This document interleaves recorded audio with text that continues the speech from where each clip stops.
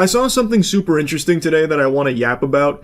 It's become somewhat of a big conversation even outside of these bubbles that I'm tapped into, because even people that know nothing about guns can recognize that there's something wrong with this little puppy here. It's the SIG P320. This puppy's got a real nasty reputation developing. It's got the cheese touch, people talking about it being stinkier than Sir Strumming. I was going to lore dump on you, and I had even made this video setting all of the groundwork and the foundation for everything that had been happening with the P320 up until this point, but I want to show you the video that's sparked this topic for me today that I want to talk about, and it's got a lot of people talking. Through the firing sequence, through the actual movement of the sear down is less than 1 millimeter. And we're going to see if it'll set the cartridge off. I don't know. We'll try it a couple times. It might not. This safety might be working, but the other safeties might not have been. So let's see.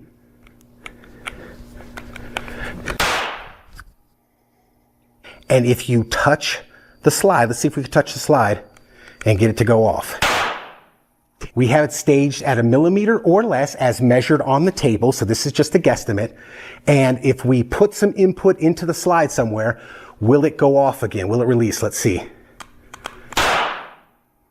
Now, without knowing any of the context for why he's doing this experiment in the first place, there's been a lot of confusion from people that don't know anything about the P320, wondering why he put a screw there. Why did he fucking MacGyver this handgun and make it fire by, fondling the slide? There's a lot of people that clearly didn't watch the full video where he explains that, and they do not know about the P320's history and everything going on with that handgun in particular. So now they're just passing this off as like worthless or a useless experiment that demonstrates nothing and proves nothing, saying like, the trigger is fully engaged, so of course he's up there cranking on the slide like I jerk my dick, it's gonna go off, it makes sense. And yeah, I guess that thought does make sense if you're a resident of Stupidville. This shouldn't happen, and it doesn't happen for most guns, but the P320 has been in some serious hot water for alleged uncommanded discharges and a lot of incidents around this gun firing like while in its holster and such, including the recent death of a 21-year-old airman where it is reported that this firearm discharged, and according to leaked reports, now again these are unconfirmed reports, but according to the leaked reports, the handgun was holstered on a desk and then went off, killing him. It is a problem that has been reported for a long time. And this YouTuber, Wyoming Gun Project, just did a video kind of breaking down, can this gun fire without the trigger being pulled? And I think he did a beautiful job at demonstrating that, and we'll get into the screw and the millimeter that he's talking about there in a moment, but I want you to understand that this is a big problem. And the company themselves said under no circumstances can this gun fire without a trigger pull, yet it is provable and repeatable that it indeed can. There's even been a push to stop using this weapon in an official capacity due to how dangerous it could be. It's a widely reported problem, apparently linked to more than 100 incidents since 2016 with at least 80 injuries. Even in my neck of the woods here in Tampa, an officer in 2020 had the weapon fire while in his jacket while he was adjusting it. So dude up here just like fucking popping his collar on the jacket or something, fires the handgun, which reportedly shattered his ankle. There are tons of cases that have been reported, and SIG has actually filed a lawsuit trying to reverse the ban on this weapon from law enforcement, which I think is a horrible look from SIG, by the way. This is just a big safety concern across the board, and it's something that's been talked about quite a bit for a while now. But yesterday, this video came out from Wyoming Gun Project, and now I just really want to talk about it today because I think it is so interesting and pretty scary. Basically, we were able to input a millimeter or less of downward movement on the sear and get this slide. By manipulating the slide, we were able to get it to go off and actually fire a primed case 5 times in a row. That's the whole experiment here in a nutshell. Inputting a millimeter or less of downward movement on the trigger past the pre-travel, and then manipulating the slide in any way. It didn't have to be like hands, by the way. Like the real world application would be if for some reason that trigger was engaged a millimeter or less past the pre-travel, and then you put it in your holster, it would go off. That is answering the question that people have wanted an answer to for a while: how could the P-320 fire uncommanded? And his experiment aimed to try and solve that, to figure out how it could happen. Now, this isn't some like really wacky specific set of circumstances that are just astronomical odds of happening. Like, this isn't unfathomable. A millimeter? That's nothing. That's like the size of Ant-Man's erect nipples when he shrinks himself down to an atomic size.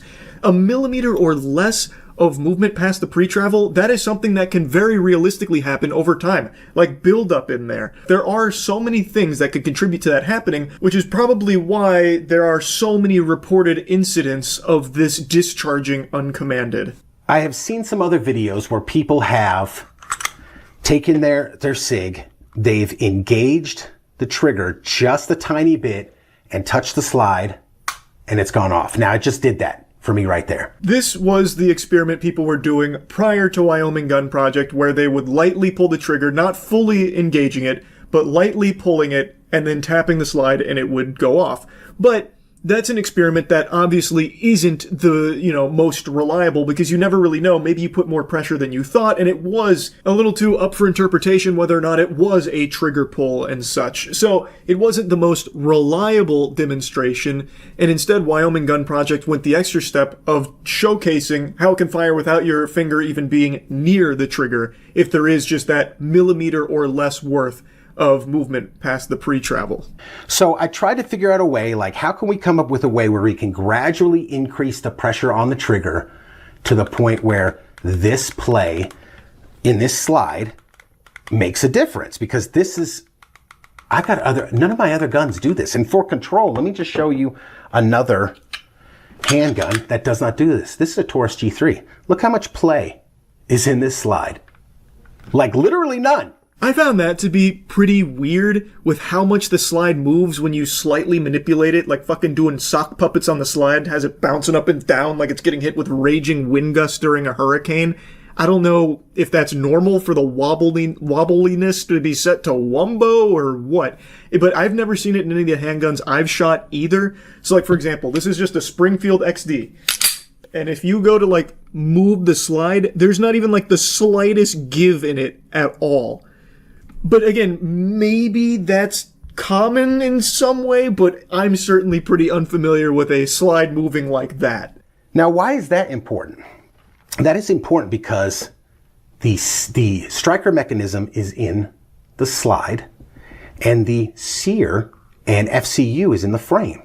So any up and down movement affects the engagement of the sear and the striker hook. In case somebody doesn't know, this is pre-travel on a trigger, or free play. Nothing is happening here. No firing process is starting at all. When it hits that wall, that's when it will start lowering the sear. A super solid explanation on why the movement of that slide is so odd, and then he explains the pre-travel. Then he measures the pre-travel, and then he puts in the screw being his way of fine-tuning the amount of movement that he could get past the trigger wall.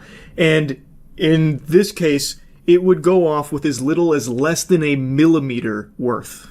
Let's see if we can get it off by just touching, or let it, if we can release the striker by just touching the slide. Now, I'm not touching it with my finger. How about that? So this was less than a millimeter, so we'll assume the one that is at 1 millimeter will go off. Okay? So let's try it. That time it didn't. And there it did. So that's kind of simulating of it's rolling around in a cop's holster. Not a whole lot of movement required to have this go off by just having the slide be bumped or moved or in some way jostled around. That's a big concern. And then he addresses people that inevitably ended up talking about, like, the screw being there. Like, oh, it's just a full trigger pull with the screw. This doesn't really prove anything. I think he gives a good explanation on why the screw doesn't matter. It's there just to simulate what could happen should a millimeter worth of movement happen to the trigger, which again is something that can very easily happen. I'm going to get some jerk off that comes in these comments go, we just don't stick a screw in your trigger. This is a tool to simulate, to take the human factor out, so that you same people that will come into my comments and say this aren't going, you pulled the trigger with your finger, bro. I didn't. The FBI report said there was a ledge on, it was either the sear or the striker hook. I don't remember. And you pulled the trigger a little bit, less than a millimeter, less than 1 millimeter. And it caught on that ledge. And then you holstered your gun. Okay, this is a G-code holster. Then you holstered your gun. And it just went off. I think that right there really showcases it extremely well. Also, there are some holsters that do have like a reported issue where when you holster it, like depending on the angle, sometimes it can actually depress the trigger slightly. So if you happen to have one of those holsters and happen to put it in at that angle, and the SIG P320, the trigger gets depressed a little bit, a millimeter past the pre-travel, it could just go off in your holster. Like, that is an issue. Let me see if I can set this on the desk and bang the desk and see if it'll... Now the camera's going to shake, so... Whoa! Let's see what we got here. Did it go off? Sure did. Look at that. So how could he set it on the desk and it go off? I just showed you right there. Again, this is simulating what the FBI found as a shelf on either the sear or the striker hook, and it getting caught up on that, or maybe you're putting input on the trigger and you've only gone less than a millimeter through the firing sequence, through the actual movement of the sear down is less than 1 millimeter. And we're going to see if it'll set the cartridge off. I don't know. We'll try it a couple times. It might not. This safety might be working, but the other safeties might not have been. So let's see.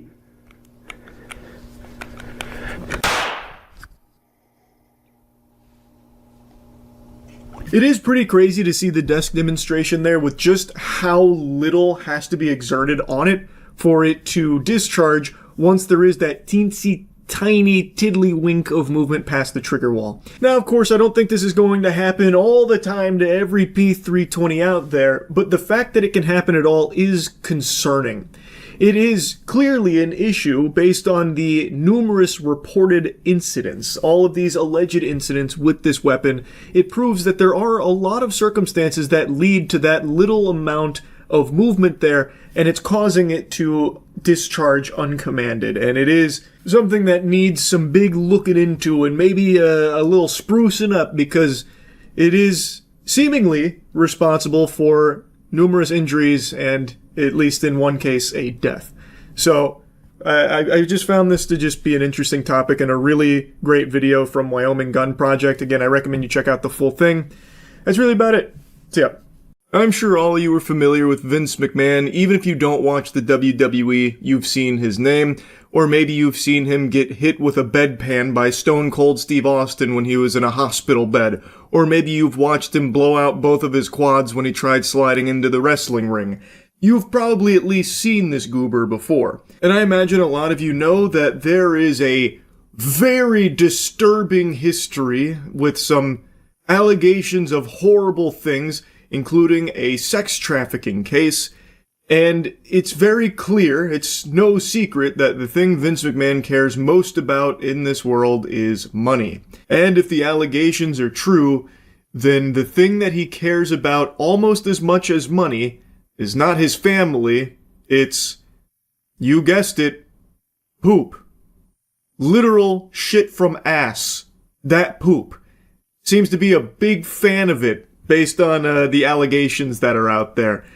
But anyway, outside of those two things, we now have new body cam footage that gives us a little insight into something else that he likes maybe as much as poop and money: reckless driving. A sports car is speeding down the highway with cops in hot pursuit. The Bentley is going over 100 miles an hour with no signs of slowing down. Then, the speeding car slams into another vehicle before smashing into a guardrail. Cops in Westport, Connecticut have some serious questions for the driver. Dude's out here acting like it's Need for Speed Most Wanted, except he's 80 years old, he's literally an octogenarian, and he is just unable to even control his vehicle at these speeds. So he's apparently going over 100 miles per hour, and he crashes into an innocent civilian's vehicle. Then he hits the median, and debris from his car causes an accident on the other side as well. Luckily, no one was injured from this, but it very easily could have been fatal at those speeds. Do you need an ambulance? No, I don't. All right. Why were you driving over 100 miles an hour? It's my granddaughter's birthday. I got to get this the next exit. Right. Did you see me trying to catch up to you behind you? I didn't see that. I saw lights, but it didn't look normal. All right. Yeah, I'm trying to catch up to you, and you keep taking off. He's going with the classic excuse of, oh, I didn't see you there. I didn't know I couldn't do that. Huh. You guys were behind me, it all looked normal. I didn't think anything of those flashing lights. What? Color me pink, I can't believe it. But at least he had a good reason to be going over 100 miles per hour on the road. It was an emergency. It was his granddaughter's birthday, for crying out loud, and he can't be late. Her birthday celebration can't start without him. He's gotta kick down that door, fucking pyrotechnics going off, strut on up to her and say, "You're fired!" And then they can open presents and have a good time. So it makes sense that he's going this fast, and honestly, it's Vince McMahon's world, we're just living in it, he's shitting on us. The question we should be asking is, what was that civilian doing on the road when Vince McMahon was driving there anyway? They should have pulled over to the side like they do for police officers. It's Vince fucking McMahon. Oh, no, I'm not trying to outrun you. I know, I understand that, but that's why I was very confused. Right? Because it wasn't like you were running, it was just like you almost hit, I think, 115 miles an hour. All right, and then you just hit someone because you weren't paying attention. Were you looking at your phone? No, trying to drive. No, I'm not looking at my phone. The person was right in front of you. There's got to be a reason you hit him. No, the reason I haven't been driving my car and God knows how long. All right. It was right in front of you. You went straight at it. That is a watertight defense right there. When the officer's pressing him like, how did you hit that car directly in front of you? You must have been distracted by your phone or something. And Vince is like, no. Well, you see, the reason I hit that car in front of me, I haven't driven this car in a while. Galaxy brain. The chess master has made his move. What a fucking wacky excuse. That should have been used against him in court as evidence of him going senile and probably shouldn't be having his license in the first place if he can't remember how a steering wheel works because he hasn't driven that car in a while. At 100 miles an hour.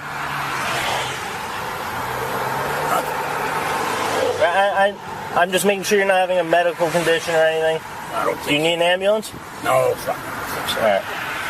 right. Just your registration. Is your license in here? It is crazy how much Vince McMahon's face looks like one of the guns from High on Life 2. So anyway, we'll fast forward here and I'll give you the aftermath. Like I mentioned, nobody was injured here, which is extremely lucky, and he was cited for reckless driving and appeared in court about it. A judge granted him probation in his reckless driving case. That will allow charges against him to be dropped in 1 year's time. It came after he'd previously applied for a pretrial probation program called Accelerated Rehabilitation in connection with a 3-car crash on July 24th. This is a picture of McMahon's Bentley right after the collision occurred on the Merritt Parkway in Westport. Yes, they're giving him a very gentle love tap on the tuchus there. Not exactly like a harsh punishment or anything, so it'll be like a year of probation and a $1,000 donation to charity, and then he is in the accelerated rehab program for it. Now, no doubt that $1,000 hit that Vince McMahon's about to take is one he's going to feel. That ought to be enough to put him on the straight and narrow, really teach him a lesson. He's only a billionaire after all, so every $1,000 counts, right? Then they show that picture of his vehicle after that crash. Holy shit. Like, again, it's extremely lucky no one was injured or killed in this. He was going fast as fuck. He was zooming. He erased half the front end of this bitch. Like, oh my god. It's alleged that he was swerving in and out of traffic, going in excess of 90 miles per hour. The police report said McMahon collided with the back of a BMW, then the center median, with debris causing another car to crash. He's fully insured. He did send 2 apology notes out through counsel. In granting the program, the judge also said McMahon must make a $1,000 charitable contribution. God, that skunk shit he's doing with his hair is so peculiar. It's like he just watched X-Men 2 and wanted to copy Rogue's hairstyle for himself. So yeah, he's gonna have everything dismissed in a year thanks to that program, the probation and all that, and he is ordered to pay that $1,000. Now, he swears it'll never happen again, but if anyone has ever heard about Vince McMahon's driving, because it's not exactly like the most tight-lipped thing in the industry, you'd know that there are a ton of people in the industry there that refuse to ride with Vince McMahon because, according to them, he is a trash driver and very dangerous behind the wheel, which I fully believe based on this body cam and also the fact that he is just an unhinged maniac in general. This guy is a loose cannon psychopath.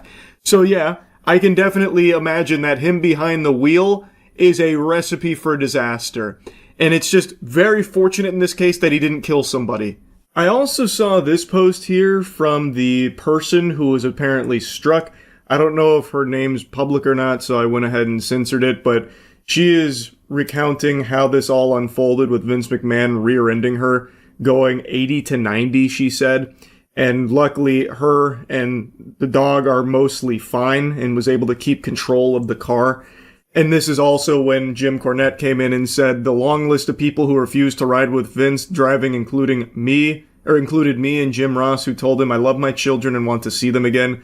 Once again, just reiterating how known Vince McMahon has become for this kind of reckless driving. So I'm surprised this hadn't happened sooner. And again, it is just very lucky that he didn't kill this woman or the other vehicle or anyone else on the road here with his driving. So anyway, just wanted to yap about that. That's about it. See ya.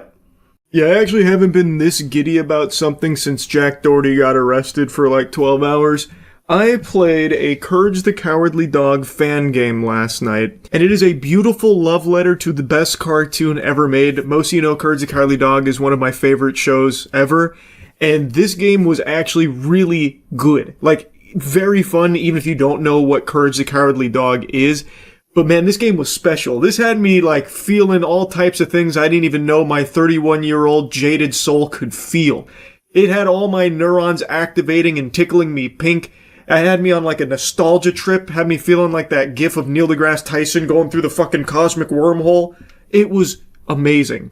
So I just want to show you some clips from it. If you want to see the whole playthrough of the game, it's on my Moist Critical Gaming channel. You should go subscribe. I play like 1 billion games a day. Huge shout out to the developer El Gato del Tejado. Absolutely fucking crushed it, and everyone that worked on it. This is a game made in Dreams, by the way. Also, shame on Sony for never porting Dreams to the PC. If they're able to produce games of this caliber on Dreams, for those that don't know, Dreams is basically a game engine on PlayStation where you can make games or play games through the Dreams creator. And clearly it's pretty advanced, it's pretty powerful tools here because they've got some pretty high quality games over there. They got some bangers on Dreams, and unfortunately it's exclusive to PlayStation. Sony never brought it to PC with no plans of bringing it to PC as of right now, which I think is fucking criminal. What a huge blunder. Imagine what kind of life it could breathe into Dreams if it would be ported to PC so it'd be more accessible to more people, and then there'd be even more games being made and more people able to play some incredible games that are already on there. It's just such an easy slam dunk that Sony has not done, but I think they absolutely should. I've become a big Dreams advocate now. This was an incredible experience. Anyway, here's the Courage the Cowardly Dog fan game. Alright, let's ride. I'm already going to give it a thumbs up. So much work went into this. And the trailers that they've released on it are so fucking cute. Alright, Courage the Cowardly Dog, House of Revenge. This is like the first game I've played on Dreams. Okay, should I do that? I mean, he's telling me to. I feel like I should heed his request. November 22nd, 2002, the Bagg family disappeared under mysterious circumstances. The missing individuals were Muriel Bagg, Eustace Bagg, and their dog. The whereabouts of the family remain unknown. It was that damn Dr. Gerbil, I already know it.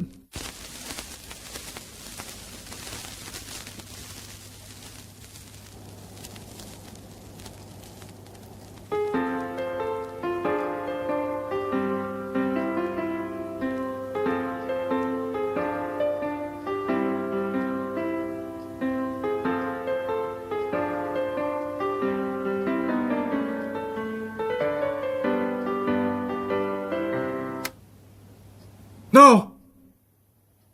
What's happened? Oh man, Courage has been tripping.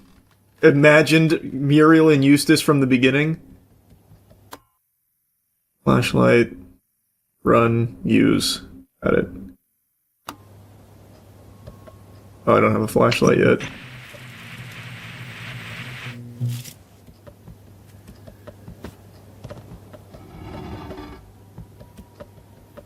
Muriel, I'll save you. I need a flashlight.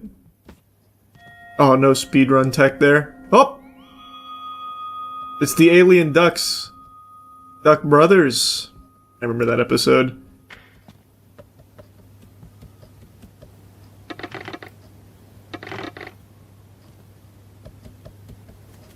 I picked up the key.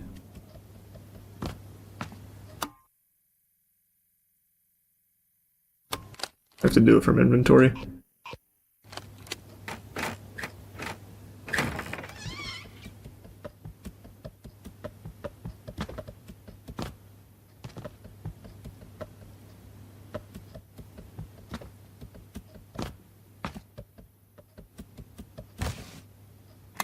There we go. Oh! Crazy jump scare with the bald guy from the episode with the green thumb. I wonder if I'm gonna recognize every single reference. I bet I will. I've seen the whole series like 10 fucking times.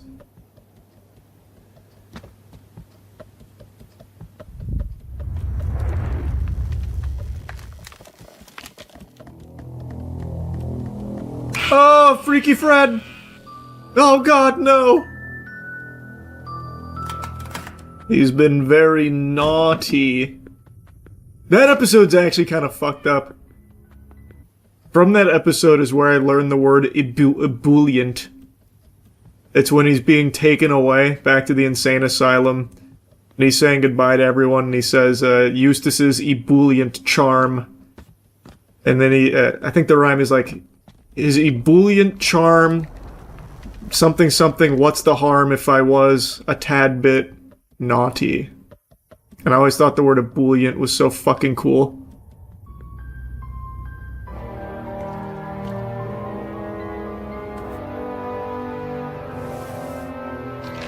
Oh shit! The zombie director!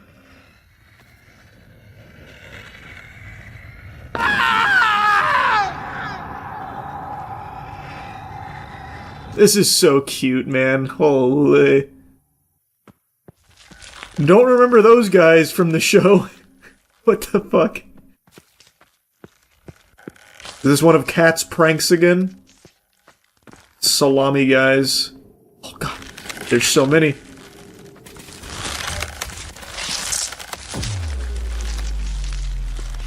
Oh shit! That I remember. Oh no!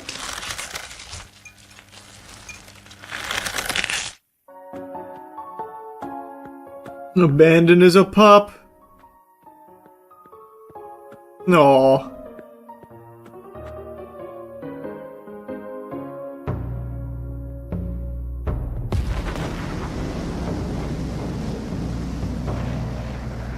Actually a super sad episode where his fucking parents get shot in a rocket ship to space.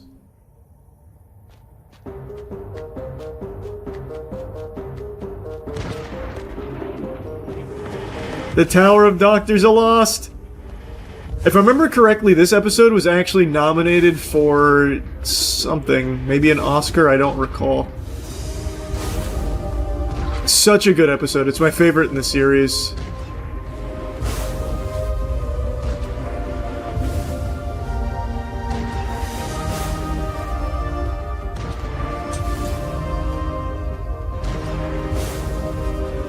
I'm coming! Oh. No.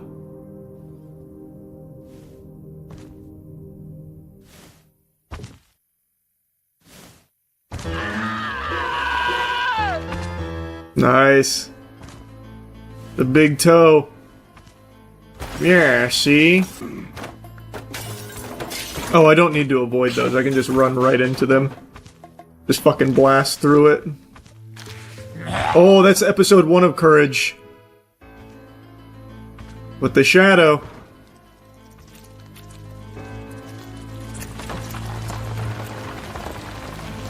Oh, God.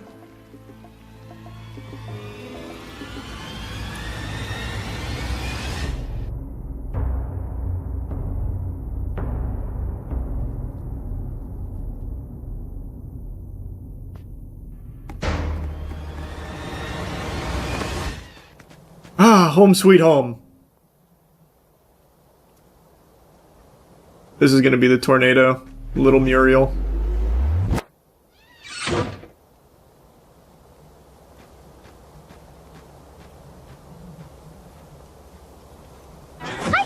Yep, called it. I'm Muriel.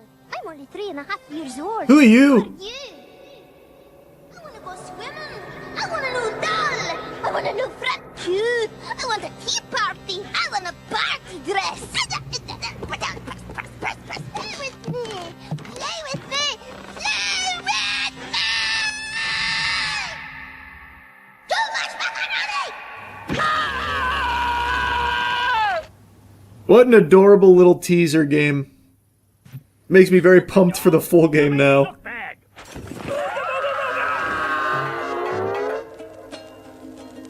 What a nice love letter to the show.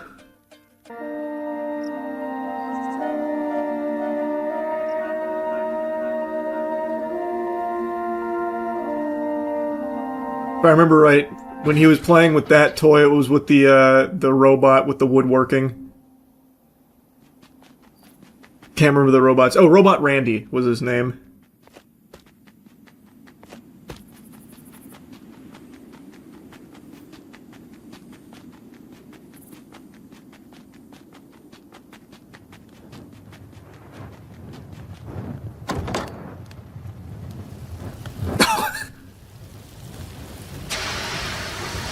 Attaboy, Eustace. Make sure to inhale all the smoke. That's good for the lungs.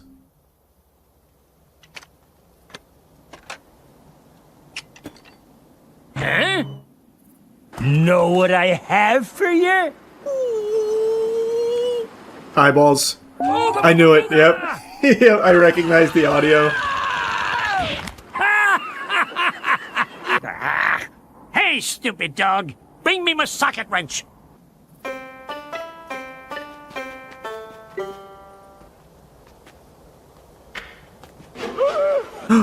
He's gone! He fell under the engine. Muriel, help!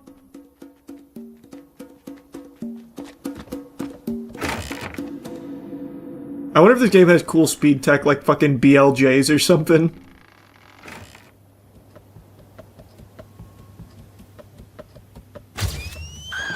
No, Muriel! Muriel! Muriel! Hurry, go get help. Hurry! I recognize that audio. That's from the episode with his brother's box, Horse's box. When he finally gets the box open, it's the fucking arms that get both of them, and they're trying to, the arms are trying to drag him into the box.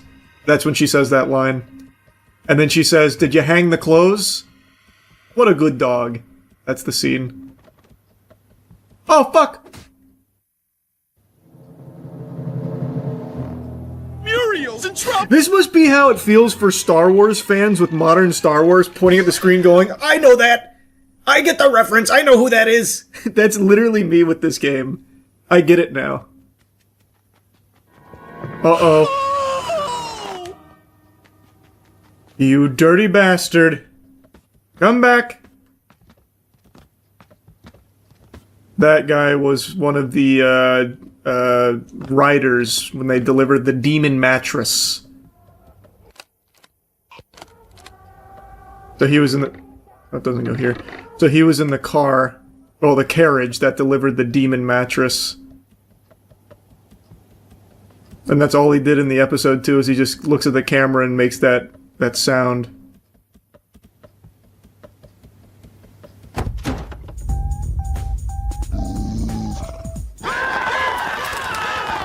Uh-oh.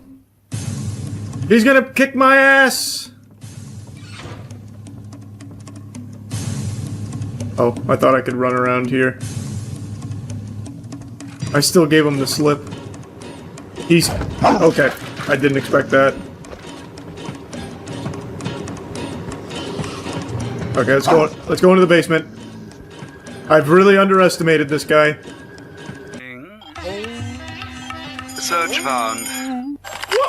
What? 1, pleasant conversation. 2, move out of the house. That response is from an episode about the house being haunted. I can't remember which one. Peru, your choice. Personally, I think that one's Eustace's mom with the ghost that's haunting her. You twit. Paris alert. Plot. What the dickens is going on? Why? What do you want? Oh shit, we're already going inside? Into the cyberspace? We're going to meet the worm with the cold.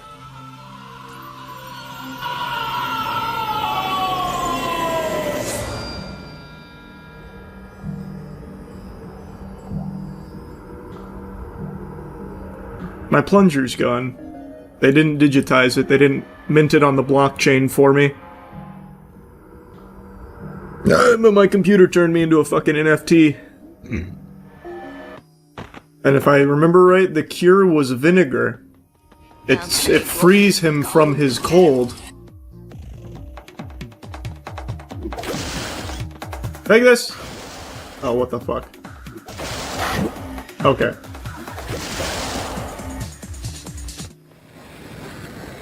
They were piecing me up there. I'm sick, and now I gotta deal with you. Okay, Buster, you asked for it.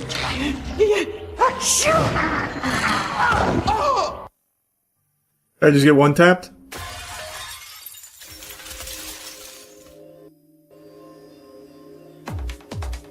Oh. This is the boss fight.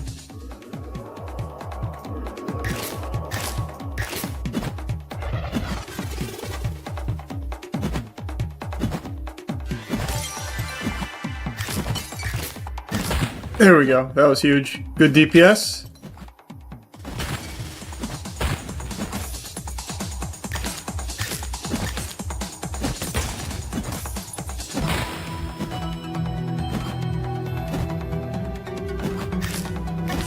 Oh, I almost took damage there.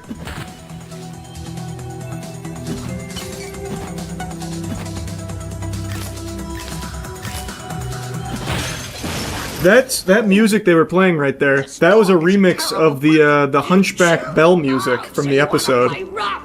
That was cool.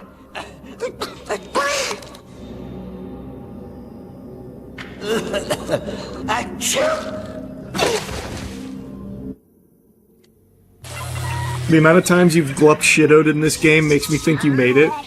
I know, like I said, I recognize fucking everything Courage the Cowardly Dog related. This is, like, legit my ultimate glup shitto. Oh, the magic tree of nowhere. That was this one right here.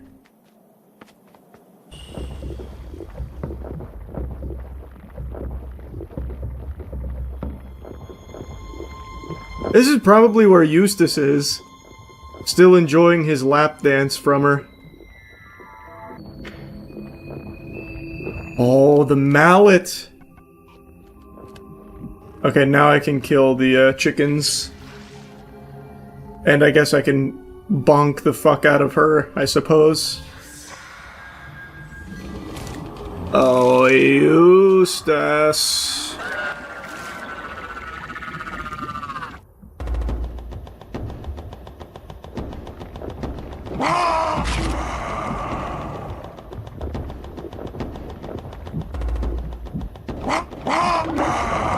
Okay, that just stuns her. Oh! Man, I really concussed her.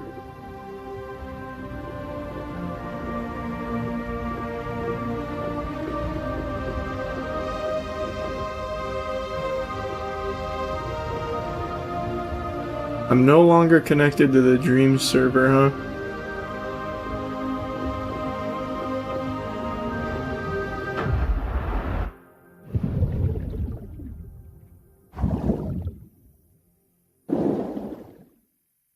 There's no time to rest on laurels when we must Prepare the choral. Singing helps the work goes faster.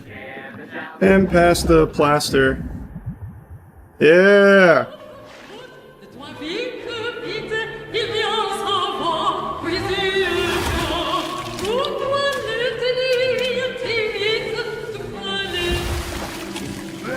Whoa, that didn't happen in the show. What the fuck?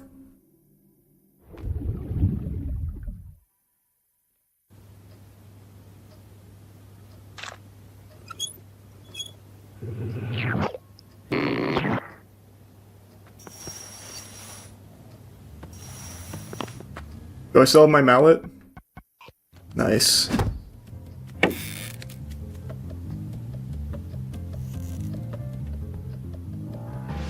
Oh, Velvet Vic! Yeah!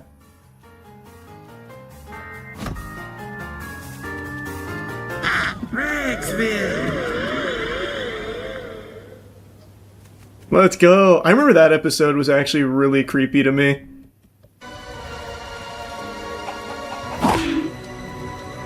I'm pretty sure I've killed every chicken.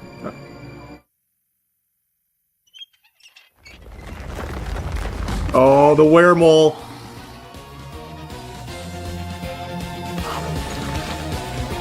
I can't pull out my mallet.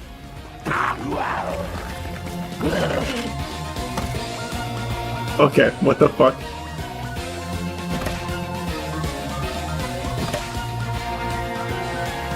Oh, I'm cooking him.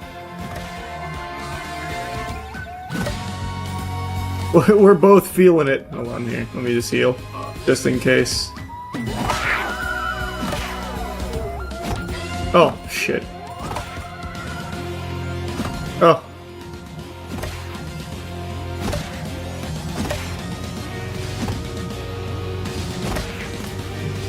I got his head looking like a pack of sausages.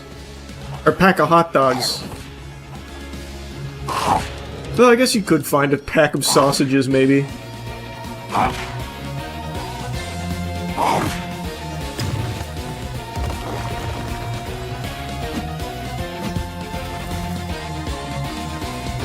I found a cool air stall.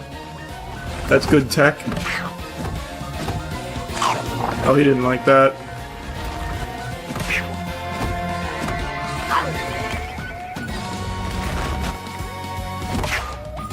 Ah!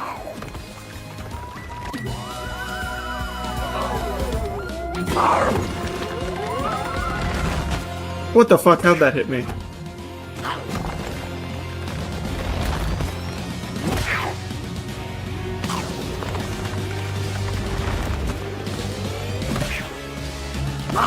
That hit me?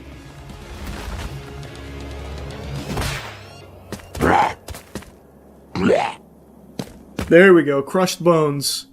Well, it's not crushed yet. I'm gonna hit it with my mallet. My boy, I'm here. I've got your medicine.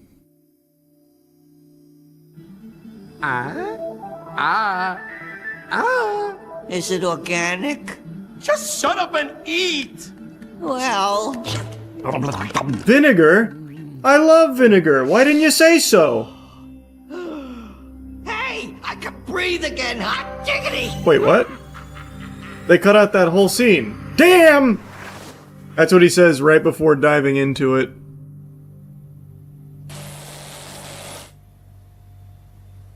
Right? Doesn't he? I'm almost positive. Crowbars for the barn. Good. Robo Eustace! It's like Mecha Godzilla.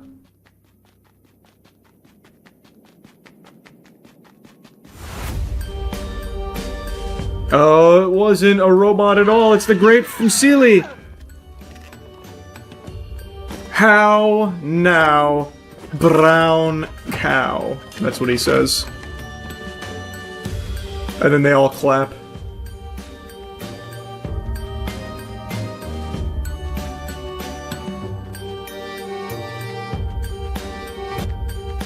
I flanked him.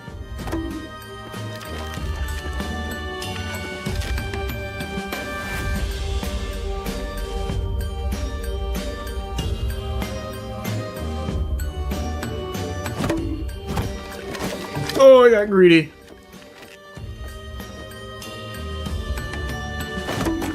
Yeah, okay.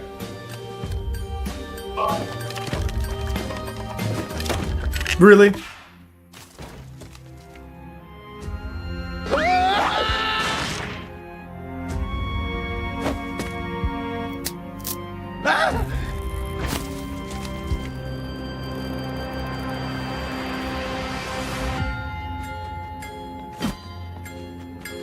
Come back here! Oh, you coward. Yeah, how about you then? Okay, this guy's good.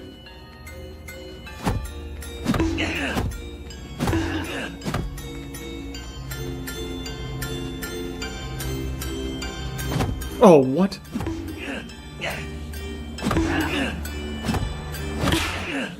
There we go.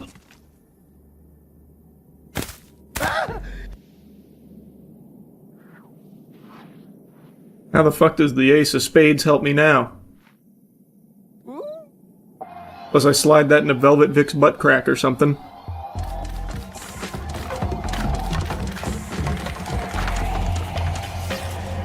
No! They've turned him to dust. And now he's a tiny little puddle. I've got a bucket. Oh. Interesting way of carrying the ladder around, I suppose.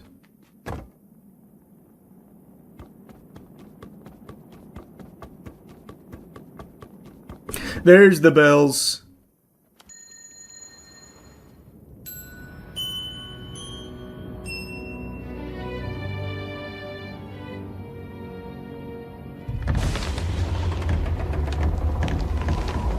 There he is.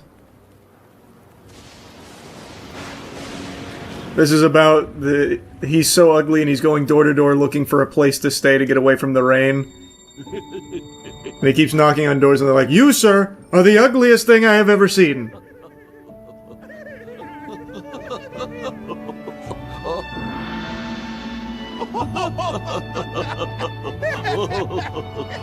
Hey, Schlep.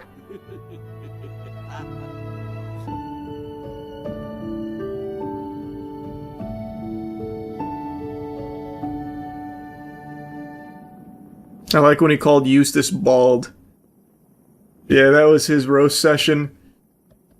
And you are very bald. You are extremely bald. Are you bald? Yes, you are bald. Hello. Benton Tarantola! Oh, he's about to perform the resurrection. Excellent. Let's roll camera.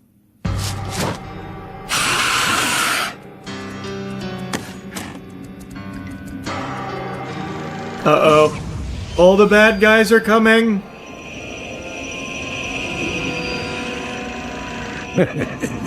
This is going to be great.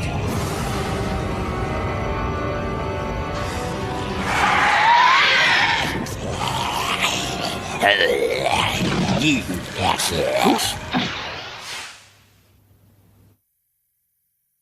Nice.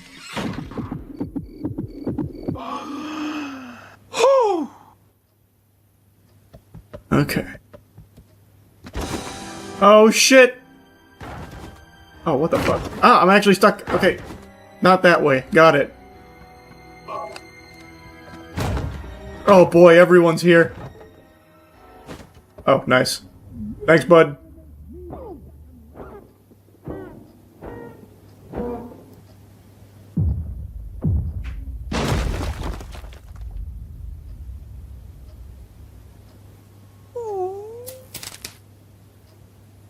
Can I hit you with a mallet? Oh, Jesus!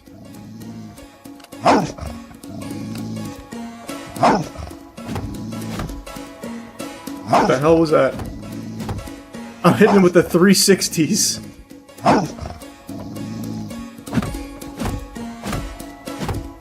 Wait, what is going on with my mallet right now? I've got like a crazy slide going.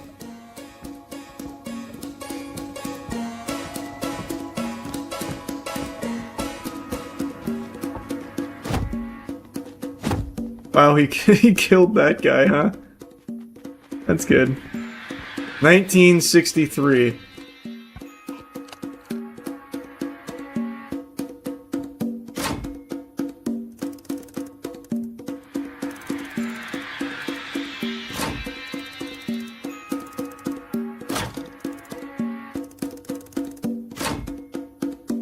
We're in.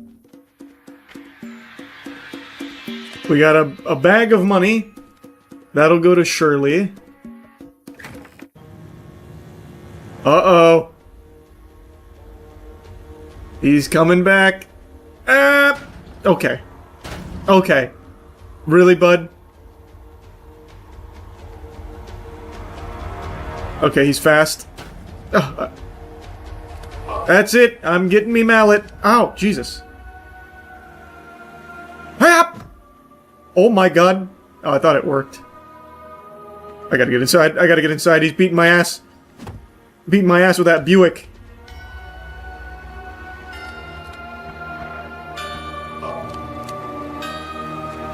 Oh.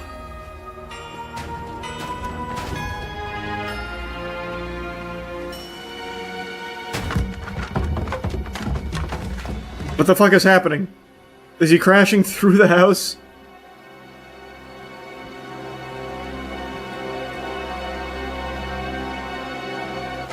Where'd he go?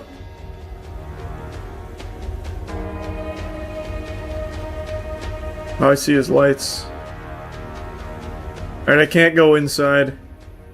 I've got to stand and fight him like a man somehow. But how? I can't hit him with my mallet. Is this plunger time?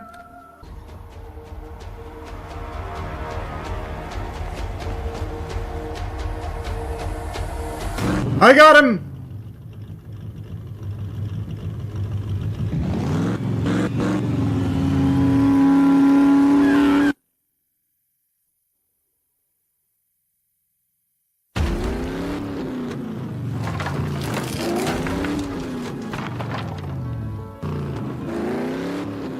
He's still out there. Okay, basement is now off limits. Jesus Christ! Oh, fuck me! What? He's lost his damn mind! Well, he can't get me on the second floor, surely. Oh my god! This is so cool.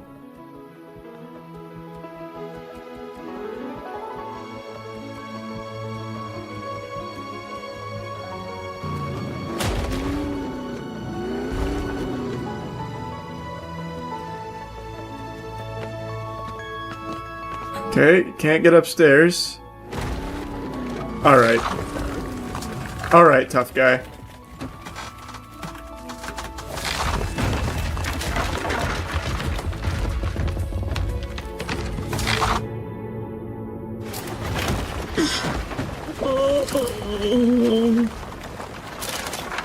Oh no! What do I do? What do I do?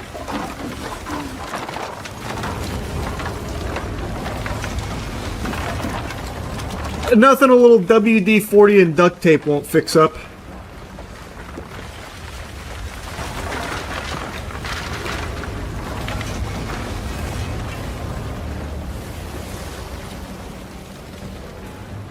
You know what they say, if you can't fix it with duct tape, use more duct tape.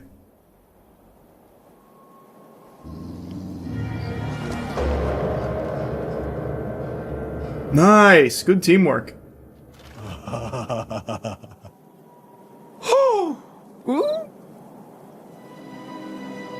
Funny! There we go. Muriel didn't even get kidnapped or anything, she's just hanging out. She was just sleeping. I have a bad feeling about this. Well, my name is Ivana. And it's not. It's not. It's the demon mattress. Oh!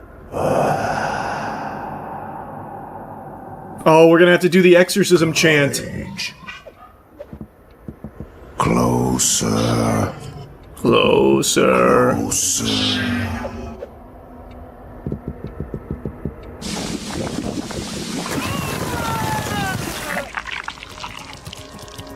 You won't get away with this! Oh, yeah? What are you gonna do about it? Rock, paper, scissors, here it comes. Or, no, thumb war.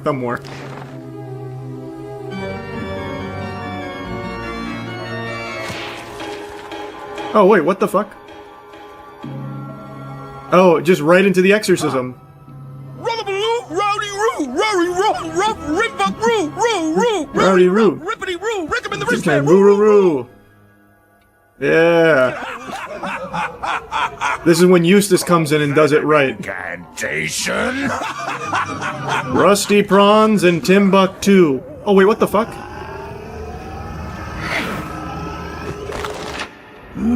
Oh, wait, I had it backwards. Eustace blows it, then Courage does it. That's right. That's right. Rusty Prawns and Timbuktu. Kick him in the dishpan. Woo, woo, woo. Plunger? Oh my god, it is the plunger.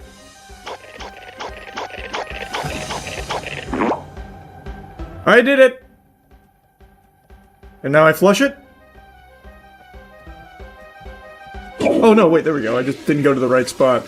I had the right idea, I just didn't go to the right spot. Muriel, are you okay?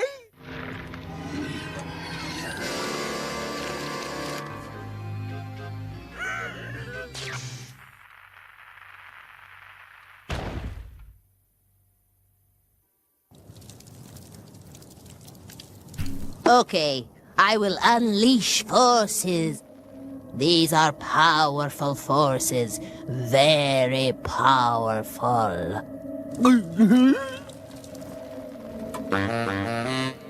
Oh yeah.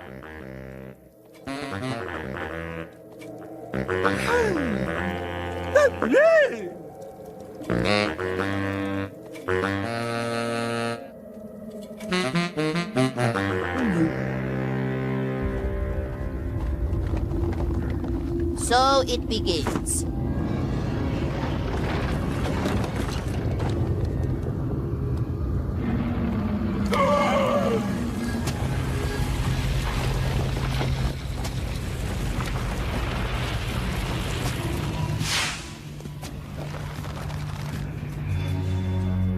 Very powerful magic, surely. Muriel, I'm hungry. Huh? Muriel! Ooga booga booga! Ah!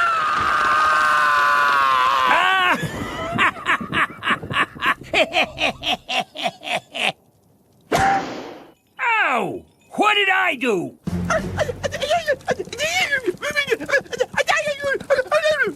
Well, I'm not putting up with this. If they got Muriel, they're gonna pay. In cash. Cash. Lots of cash. That is the one with the invisible Muriel. When the secret agent, the secret agents, they come in, they kidnap Muriel because she has the invisibility stone.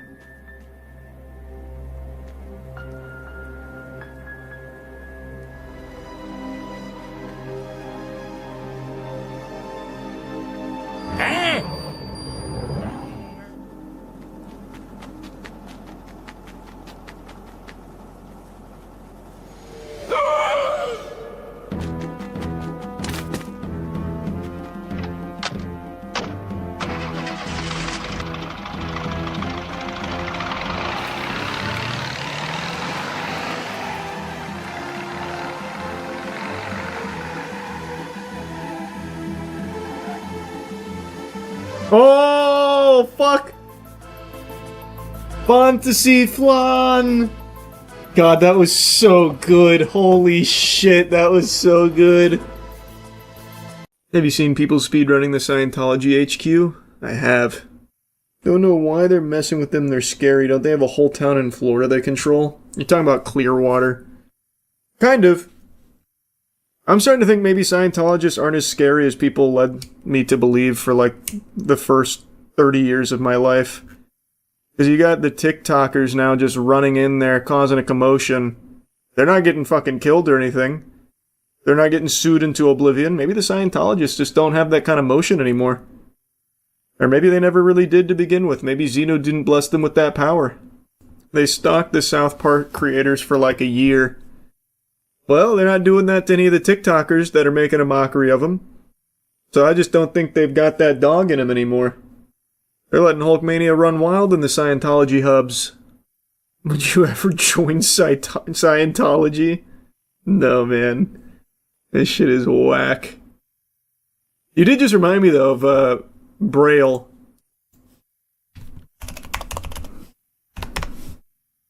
Every now and then I think about Braille skateboarding and when Scientology gets mentioned.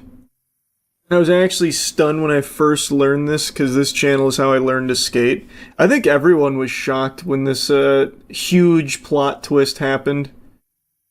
He basically became a full-blown, high-ranking Scientologist and threw everything else in the shitter. It looks like he still tries to do skateboarding content every now and then, though. I thought he completely stopped. I guess not. Yeah, that's what we were just talking about. That's why we got on the subject.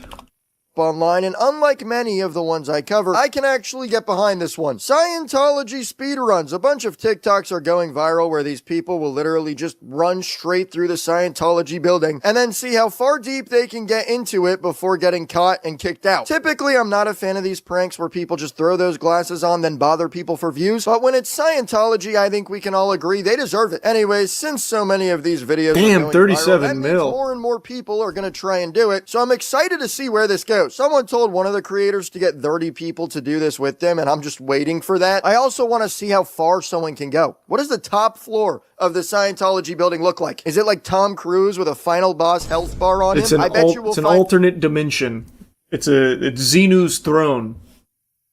It's like where the 5 elders go to worship Emu. No one ever gets to the top floor of Scientology. A CERN gateway, yeah. Have Aaron join as a joke. We pitched that idea a couple times over the years. It's not a good joke. It just puts them in jeopardy. There's not even any fun content for it.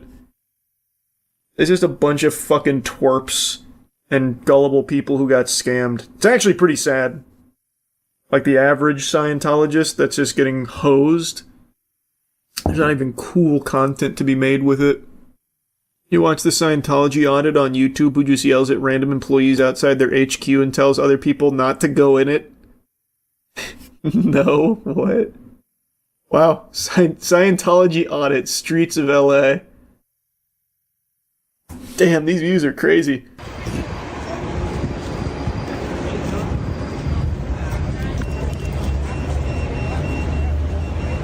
Inside.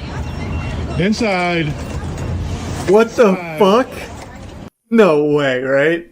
They actually have a little device that beeps when an anti-Scientologist is roaming? That's some Metal Gear Solid shit with the question mark going over their head. Holy. No, it can't be real. It can't. Oh, don't do it. It's a cult. That's a cult right there. It's a Scientology. It's a cult. Don't do it. Don't do it. You know, this is a banger. Oh, they just kicked him out. How you doing, sir? I'm a suppressive person. You might have to go inside now. Come on, inside, inside. Inside. Good boy. Good boy. Oh, they blurred the window. Good. Oh, you locked him out. Hey, you almost locked him out. Good boy. Good boy. What the fuck? This is even goofier than I thought. What in the hell?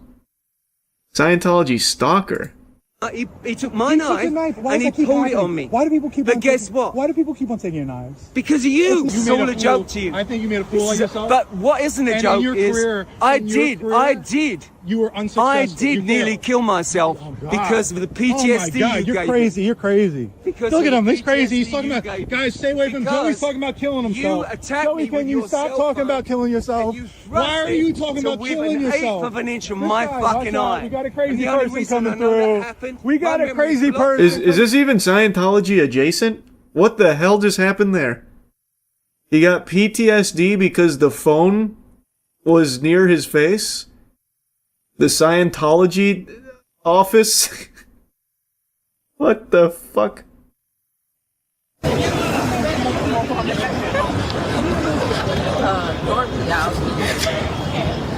You know.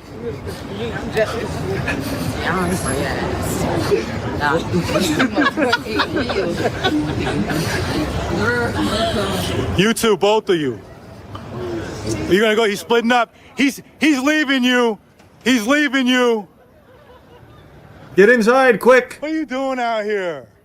What are you doing out here? So is that like Scientology protocol when there's someone that's saying it's a scam, it's a cult, they have to just immediately silently leave? That's like herding sheep. They legit shut down the entire building. They call them suppressive people. What the fuck?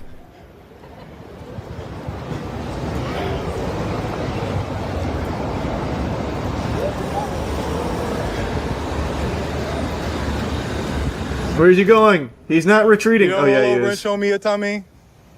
Such a good boy. Good boy back inside. Good boy's going back inside. This is so interesting. I didn't know it was like this. So there's the warning system. Remember him? That's you.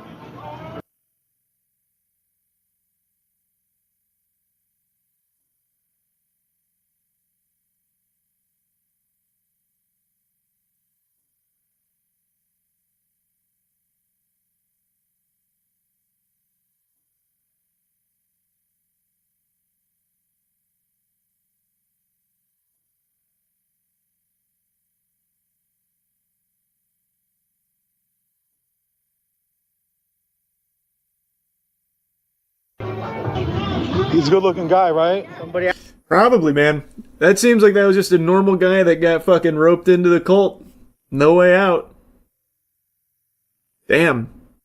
That shit's deep. Oh, of course I know about Scientology. I just didn't know about this protocol where they have to go inside. Go inside the second this guy comes around and says, "Loser! Scientology bad." Then they have to shut down the whole building and fog the windows. I didn't know that. What's the Defender video? Oh man, we got another Scientologist grinning. I can take that phone and break it on the motherfucking concrete. Is that a He's talking to him. Holy fuck, wait, this is new. This is big. This is big. He's breaking Scientology programming. You're gonna get a spanking. You are going to get a spanking. You can't do that. You need to retreat inside of the shelter ASAP so they can lock it down. This is not protocol. He's speaking. threat? Your skull Is that a threat? Is that a threat? Is that a threat? You know what you made? What you just did there is a criminal threat. That's a criminal threat. You go to jail for that. Yeah. Have a good day. Yeah. Huh? I'm the criminal.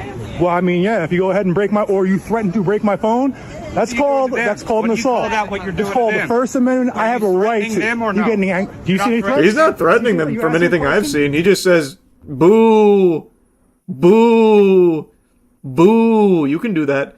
Also, what just happened in this frame here? It's like a Snapchat filter's malfunctioning. You're bothering them. Too bad. It's called the First Amendment. It's I looked like in between frames in an anime. I have the First Amendment right to speak out against a cult. If you want to defend a cult, knock yourself out. Why don't you go work on your own life? I'm working on. I'm sure you haven't done shit what are you doing? for yourself, That's buddy. why you had the Band-Aid on your face. Go. You couldn't even afford a whole Band-Aid. You had to do a half of one. Who split your shit? Yeah, walk away. Oh, man, we got... This guy's not a full Scientologist. There's no way. He's Science curious. He's not. There's no way he's fully indoctrinated. He wouldn't have been speaking. He wouldn't have been allowed to speak. They would have already muted his vocal folds. Scientologist got bro. They got you, bro. They roped you in, bro. I noticed. No, don't worry about it. But I don't see a book, so you didn't sell the book to him.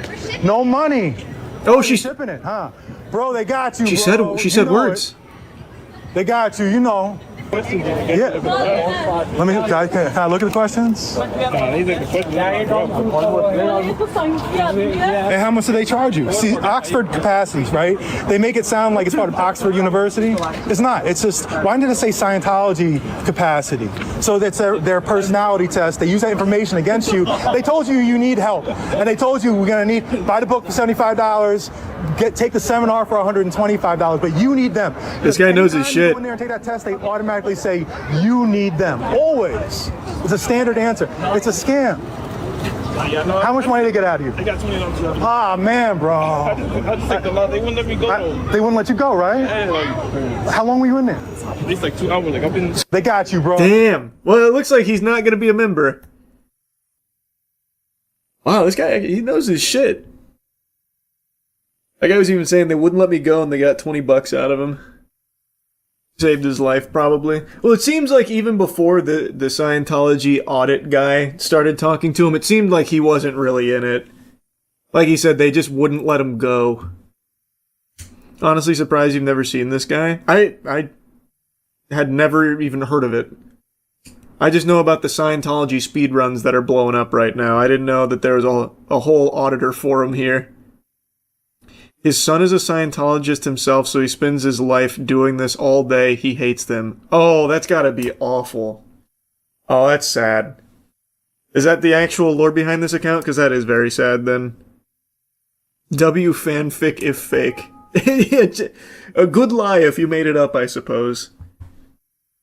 Charlie, they stand outside with signs all day that say, honk if you hate Scientology and stuff like that. There's a group of people that are anti-Scientology and tell people not to go in and get scammed. Hey, that's a good service. That's nice. Can't say I've seen any of that in Clearwater, which is like their hive. No, that's real. Check his second most popular video. His son died and the church mocked him for it. What the fuck? Scientologists mock my slain son. Scientology leadership ordered guard to bullbait me.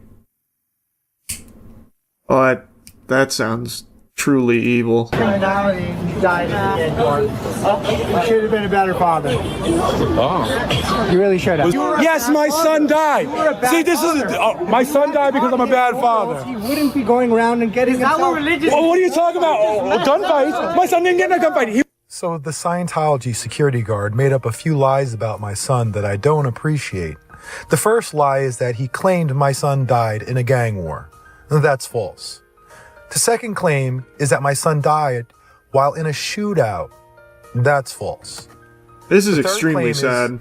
He died while committing criminality. That's false.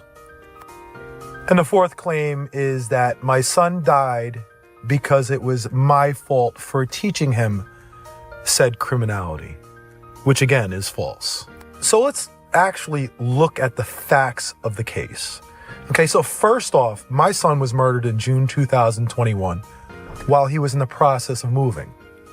He was with his girlfriend moving from Inglewood to Signal Hill in Long Beach. On the way there, he stopped at a friend's house in Watts. When he got out of the car and waited for his friend, 3 gunmen pulled up, shot at him 40 times, and hit him 17 times. That's just fucking tragic, man. That's extremely sad. Classic Scientology, though, going for the lowest possible blow imaginable. I don't want to hear the rest of that. That's just really sad shit. You ever know anyone who's in Scientology? No. I don't think you can know someone in Scientology. They get fucking stuck in the church and live there and buried there. You never see them again. I don't think you can actually even really know someone in Scientology. Wrong, we know Tom Cruise. True, and Braille skateboarding. But those are higher ranking members, not average people. I think the average person in Scientology is supposed to practice isolation. So, like, I genuinely don't think you can just be friends with, like, a Scientologist. They won't let you. You can, but eventually they will recruit you or try. Well, that's probably once they reach a certain level in the cult. Like, I think your basic member is supposed to be, like, completely isolated from others, so that way they just get fully indoctrinated, suckling from the teat of the The cult. I'm pretty sure that's supposed to be how it works. And then as you donate more and climb higher, then you can start, like, branching out. Yeah, I mean, I do hope... Hey, I'm no big fan of TikTok pranksters, but if they want to keep speedrunning Scientology, I'm all for it. This is a good prank. I like this. So there's this new trend on TikTok where people are speedrunning Scientology buildings in Los Angeles, trying to see how far they can get before being thrown out. The prank itself seems pretty weird and mostly harmless, but some of the clips actually look really cool, like professional parkour sequences straight out of a video game. So far, every attempt ends the same way, with people being quickly escorted out through a side fire exit on the ground floor. Damn, you got a nice haircut. So there. Have you heard of the hole that Scientology has? Basically a prison for members? Not familiar with the hole. I know they have like a dungeon or something from what I recall. Something to that effect. Is that the hole? Is that what it is? Now, do speedrunning into a prison. They're not going to jail for running around in the Scientology building. The most they do is get trespassed. A hole is a compound where they own a whole street and have 100 people confined. It's in California and has a wiki page. Damn, private compound near California. Dozens of its senior executives have been confined within the building for months or years. Holy. Like, this is all, like, well-known and just gets allowed to exist, by the way. Not only does it get allowed to exist, they get tax exemptions. Please, let us take a moment of silence for the YouTubers that now post on TikTok. Thank you. It's like a fucking ASPCA commercial. It's weird, everyone on YouTube collectively took fat shits on Musical.ly, but now with TikTok, wait a second, can call that home. Everyone's going to TikTok. No disrespect for any YouTubers, anyone that does post on TikTok. It's just not my cup of cum. I'm not a huge fan of it. I think it's one of probably the second most humorless place on the planet, second only to Reddit. And it's just a barren wasteland of fun. Going through your parents' divorce is more fun than going through TikTok, at least in my opinion. I think it's all bad on there. And to showcase that, I'm going to show you some of the most popular trends going on right now that I was able to find. So let's dive right in.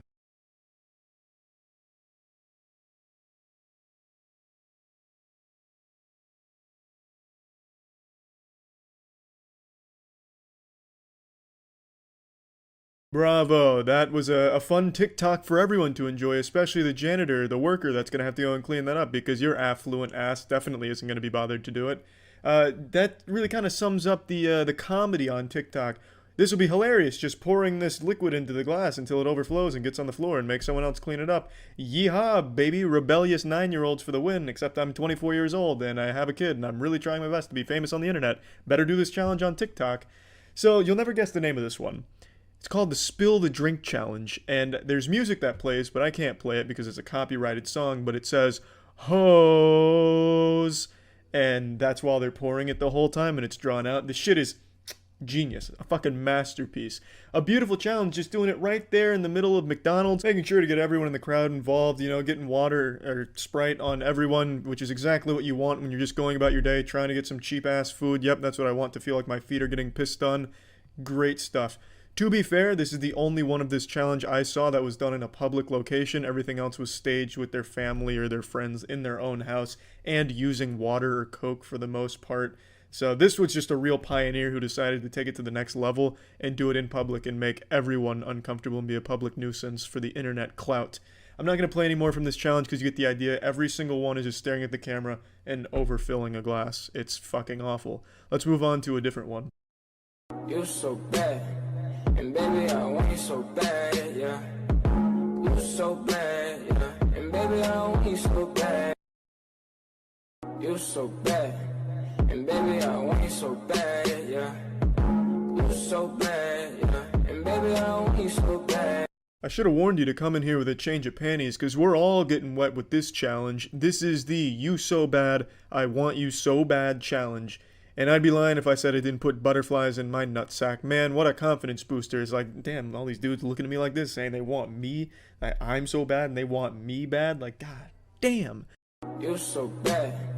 And baby, I want you so bad, yeah. You're so bad, yeah. And baby, I want you so bad.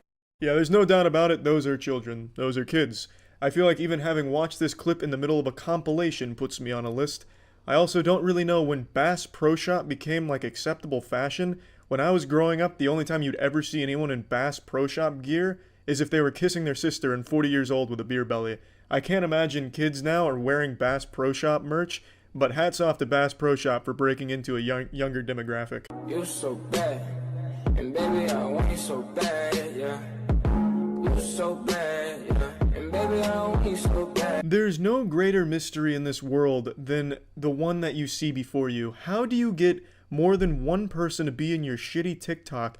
How does no one along the way say, hey guys, this sucks. Why are we doing this? This is embarrassing. Why is there no sense of shame when it comes to TikToks? I'm always surprised when there's more than one person in a TikTok. I get why one delusional person might think it's a good idea, you know, fucking biting on their lip and lip syncing and shit. I get that. But when you bring in like 3 other people, how does not one of them say, this is dumb?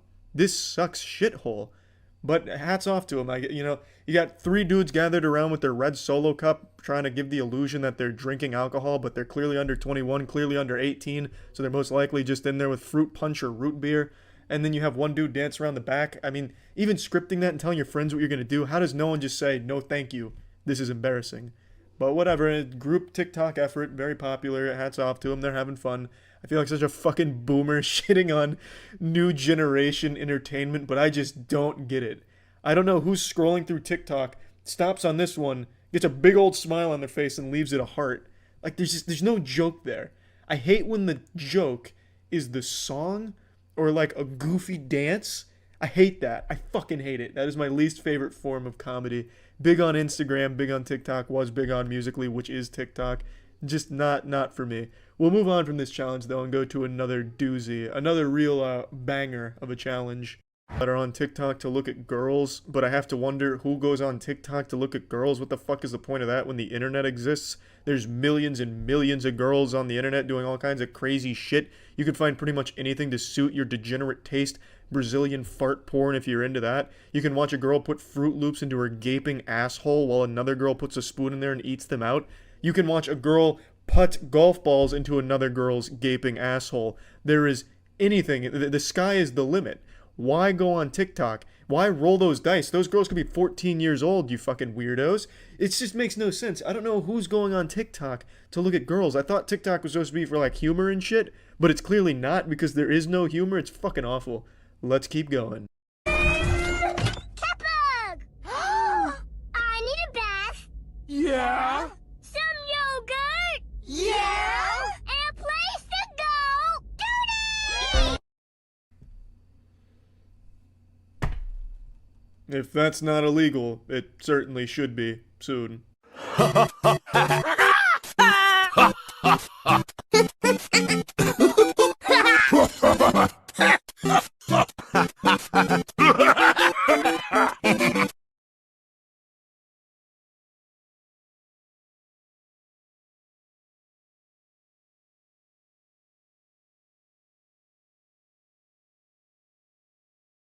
Well, I think this has been enough to make my point. There is nothing good on TikTok at all, unless you're like a predator, maybe. I just don't get it. I never really thought I'd reach the age where I didn't understand new stuff. Like growing up, I was always like, yeah, that doesn't make any sense. That'll never happen. I'll always be with the times and understanding everything and being able to partake in technology and shit. But now, I totally fucking see it. I get why boomers don't understand how to use a fucking cell phone. I get it. I am finally at a point where I just don't understand something that younger people like. It's a fucking sad feeling. Getting old. And it's going to happen to you too if you're young and watching this. Don't think that it's only boomers. It's going to be you too, you fucking loser. You're also going to get to the point where you're like, oh my god, what is the younger generation doing? This makes no sense to me. It's going to happen. I definitely see it just being a natural order of things now. I get it. And it sucks. Also, TikTok fucking sucks. It's not me. It's not boomers that are the problem. It's the younger generation with shit taste. TikTok sucks. It's bad. That's it. See ya. Yeah, it's good. Pluribus is the latest from Vince Gilligan, and he proves, beyond a shadow of a doubt, that he just can't miss. He is just him. It's incredible how everything he's made, I like.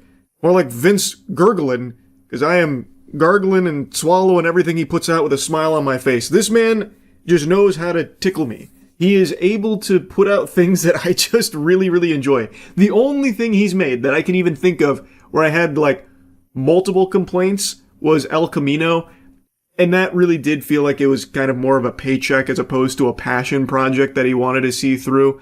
But even that wasn't bad or anything. Anyway, though, enough Gilligan glaze here. Let's talk about Pluribus. I think it is such a fascinating concept that is explored beautifully. In a nutshell, I'll avoid spoilers for now, but of course, I get into spoilers, so I'll give you a warning when we get there. The show is basically about an invasion, but not in the traditional sense that you're thinking of, where tiny green aliens come down, probe our butts, and suck our tits and everything. This is an invasion in the sense where everyone's mind on the planet all of a sudden joins together into a huge hive mind. After a mysterious discovery at the beginning of episode 1, and a set of circumstances that lead to a spread of some sort, everyone joins into this giant collective. And there is no longer any I, there is only we. And everyone on the planet, save for 13 survivors, are now part of that collective. And they're basically omniscient since they have the collective knowledge of all, 7 billion people except for these 13. And since they're spread out all over the planet and information hits all of them instantaneously, they can basically do and get anything like that, like magic. And the 13 survivors now inhabit this world with this not human entity that has taken over the humans, but it's like really nice. It's like super fucking polite. And we follow Carol Sturka, who is one of the 13, and she... now we're going to get into spoilers. Now it's spoilers time. Spoiler warning. She lost someone very dear to her. And she hates what's happened here because it is the death of individuality. These are not really people anymore. It's now a thing. And she doesn't like that, and she's fearful of when they eventually force her to join as well, she would lose herself. It's a really, really interesting concept, and Carol Sturka is played by Ray Seahorn, who's extremely talented. I'm sure if you've seen Better Call Saul, you already know that, but she crushes it in this role. She is alone. She is miserable. She's been through so much, and she continues to try and fight against this entity, and even tries to team up with the other survivors whom just aren't interested in it. They like this because this entity that has now joined the consciousness of all the humans on the planet is so fucking nice, so sweet. Granted, it's a big old dweeb, it's a huge twerp, basically talking to a Redditor 24/7, but it genuinely wants to make the 13 survivors happy. It will do anything they ask. It can't lie to them. It cannot hurt them. It will actually go out of its way, sacrificing people to help these survivors be happy. And even in one of the episodes, Carol's pushing them to their limits. What if I asked for an atom bomb? Would you give me that? And they're like, well, we wouldn't be happy about it, but we would. And it's just so interesting because it's understandable why the other survivors wouldn't really view this as a negative thing, because it is world peace. Nobody's getting hurt anymore. There's no dying. There's no conflict. It's complete tranquility and just infinite, sunshine and rainbows. But it's not real people anymore. It's now just this thing that has their minds and their souls. They're basically puppets, but they're very nice puppets. And the show is just so well written, which I've come to expect from Vince Gilligan's work. It is always impressive just how tight the writing is with its characters, and especially the narrative here, where even when there is something dark, a big reveal that Carol Sturka unveils about this entity, it's then able to be argued from their perspective, well, this is why we do that. We do that because X, Y, and Z. And when you hear their side of it, it's shit, that's pretty understandable. It's still hard to view them as evil bad guys, even though they are. They non-consensually did take over the entire planet's consciousness to join it together, because that's how it spreads, that's how it survives, and it believes it's a blessing. It believes it's doing everyone a favor because everyone that joins is apparently extremely happy about it. So they're viewing it as this gift, but there are things about it that are weird and sketchy and like even downright unforgivable. And when those get unveiled and Carol brings it up to the other survivors or to the hive mind, they have really strong arguments for like why they have to do that to survive, because not only can they not hurt the survivors, they can't hurt any living creature. They won't step on an ant. They won't swat a mosquito. They won't pick a fucking apple.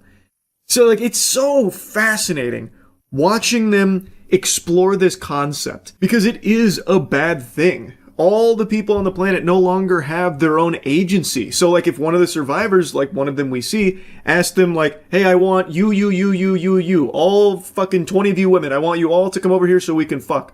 They can't say no. They have to say yes, and they willingly do so because they love the survivors so much. They say that many times, no matter what gets done to them. Like even Carol does some really like, bad things to them that you would think they'd want to like strike back or like stop her from doing.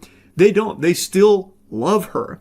And even when they like, separate, it's not on bad terms, and they still will do anything to provide for her and make her happy. It's just so, I can't express enough just how interesting it is. And of course, you're constantly wondering, is there a way to fix it? And as the episodes progress, there are some breadcrumbs about like, oh, maybe there is a way to fix this. And how are they going to figure out how to do that? There's only 13 of them on the planet, and no one wants to cooperate with Carol, except for a character that finally enters the fold that we've been introduced to earlier named Menusos, who is a great fucking character. This guy is like, from the second this happened, he's immediately, nose in the books trying to figure out how to stop it. He isolates from the hive mind, the others.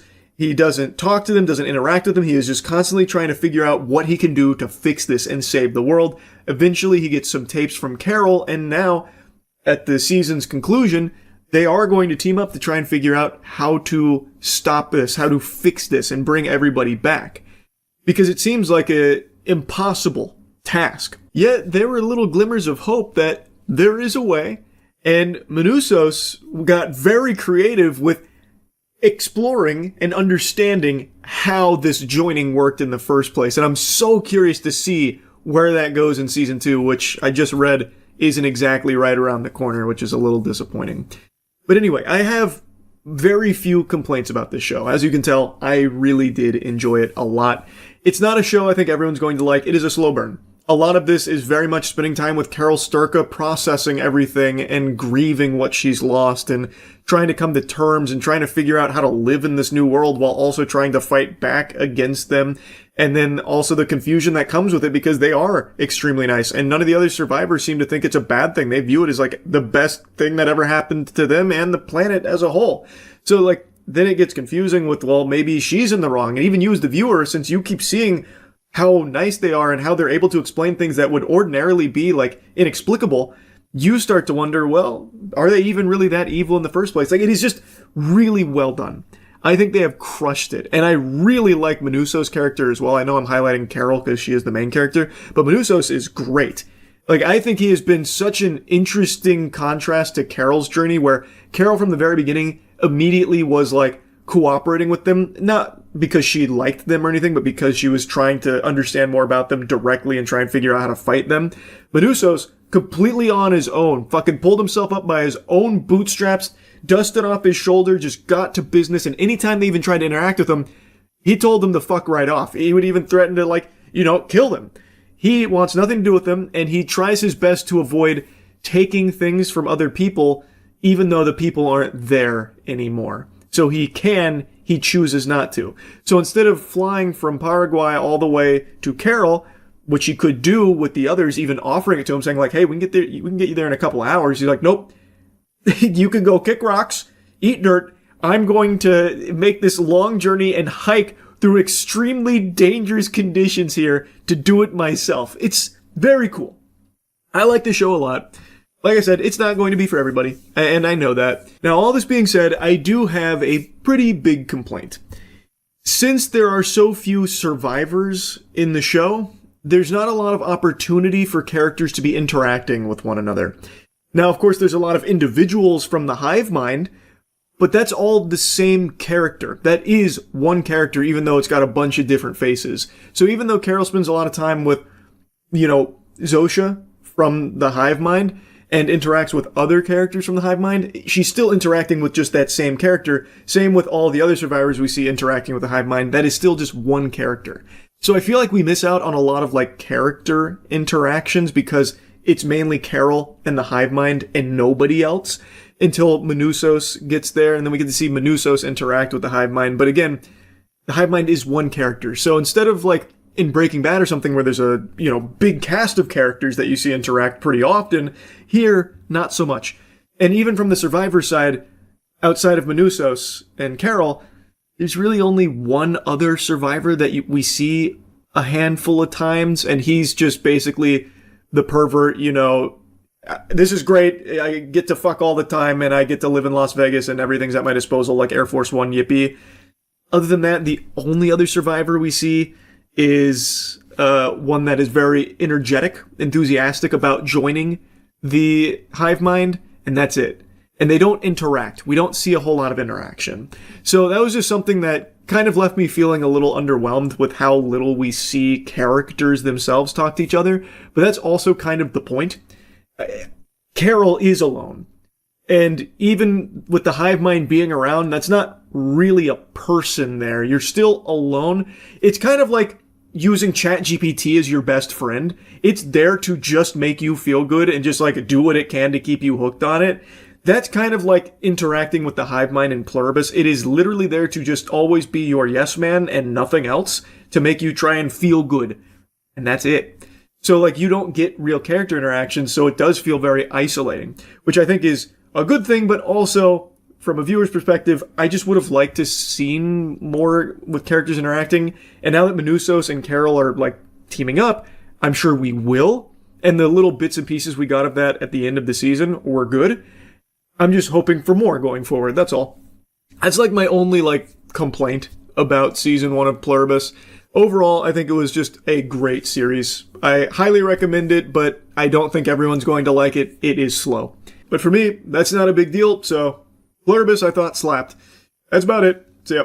So my dad's got friends, and all of them have unique talents and superpowers. It's like the League of Extraordinary Gentlemen. Like one of my dad's buddies was a pilot, and then he was at, I think it was an airport bar or something, on the job, and then the bar stool just exploded because they, I don't know, never fully screwed it in or something, and it really destroyed his back. And that was like Peter Parker being bit by the radioactive spider, but instead of getting the ability to crawl on walls, he got the ability of money. Huge payday from that, and he's just got like this group of friends that all have like very unique stories and abilities. And one of them is named Dave. And he has a hobby of making flintlocks, like from scratch in a lot of cases. And yesterday we brought him out and we got to shoot a couple of them, and it was a lot of fun. So I wanted to show you it because I just think it's really interesting and I think it's very cool. Now here's what we're dealing with today. This is an actual copy of Davy Crockett's first rifle. Now the original rifle is located in the East Tennessee State Museum in Knoxville, Tennessee. So I went out and took a look at it. I've seen pictures of it, got measurements, and I wanted to recreate what the original was like. Now other guys have done the same thing. But this is made out of what we call curly maple or tiger maple. And if you look real close, you can see there's a lot of those stripes in here. So it's an expensive wood to do that with, but it really makes a pretty rifle out of it.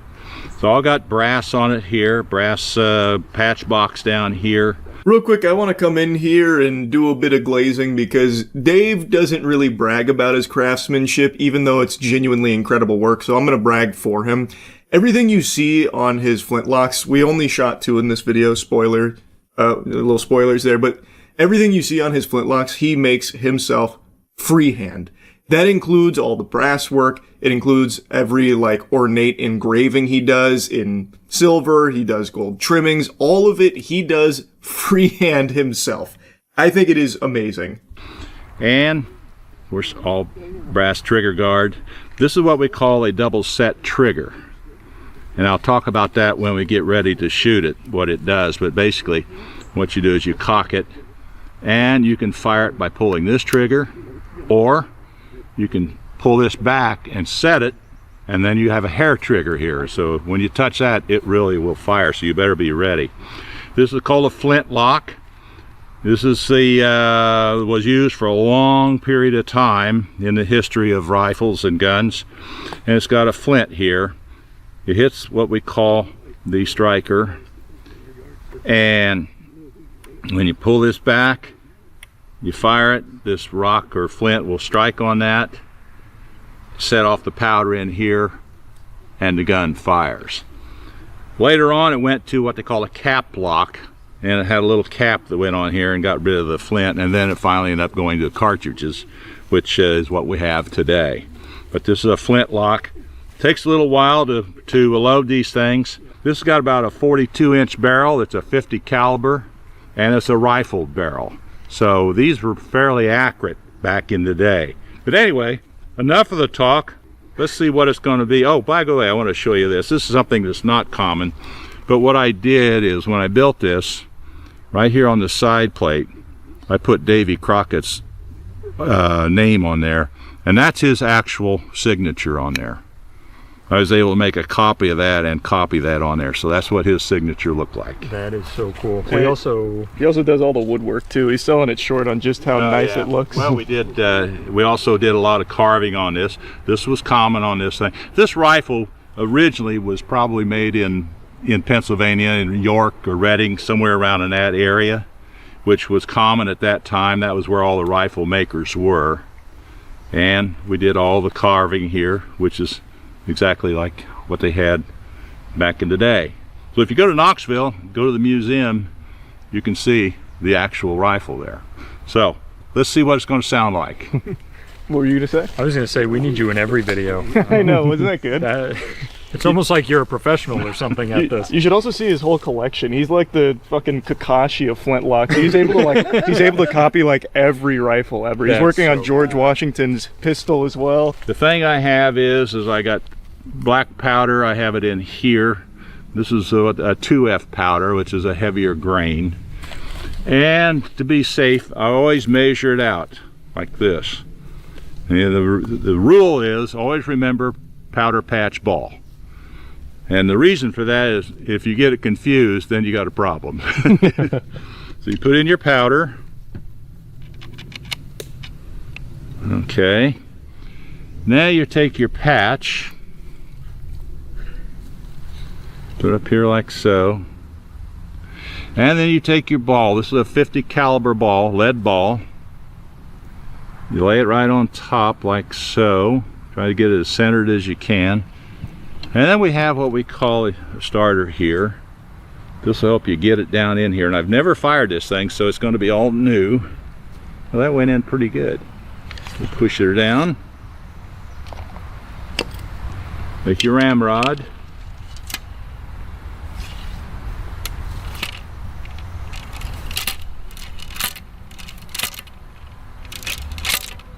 Okay. And you want to do that, make sure it bounces, that way you know you got it on the bottom. Put it back in. Now we got to prime it. So put some primer, this is gunpowder again, in the pan. Put that down. All right.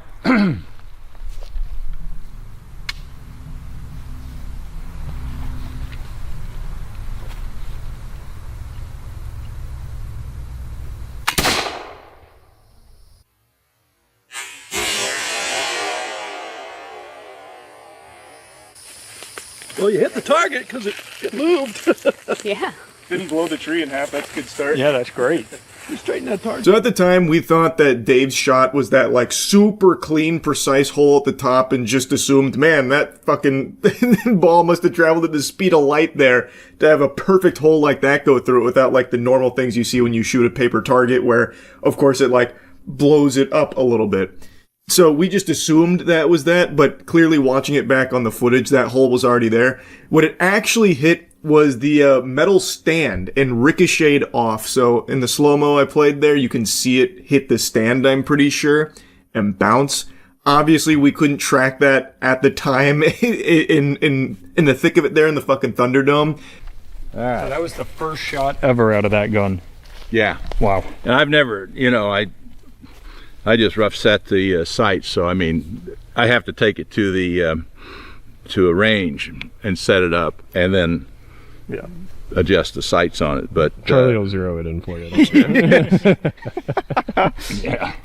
Hey, I was lucky to even hit the friggin' targets. That was good. And this is how much powder? 50? This is 50 grams. Perfect. A little pause. I thought he was going to be like, this is 140. This is 5,000 grams. Gonna knock Charlie backwards. Well, you could put 120 in that thing. No, we don't need to do that. This is my first flintlock. I don't need to fall over. It's going to be like the R2-D2 scene on the screen as he shoots backwards. Pioneers used to ride these babies for miles. Okay. Now just pull back on the front trigger, because the front run? Yeah. Right here? Okay. Yeah. Now you have to pull back a ways on it. Wait a minute, let me get out of your way. I don't want to stand there, but the side. All right, here we go. Did I hit it?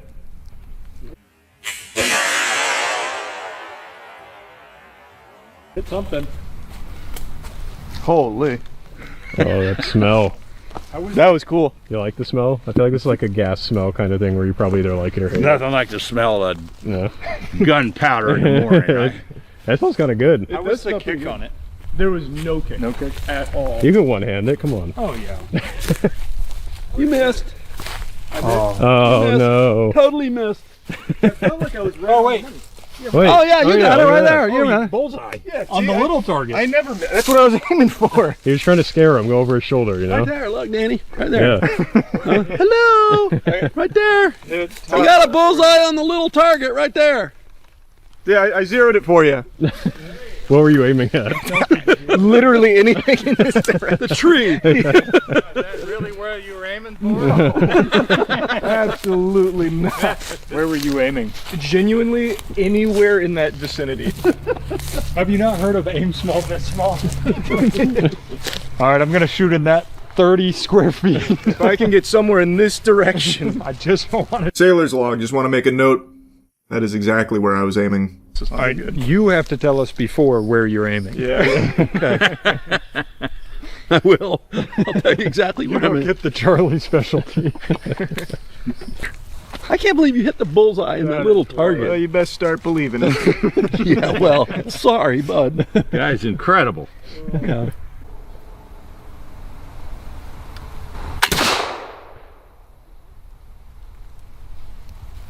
That had no kick at all. I think at the last minute I jerked up and I probably went to the top of that tree. I think I see something on the right one. Were you anticipating a little more kick than it gave you? Yeah, actually I was. Yeah. Oh, hell yeah. Nice shot. Oh, you did hit it. Oh, yeah, there you go. Hey, hey. That's a great shot. Check that out. All right, here we go. Where are you going to aim, Kelsey? The red? The red on the right target or the left target? Yes. Yes. Well, I don't think I hit the red. I don't think you did either. My God, you hit the bullseye. That's fun. Anything? And it's a miss. Well, damn. Okay, who else can't wants hit to 'em try all. this? Okay, we'll do the same thing here.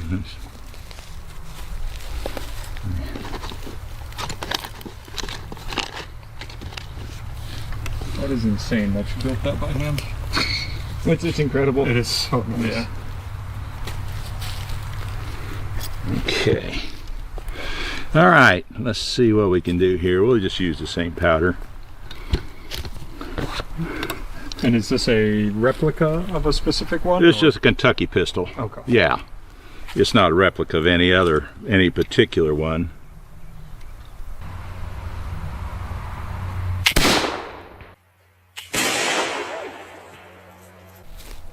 I think maybe you clipped the right side of the red one. Oh, yeah. Yeah. Yep. Right side. Right there. All right. Good job. What? What are we looking? Oh yeah. Oh, that rattlesnake. Oh, yeah, that's a scary snake. That is a scary snake. Where? Right there. That's not Oh, don't go near that. Yeah, that's that's a a- water moccasin or a Yep. copperhead or something. I was gonna say copperhead. Well, that scared me. What you got us?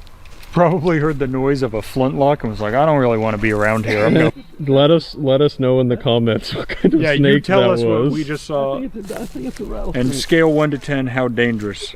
It'll stop. Okay.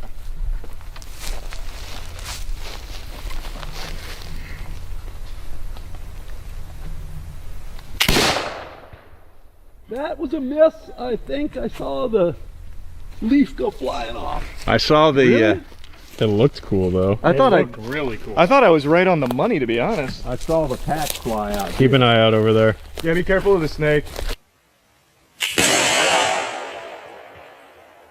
It's insulting to think that I'd ever missed the target. Never happened, never will. You could see it on the camera there. The precision was magnificent. It was a little off target, but I gotta hone in a little bit. I haven't used flintlocks before. They're unusual instruments in my hands right now, so I gotta get more reps in there. But not a bad shot.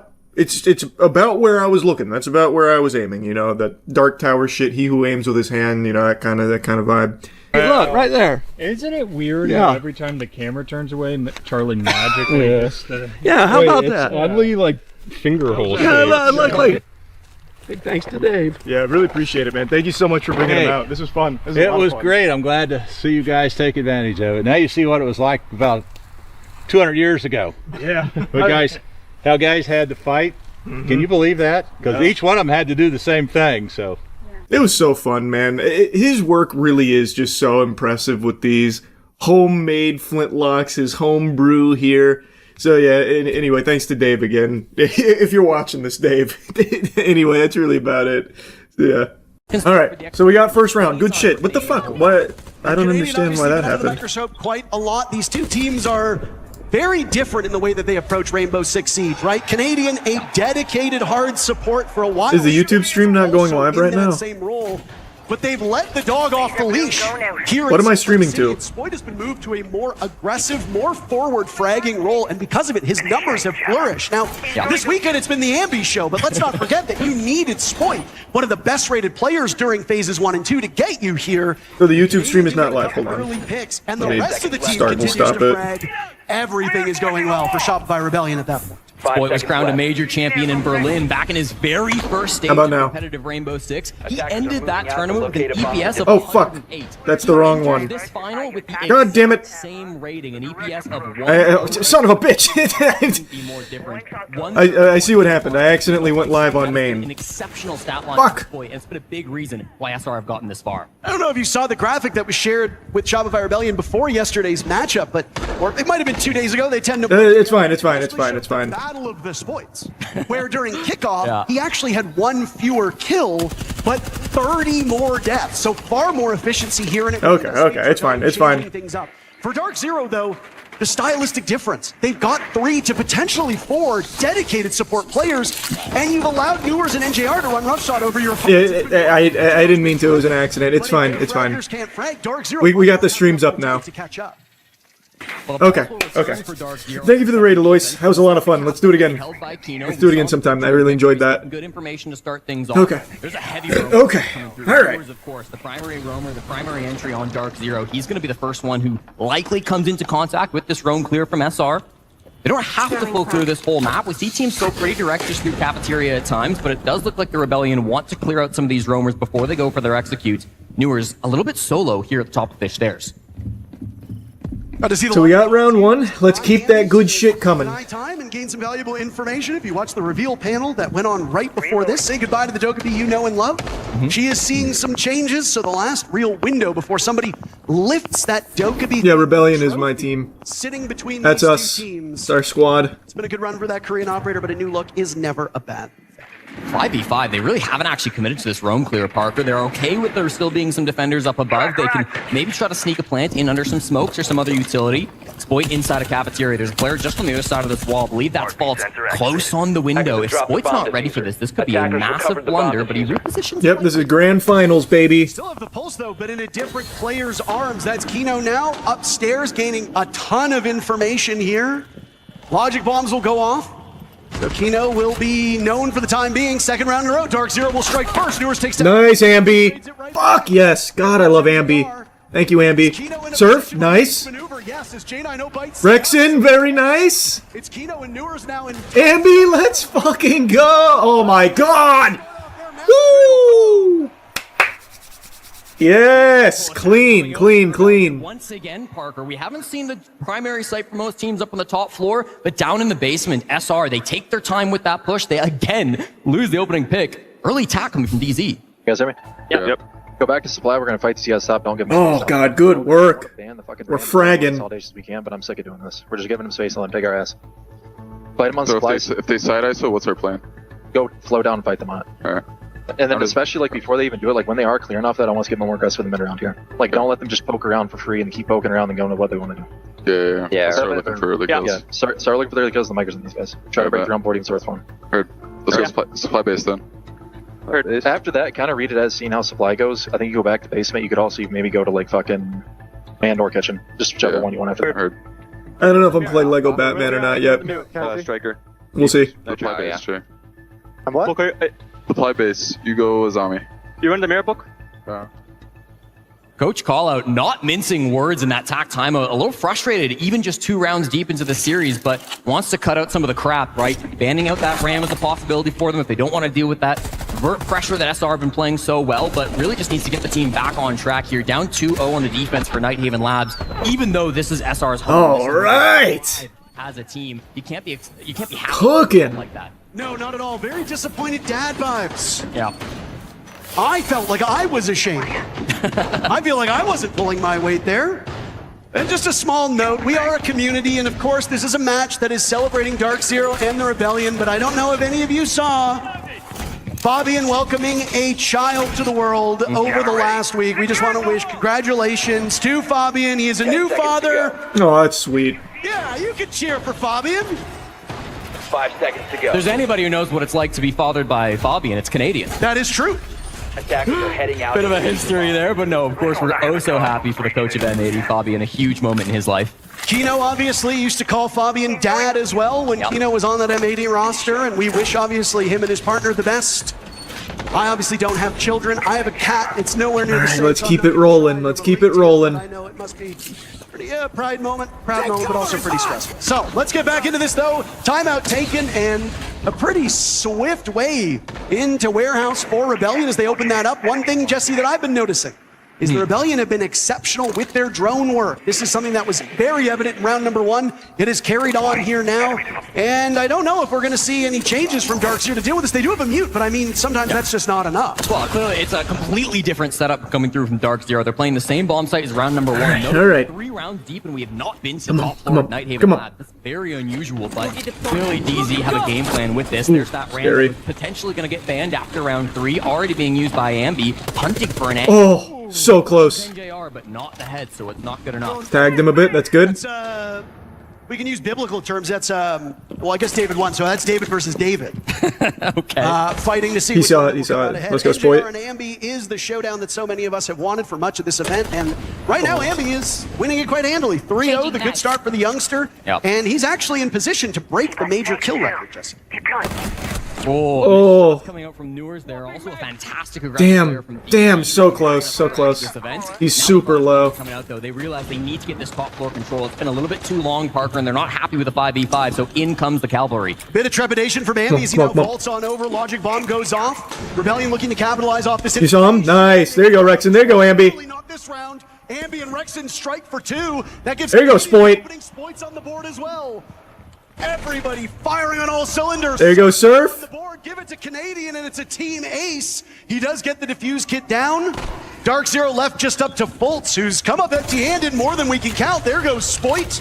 No flawless. Oh, we know where he is. We know where he is. Everything else is working in their favor. The Ram, a hindrance for them, still hurting them in the post plan as time runs down. Fultz, what do you do in this? Nice, Ambi. Nice. Let's fucking go.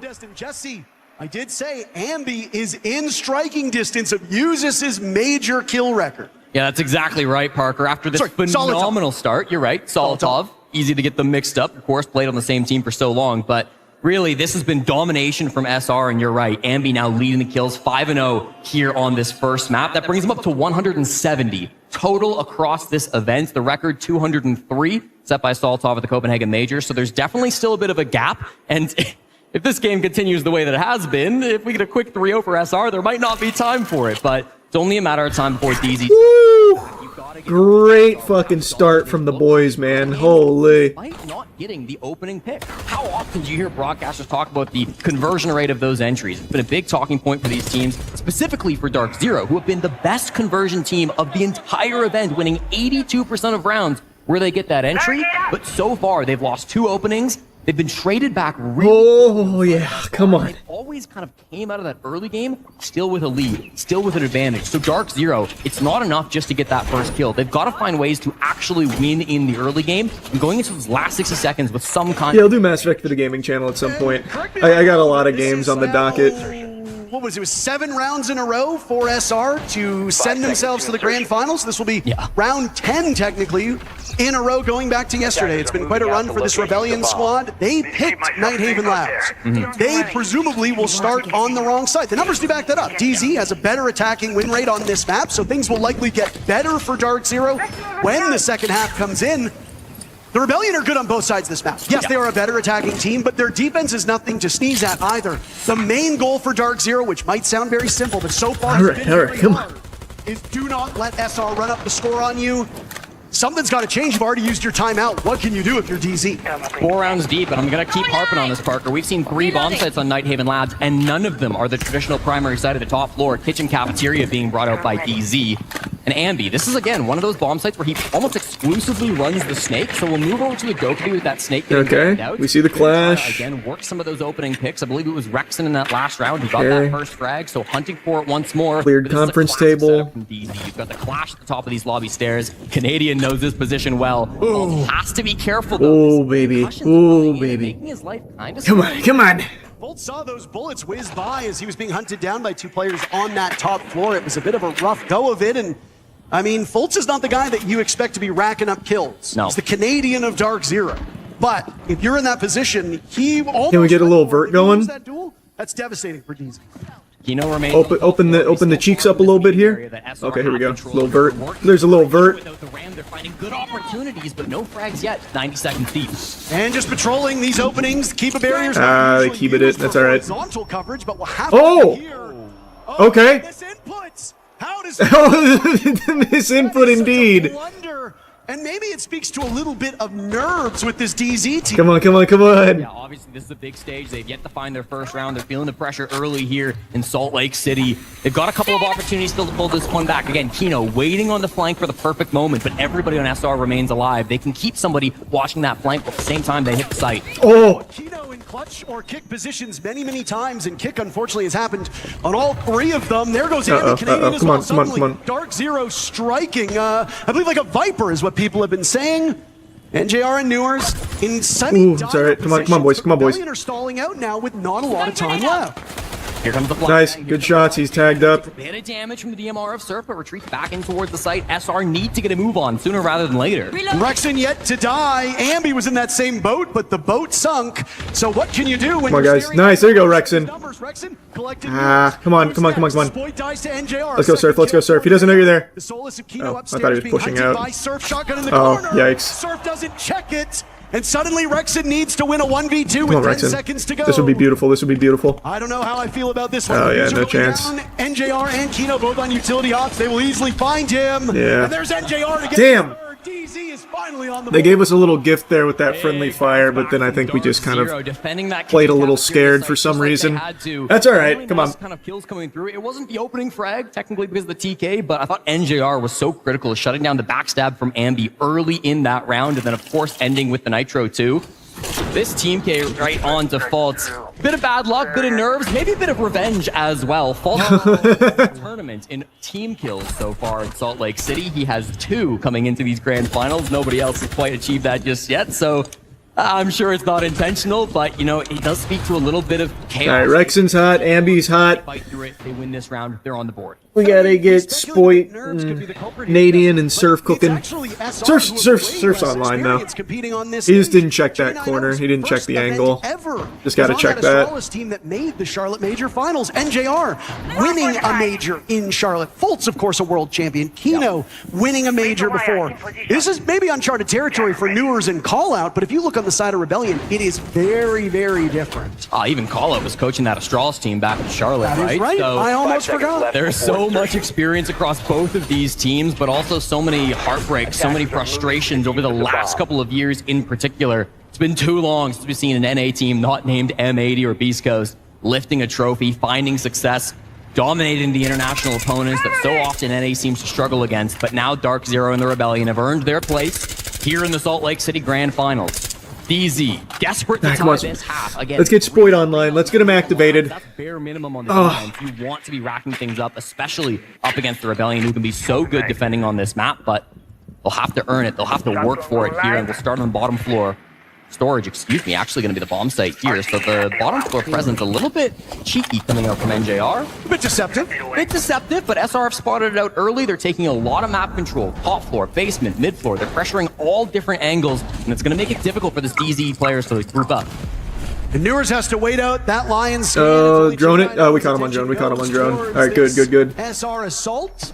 We know he's here. Spotted by a drone and is now looking for some safety over. Nice, Ambi. Nice Spoit. There we go. Nice.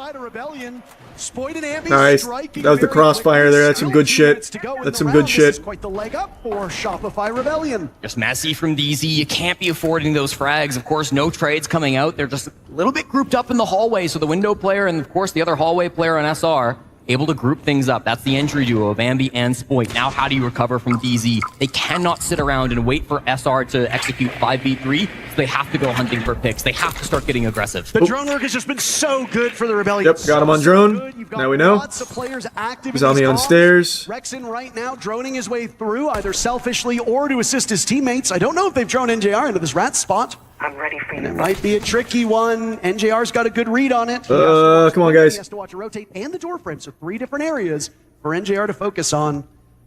I don't know about this. I think Rexon might have an idea, Jesse.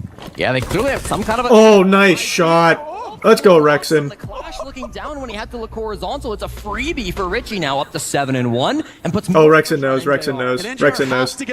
God, he's so good, bro. Rexon is so fucking good, bro. 4 points of the spears for the Rebellion. Rexon, whose name has seemingly come up the least. Let's go. Oh my God, so clean. So clean. And it's back to business for SR as they go back up by 3. This has been shocking, Parker. The fact that DZ have struggled so much here on Night Haven Labs. It's not their strongest map, but it's not like it's one they never play. 2 matches so far this season, a loss to Wildcard back during the kickoff, but then beat Wildcard, got their revenge here in Salt Lake City, so they know how to play this map. This shouldn't be an unfamiliar position for DZ to be in, but they just... Oh, it's so good. How many of these gunfights are going down where they're not even looking at the player shooting them back? Sometimes, like that NJR death, yeah, they're taking fair 50-50 fights, but even then, because of the drone economy, it feels like... I think Spoit's coming online here, too. Everyone's coming online. The snake. This is after you've already banned Ambi's most played operator on this map. This is worrying for the guys on DZ. I mean, if we've seen anything from Ambi over the entirety of this event, Jesse, it's that he is so flexible and he can kill you on both sides of the map. He can kill you on any bomb site. He is really a massive threat to take down, and he's well backed up by Rebellion. Again, a big stylistic difference between these teams. Lots of fragging potential on the Rebellion. There's still plenty of fragging on Dark Zero, but they are more support-oriented. They're a more well-rounded, quote-unquote, team. Sure. We said if NJR and Newer struggle in the kill department, we don't know if there will be enough for DZ. Well, so far, their star fraggers amount to 6 kills in 6 rounds. That is just... All right, come on, let's keep it going. Let's keep it going. It took us 6 rounds, but we have made it to the top floor of Night Haven Labs. And again, this is a bit of a double-edged sword, because if DZ do win this, there's going to be question marks. Why didn't they come here earlier? They come into this with this being their highest win rate bomb site, winning 2/3 of all rounds on this site here in Salt Lake City. So they've got some history with it, but I think it's deciding before this match began that being more unpredictable, trying to throw SR off was more important. It will finally go back to old reliable, and this kind of starts to test SR too. All right, come on. Now you've played 4 different sites. Oh, let's keep it going. They will no doubt be prepared and have plenty of experience attacking this top floor, but it's not an easy bomb site to deal with, really. No shields played in this entire first half by Shopify Rebellion either. That is a minor change-up for this team. So again, if you think you're a bit overexposed here, and to be fair, they don't play a ton of shields here on attack. Yeah. But we took some of their shit. That's ours now. 6-7 hand thing, by the way. That's ours now. I'm sorry, but Canadian plays a lot of Monty, specifically on this bomb site, which is why it's a little strange not to see it. Favoring the Ying. This is not a brand new op for Canadian, but we haven't really seen it since April, since the kickoff when SR played this map domestically. So you're going to have to go a little bit back in your brain if you're DZ. If you're expecting this strategy, I'm sure they will be. NJR on that Warden, probably the most important offer to counter Canadians. All right, we're not taking up any space yet. Or find a different angle around him if they want to execute off of these. Very methodical. They've been running drone ops on 5 of these 6 rounds to gain more information. It has been the undoing of Dark Zero as they look like they're playing a little bit too conservative with their defender forces. This is something they call out very wisely read after round number 2. It is not changed, but down goes Swarm. Oh, he's still got that nitro. All right, there you go, Ambi. Ambi is on the board. NJR will hit the deck. Newer's paying compliments there to Ambi as Rexon knows there's one behind that deployable shield. This is a good nice Canadian. Keto to Canadian. Time for the mayor to pop on up. He's got Lucy right by his side. J90 will get Rexon in the cross. Damn, Ambi's low. Canadian combining for 10 kills, trying to make something work. A small ego peek by J90, and that ego is well earned. It leaves Canadian all lonesome upstairs. Dark Zero hoping to salvage this first half with a 4-2. This would be nuts if he pulls this clutch off. Best you're gonna get, and frankly, it looks like we're screaming in that direction. Foltz will get the kill. All right. Round number 1 ended with Canadian killing Foltz. Round number 6 ending with Foltz killing Canadian. A nice bookend to the first half, and it's a 4-2 lead for SR.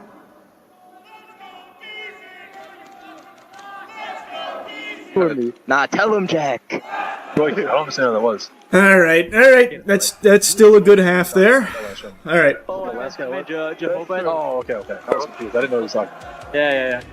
On this attack side, Volker, quite frankly, right now I want to start out clearing these guys. I think before shipping anything really cheesy, let's just keep it more so standard. Like, obviously go on the fly with it, but like, let the fellas walk on a little bit, I think. That's what I'm thinking right here to start it out. Yeah. And quite frankly, too, off seeing what they started with right here, I think they prep for us. They're not probably going to do the fucking AIDS bans for the clash itself, so you don't really need to worry about that, I don't think. If they do, we can do what we talked about, but I don't think they're going to do it. Just keep it pretty standard. Yeah, I mean, we could just run the Thermite Ace Thatcher, get the tools wall, get the weed wall, then we have the Ace for inner wall. Yeah, this is grand finals, baby. This is for all the marbles. These guys, right now as well, you just got those 2 rounds, like I guarantee you they're already starting to think about this map. They were so pumped up to play fucking Nighthaven today. Yeah, we get this first one, bro. You get this first one, we just snowball it, bro. We just snowball it. And if not, use it as a nice little warm. They're gonna start seeing points like 2 seconds later.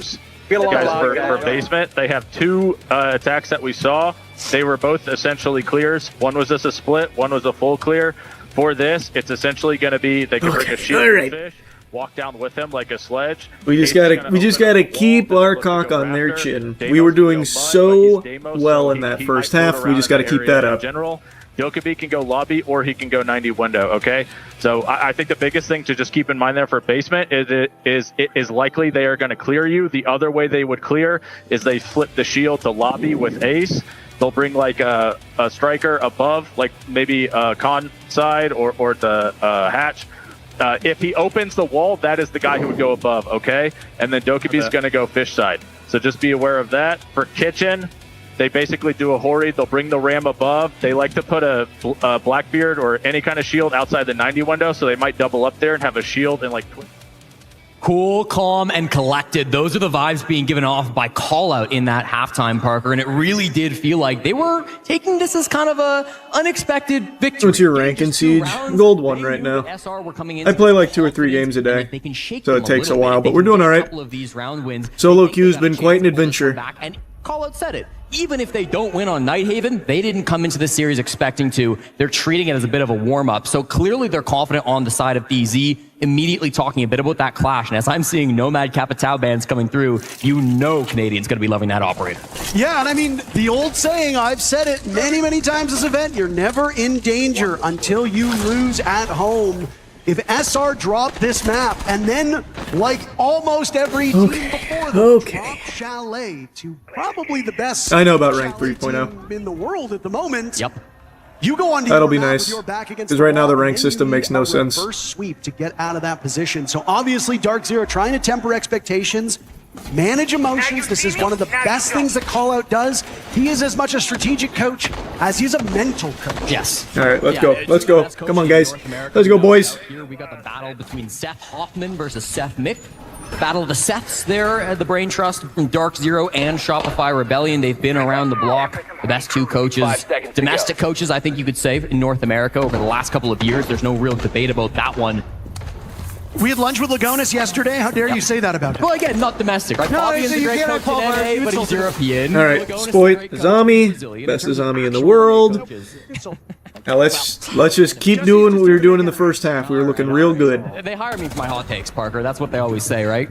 I don't know too much about Nighthaven Labs. I don't know if it's more defender-sided or attacker-sided. I couldn't tell you. I've only played this map like twice on the ladder recently. To keep an eye on here is how Dark Zero is able to start off his attack. And I want to focus in on this clash once again. Callout specifically said he didn't think they would go for these bans that are anti-clash. He didn't expect the Nomad Capitao bans, but he said if they do ban those, 50-50. we talked about.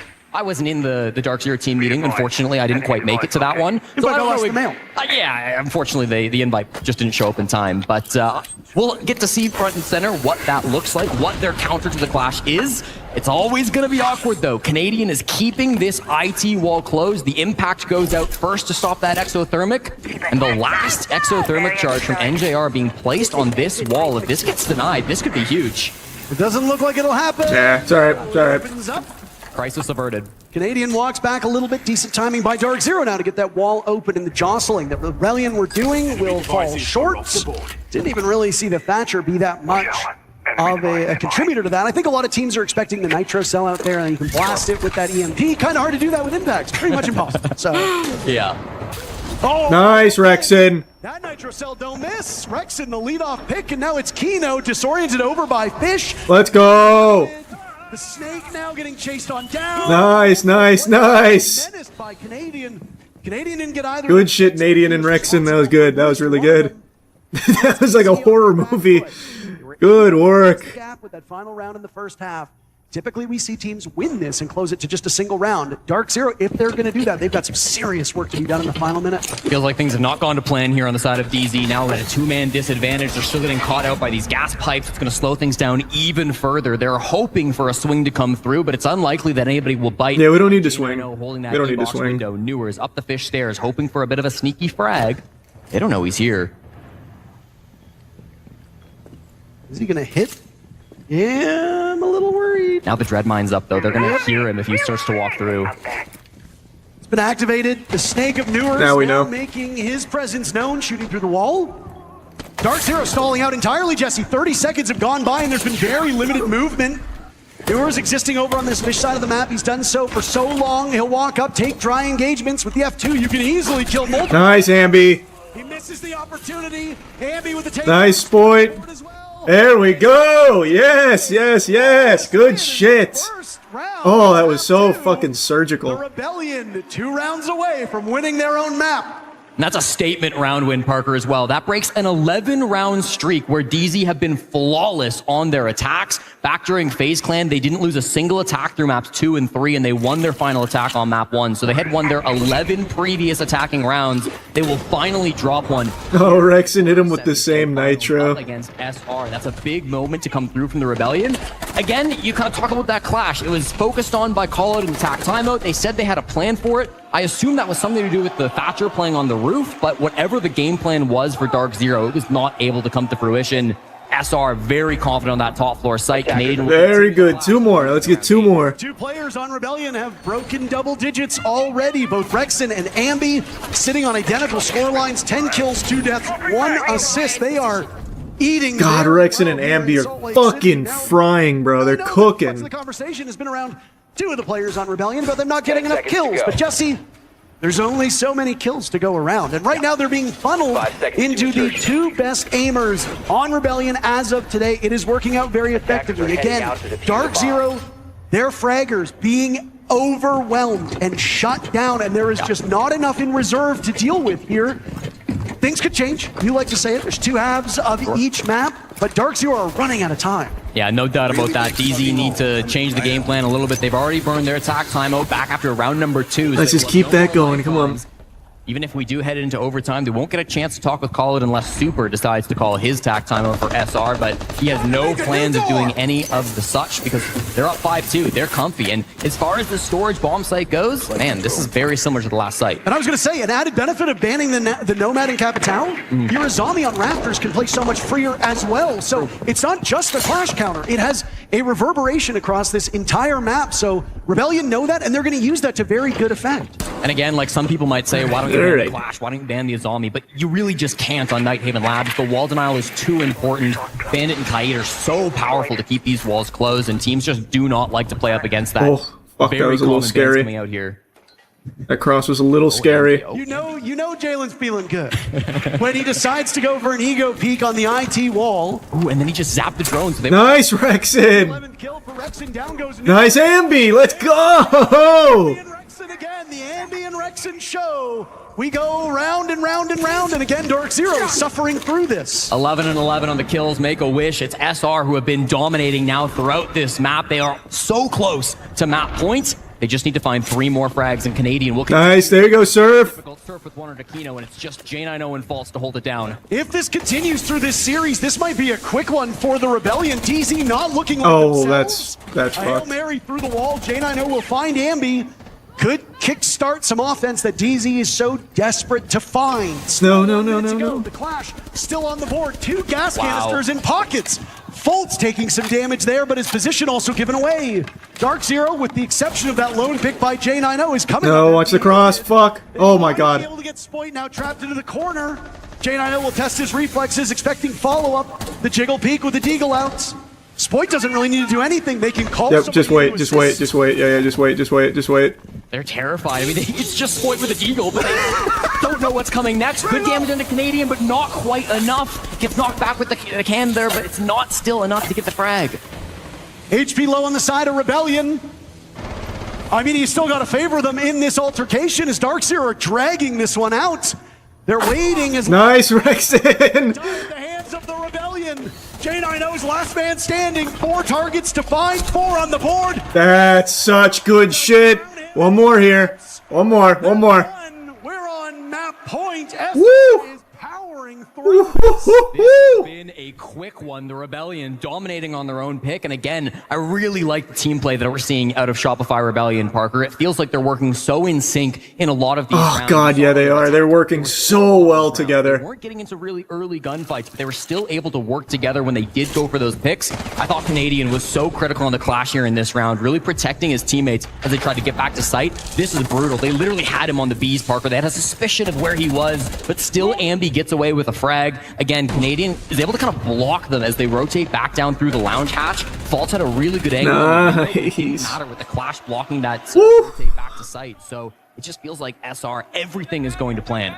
Could you say B's on the B's? All right. B's on the B's. B's on the B's. Rexon, let's get one more here. By the way, if you don't know the history behind Rexon, he is completely deaf in one ear, so he plays with sound in only a single ear. If they're coming from that direction, maybe he doesn't hear. Yeah. A bit of a minor. That's like my one earbud strats. Rexon has right now, you would never know it. Outfragging Ambi as Ambi is still, Jesse, in pursuit of the record that you said set by Solotov in Copenhagen. We checked multiple times. If anybody wants to correct us, we went directly to Ubisoft because we found a couple different numbers and they were all over the place. So we did some actual math ourselves, landed at 203, confirmed by Ubisoft. If this scoreline repeats itself on Chalet and maybe another map, I just don't think there's enough runway for Ambi to land that. But if we go deep into map 5, there's an entire possibility we see a new record set. Poor Ambi. 3-0s too quickly and doesn't get his kill record. What a shame. Guys, couldn't we have lost at least one so I could have gotten that? Like, come on. Well, both he and Rexon have been dominant so far through this first map, Parker. Rexon, again, has been incredible. He's been positive or even for the last 8 straight maps. What a consistent player he has been for SR. This whole team has been gelling all weekend long throughout this tournament. They started all the way back in phase 1. They had to fight Come on. tooth and nail just to get to the Swiss phase. They had to fight through that as well just to get to the playoffs. And now, after an incredible run, they have the ability to do something magical win their first ever finals as a team. It could be a big moment for them. Basement here, 2 minutes remaining, Parker. All of the roamers have more or less fallen back. I hate to harp on the numbers here for Dark Zero, but nobody paused. Oh, close. Bolt suffers through an impact that was likely intended for the boogie drone. Yeah, he missed it. It's all right. Damage done, but still something that you have to consider moving forward. NJR holding that diffuse kit. Yeah, we got damage out of it then. Even if Bolt's was on low HP, it's not going to be the one planting the case. You don't need to worry about any errant nitro cells impacts, anything along those lines. Kino now asserting himself as he hits one of those proxy alarms. Dark Zero up top on the main floor, looking to isolate these roamers from the Rebellion, and so far, they haven't really been able to do that. Oh, Rexon, they might know he's here. They definitely will now as a shield spots him out. The impact goes forward. Kino takes a bit of damage from that, but come on, Rexon. Come on, Rexon. Break, so no early kill coming in. Nice. That's all right. That's all right. 1 for 1 there is fine. That's insane. Good value. And got some damage on Blitz. So not the end of the world that J90 is in the ground. Kino on the follow-up is the best that you can hope for in that situation. Dark Zero now have to outmaneuver this Rebellion team for the final 50 seconds, or else that's curtains. And we go over to Shell. We got a Nitro being played by Surf. 3 Doctored Bays from Canadian. The first one just gets used here inside of Exo, so that's going to be a little bit of time denial, but the clock really isn't here for Dark Zero. We don't have to peek this. We don't have to peek this. This plant is unlikely to be successful. And Spoit knows exactly where this push is coming from. He's far enough back, and you know how he's been shooting over the course of this event.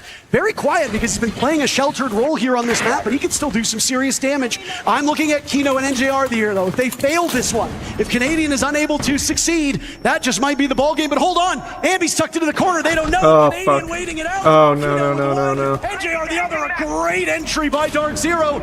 2 remaining from the Rebellion with only 10 seconds to go. Oh, Spoit, nice. Nice, Surf. Holy fuck. Oh, my God. Oh. What the? Oh, my God. That was so good. Holy shit, that was clutch. Ice in the veins. Holy fuck, Spoit and Surf. Wow. Love that. Absolutely love that. Great map 1. Fucking great map 1. Holy shit. What the fuck?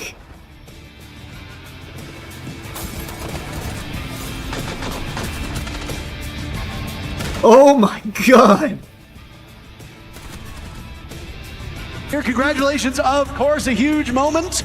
And all right. With that, we turn our sights to Chalet. Let's keep it going. Let's keep it going, boys. For Dark Zero, Jesse, safe to say if they lose this, they are in serious trouble, and Shopify Rebellion enters up 1-0. Yeah, there's no other way to cut it, Parker. Nighthaven Labs was a statement for the Rebellion. Chalet must be a statement for Dark Zero in return. They are 2-0 on this map this season, beating Wildcard and just 7-1ing FaZe Clan yesterday. One of the most dominant matches that we've seen here at the 6 major so far. And for SR, they've got some 7-1 experience as well. Unfortunately, it wasn't quite beating FaZe Clan. It was more like losing to JJ Blast. So different sort of scenarios. Hold on a second. You're talking about Ballsack Nation. This has not been a good map for the Rebellion historically, but they would have known it was coming. They chose not to ban this map for a reason. They will have some strategies prepped to counter Dark Zero. I mean, when you don't play Consulate, that's going to be your insta-ban. So SR know that Chalet is going to come through. The right call made by this Dark Zero team. Let's play Chalet early. If we flip a coin on Nighthaven Labs and we win, we are. Why do they always ban Snake? Snake's just such a good intel op, bro.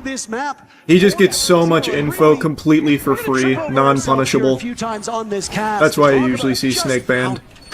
You see him banned in just pub games too. He's just a really strong op. Some concern for Dark Zero though, Jesse. What are you going to be looking for in these first few rounds? Well, Parker, I want to see some new stuff coming out from DZ. Obviously, they've shown this throughout kickoff. They've played it a couple of times. All right, let's keep it going. They've shown it against FaZe Clan as well. They haven't faltered ever really on this map, but they can't just rely on their old strategies. They're going to come through and they're going to start by banning the exact same operators they banned versus FaZe Clan, Snake and the Grim. And I think those are strong bans. There's no doubt about that.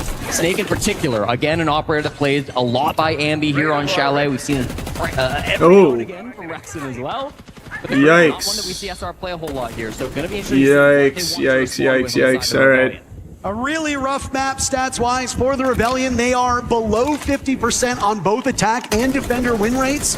So you are not expecting very much here from the Rebellion. And also, if we talk a little bit about the mental aspect of map number 1, This DZ team, they're cool under pressure, Jesse. I do not expect them to falter after the shellacking that they took. Usually in a best of 5, the first 2 maps really should be your strongest maps. It's what comes after that you need to be concerned with. So expect a mental reset from Dark Zero. They talked a big game, DZ did. We heard it from Call Out in the timeout. We heard it from Faults in that interview. They feel confident despite losing that first map, but now they've got to show up and showcase exactly why they're so Let's go, Ambi. Oh, he saw him, he saw him. Oh! Yeah, unlucky cross. They amassed almost 25 kills back on map number 1. Yikes. They are just playing with their food on the side of Dark Zero here. A good jump out. Alright, rough start. Holy. Will greet us on Chalet. Holy. Terrible start there. They fucking slammed us. That's the answer DZ needed. Through personnel changes, Dark Zero went through. And then they decided, let's just throw the baby Let's get it together here. All of it is gone, and they said, let's bring in some different That was just round 1. We'll bring in 3 guys. We just go next.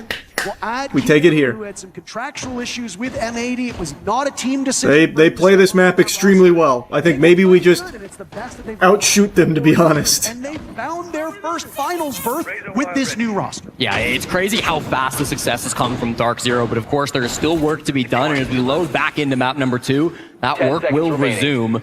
NJR, I mean, you said it, he's been on this roster for over 5 years. That's an eternity in terms of esports. Faults for a long time, was the longest standing player on a single organization inside of North America, but that has changed as he moves from SSG over towards DZ this season. So lots of legacy, lots of history with these players. There are no strangers to the big light, to the main stage, but come on, let's go, boys. Let's get it. Top. Now again, Dark Let's Zero. get it.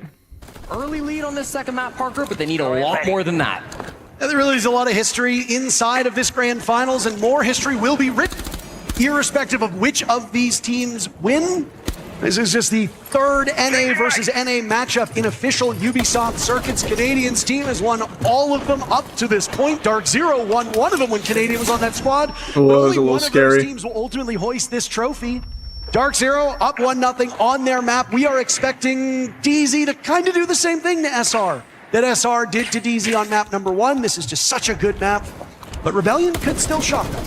Slow start for the Rebellion, Parker. This is exactly how they like to attack on Nighthaven Labs as well, and this will be a trend throughout this series. They're not going to be rushing into the building and getting these early gunfights. They're happy to take their time. Their drone game was so good on Nighthaven Labs that it can be good once again here on Chalet. Does he know? Playing on the outside window angles. Of course, they didn't ban out that Azami, but it's not being played by Dark Zero. Instead, it was the Castle Band to come through from SR, and it makes things a little bit more awkward with all of these windows staying upright. Surf jumping in the building. Close. Surf manages to live a little bit longer than we might have expected. Wrexham was looking for a cross on that upside down rappel.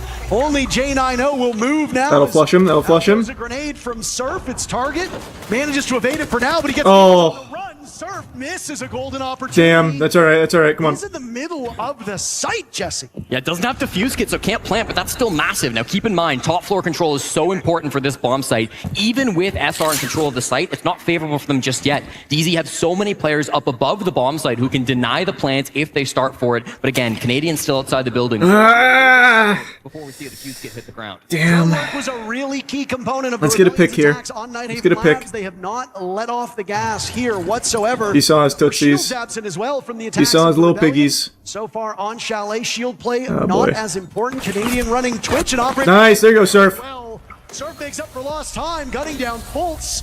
You referenced Fultz's contributions in the first round. They will not come to pass now as there's 40 seconds left. Surf has not been pushed out of the bomb site at all, Jesse. He's still in there lingering. But neither team sees much value in holding site control if you don't have positions up above. That's why Canadian pushes up the solar stairs, force back smoke, and we'll have to go for a We're gonna have to force. Simple. Come on, Ambi. Come on, Ambi. Swing it. Just swing it. Just swing it. Too strong. Kino taking unlucky. And now a jump out as J90 gets one. Come on, Spoit. Trades him back immediately. Surf calling for help inside the site. Canadian, where are you? Nice, Surf. Surf shredding everybody. There goes the defuse kit. It's a 2v2 with plenty of time left. Man. But Dark Zero's inability to flush out the top floor will lose them the round.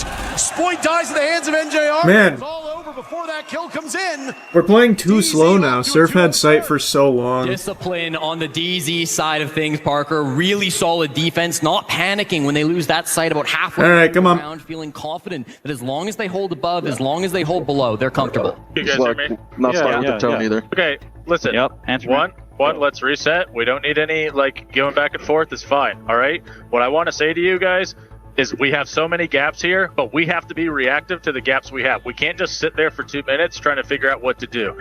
If Dame is applying pressure sight there, we need to do something to apply pressure elsewhere, okay? We can't just sit around waiting for something to happen. I want us to continue to clear traps. If we see them, clear util and spread the map on them. They're reactive and you're getting gaps, okay? We need to, if we see a gap, guys, we have to be reactive to actually get to the gap or to help it. We can't sit there while one guy's fighting the whole team and everybody else is doing nothing. Together on the same page. If you have the gap, everybody go together. All right.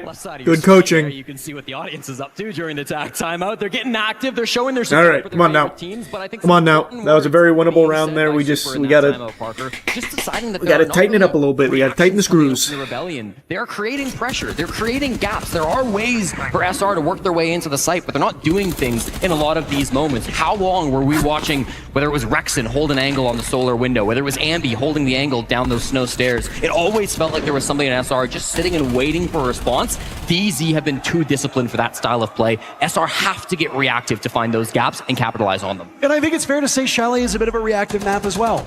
Big difference between Nighthaven Labs and Chalet. Chalet is smaller. It feels smaller, at times very claustrophobic.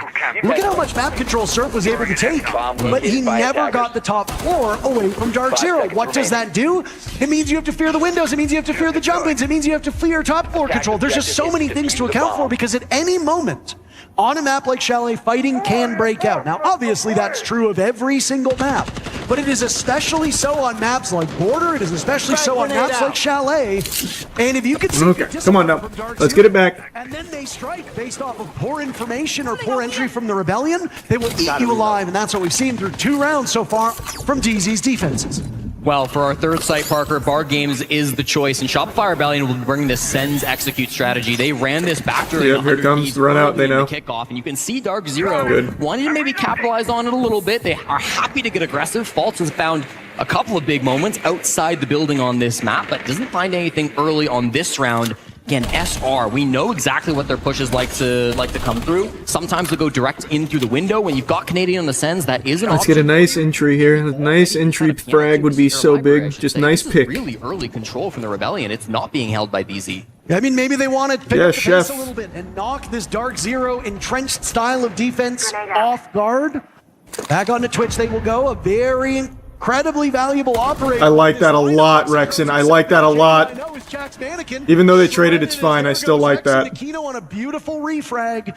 Great opportunity from Dark Zero, and still so calm even when things go bad. Yeah, still, we're seeing SR get a little bit more active. They're trying to find these gaps and exploit them, but there are refrags coming out from DZ. 4v4 now. Spoit just inside a mudroom, has to jump on back. Right, come on, guys. The basement. They've got control of library. They have quite a bit of map control that DZ chose not to hold on to. They never really contested these parts of the map, so it's going to be on DZ. Let's get it, gentlemen. Flank and go for a retake of these positions, or potentially even just concede them and then stop this execute when it comes through. And they were trade it. Denari tripwire established around Bar. The Solus of Fultz will hit the deck as both teams kill one apiece. Neither able to shake each other for the moment. Ambi holding that defuse kit. Nice surf. Easily for Rebellion here on this map. We got numbers. They can't trade that. They take the lead on round number 3. Fultz will be harassed by that death mark, leaving Newers as the X factor, and he fought. Nice surf. But he loses the duel. Surf takes care of him, and we know where he is thanks to the death mark.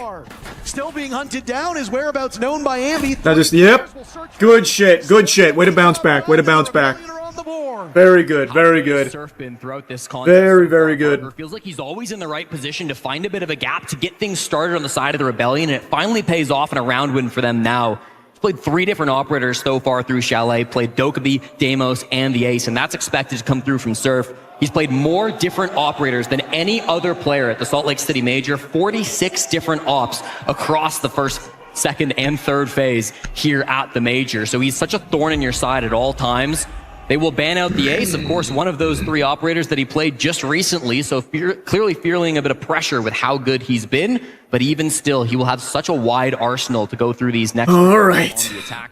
Shopify Rebellion, again, did a really good job of finding some of those gaps and taking the space that was given to them. Again, Rexon's able to walk into lobby for free. Ambi's able to walk into library completely for free. Like, they're getting a lot of this space, and because DZ are contesting it, it makes it almost easy for SR to start colliding with these kills, to rack them up one after another.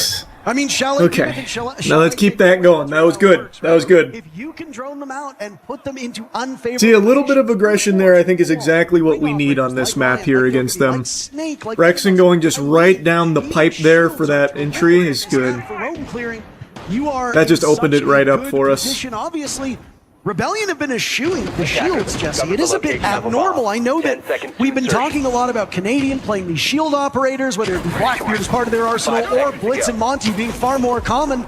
Dark Zero has not needed to bring out a shield ban against SR on either of these maps. Yeah, it's really surprising. Coming into this, 46% of attacking rounds saw Canadian bring a shield, but now through 2 maps, he's only done it once on the attacking side. That was Monty to kick off Chalet, and now as they return to that same bomb site, he won't even look to repeat. He's going to be jumping right onto the Ying, so it's clear that SR are not so reliant on Canadian playing those shields. He's still, again, maybe not the biggest contributor in the frag department, but that's okay. He's able to call, he's able to use this utility and find space for his teammates to get some picks.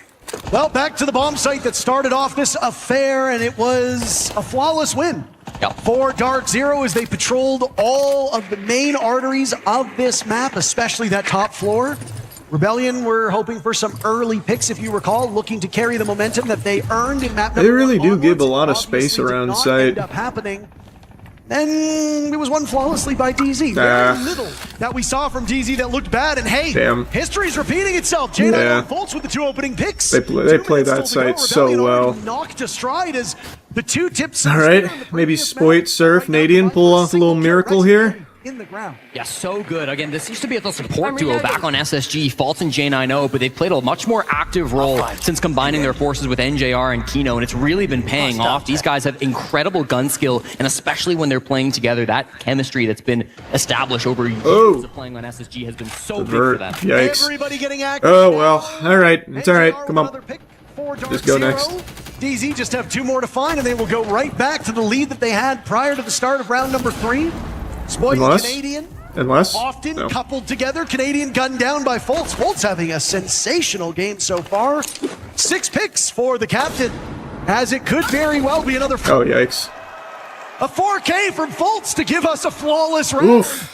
SR will not get a single kill on this top floor bomb site. That is a bomb site to forget if you're a Rebellion fan, no doubt about it. The good news for SR fans in the crowd is that they will not have to attack it until overtime if we get there. But Fultz, the captain of DZ, 7 kills across the 2 times they've played that map. Absolutely ridiculous. And again, it's coordination alongside J9O. Fultz is moving a lot on these defenses. He started upstairs kind of with Jack up in like library, like small office there, but then walks down those blue stairs for the first frag, goes back down in towards Mudroom. He's always in a different position, and he's so difficult to clear out. Even in that final frag, okay. Only gets it because J9O is causing Let's just try and get one more on the board here, and then just really fucking hose them on defense, maybe. That'd be great. It is looking real rough on attack here for us. They really are locking this fucking map down. Have a golden opportunity to actually beat that scoreline if this keeps going. A 7-1 is very much possible because the Rebellion, again, their defender win rate on this map is horrific, Jesse. So, if you this doesn't seem like it's our map.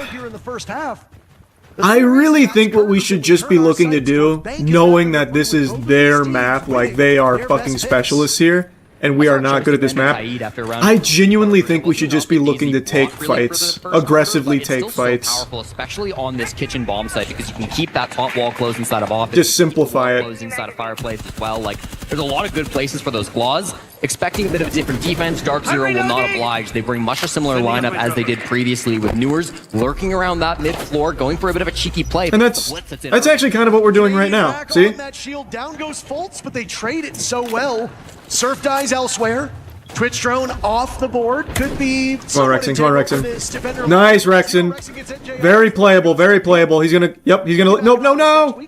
Oh, we're fine. Advantage for Rebellion now. I thought he was gonna try and swing it. Very early on, we still have yet to hit the 1 minute mark. A strangely aggressive swing from NJR. You don't see him making risks like that too often, but he does get hard punished there on the top floor by Rexen with the DMR. So okay. Counter that pressure from SR. Nice. This is a bomb He's tagged up. Through the first quarter, but they've had a good answer so far. J90 plugging holes. We know he's on stairs. Yep. Canadian now on the hunt, dancing around the Oh, gas. yikes. That's an embarrassing Oh, loss. yikes. That's just, Kino him down. Nade that's lands not in his good. lap. He dances around it. Canadian's getting a little too fast again. Kino's also been able If he to had just get waited, control. we were fine. There goes the other nade, and Kino is still surviving. This is incredible. Oh, what the fuck? Newer's there for the assist. Dark Zero is everywhere all at once. A third nade. Nice, Ambi. Maybe we'll get the follow-up. Finally, All right, still doable. It's still doable. It's still doable. Come on, come on, Rex and Ambi. SR still have a pretty good number on the clock, Parker. Over 60 seconds still in this round. They can work with this 2v2 lead. Of course, they've got lots of information. The Lion and the Deimos coming through. You're out of Lion scans, but even still, you can get some really good insight on these last couple Yeah, players. it's gonna be fucking Not quite full impossible. top control. J90 is up here, but you've got to be so careful if you're going for a plant. Oh, and he's got the read on it. Jack seeing through those holes down below. This top four was the I think main you just gotta impediment for challenge Rebellion it. last time. Surf sat down inside of this bomb site. The previous attempt. They don't have him now. They've got Ambi and Rexon to try to bail themselves out of this position. They were terrific on map number there you one. go, They have Ambi. not shown up the way That's that exactly SR what I has think you needed got to them. do. There's a fall off for Rexon with 30 seconds to go. That looked like it might have been a mistake. Maybe he wanted the late flank. A double drop on in now as J90 will hit onto that death mark. He'll find himself the mute jammer. Damn it, all right. Picked off by Newers. Ambi? No, that's gonna be tough. Yeah. J90 All right. Yeah, this map's looking like a wash. Fuck.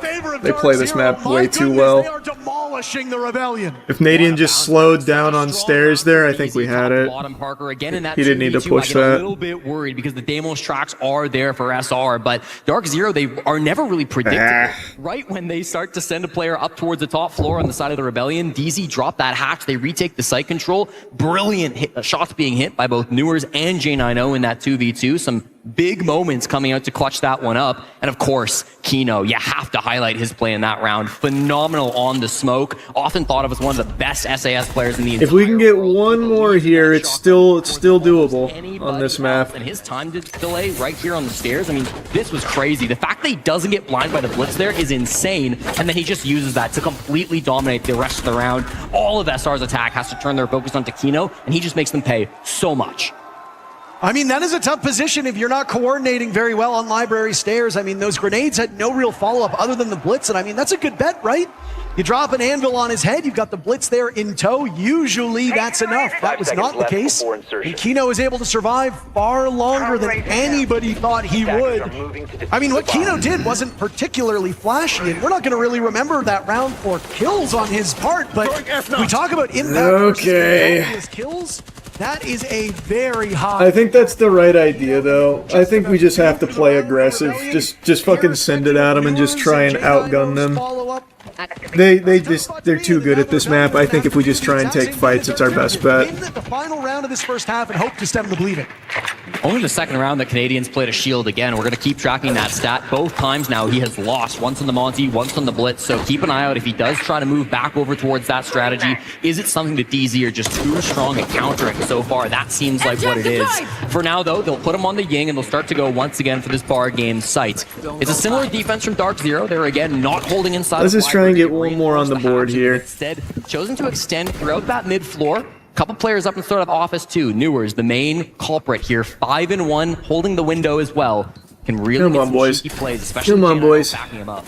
Cheeky? Canadian held off the scoreboard so far. He's been in more kill positions than usual, Jesse. He's just not unable, or he's been unable to hit these marks. Oh boy. My goodness, that's a nasty one. When Newer starts to do stuff like that, you've got to be scared. He certainly has the potential to dominate a game. There you go, Spoit. There you go, Ambi. A good one to punch from the Rebellion. Yep. Oh. J90 on the board as down goes Spoit. Canadian getting diffused, gets the halfway. Nice. Where is the coverage? Trying to get to the side. Oh, Ambi, that was so close. Oh, Ambi. All right, that was a really good one to get. That was a really good one to get. The half for DZ, they do. See, that's what I'm saying, man. They know the map so well. They play this map so well. Just play aggressive like that. Just push them and make them outfight you. That is. I think that is how we beat DZ on this map. Try to play the fucking Flash. Yeah, I mean, it really does not fucking matter on this map, quite frankly. Yeah. And then for the third ban, Bulker, just like if we want to start like increasing the pace and moving on these guys, we can go for a Thorn too. Yeah. I don't think we're gonna need to. And then if it does go back to overtime right there, again, like that, you guys are doing really good the entire deep stuff, just right there at the very end. As soon as we float away from like the fucking spot, like they just ISO'd us again. We forgot that we banned the ace, like they can't open that sock wall, keep mine. Most people aren't gonna bring fucking EBs for that. Just keep playing it. That part they have to do that, so they don't know anything else there. Now we can do a little shally attack though, fellas. Yeah, it's gonna be proper. Oh, that'd be really proper, Junior. If you drone front door, you see there's no traps in other Abinai. A nice display of art. I mean, I'll do it. Nice display of I art. don't think I won't. I don't think you will. Ooh, we need Junior on the rock. I'm gonna do it with And then the door. Smoker too. Quite frankly, as well, like the master, if you see like a really heavy extension, and maybe they have stuff for the ISO setup, like they're doing like the like a 50 solid scheme where they have like the games area, fire, like dude playing like Ivy side office and like And soul it's area. gonna be slant. Kino is always gonna be on a shield, so here he'll probably be Monty. For that attack, he looked to go library double. Fultz likes to go games window, and basically they want to just clear over. Deimos is just going to sit under in kitchen while they're clearing, okay? So Deimos will be like kitchen side under, and they're trying to go for the clear. What they will do, this is what we need to understand, is that I need us to hold our zones and fight. Do not over rotate, because if you give something up, like in their match yesterday, FaZe backed up and gave them solar. They left one person there and they flipped the entire tank, so they had none of the map. Okay, we need to fight these guys. Okay, Exactly. We're running a lot of traps. If you notice on the strats, I want us to make sure that we're using those traps to try to track, so that we can help where we need to and understand where shit's cleared, so we understand where they could be. Okay. Is that Deimos? No. So Snake is Snake the Blackbeard. Snake and Blitz. Or BB. Blackbeard. Okay? That means... Listening to Super All over right. these last couple of games, Parker, has been one of my favorite parts of the Salt Lake City Major. The experience and knowledge that he brings into those timeouts is so incredible. Always talking about the strats that they're expecting to see from their opponent, and then a little bit just going into their own strats, wanting to play a lot of shield, or wanting to play a lot of traps, expecting some shields out of Kino, and then maybe trying to take some space as well. Aware of what happened in that FaZe Clan game earlier for Dark Zero as well. So really nice coaching coming out from both players, but particularly Super coming in once more. This guy was pro back in Rainbow Six Vegas, Parker. He dipped his toes into Pro Siege when he was on Arrow, when he was on Vegas. Rogue. Had to kind of start over in Sonics. I remember casting him back in Challenger League Season 9. He has been really grinding with this team. Finally brought them up to Tier 1, brought them to many different events, swapped over to coach, and now finally stands on a major final stage. Mr. 1.6, as that was his KD for a short period of time. Many Did you see the Vegas map they're adding to Siege? I did not. himself. Large streamer, but you know, he's been a little busy lately, not able to co-stream as reliably because he is back in action, and I mean, that hard work has paid off. You can talk about his mechanical ability, but his mind for the game has never been questioned. And I mean, you say All right, come on, boys. Come on, boys. This is still very winnable. This is still very winnable. As we always say with good coaches, you can coach a team, but you can't play for all 5 players, and it is really a team affair. Well, we didn't quite get to catch the first couple of bans that Dark Zero were hoping for, but clearly it's been Castle Mira, very similar to what we saw being banned out by SR. They did say after those first 3 rounds, they might want to ban out a Thorn, depending on what SR are playing. Super himself said that our strats have a ton of traps, so that Thorn very likely going to be that ban after round number 9. But for now, it stays open. Spoit will jump on the operator, and the clear will start from Dark Zero.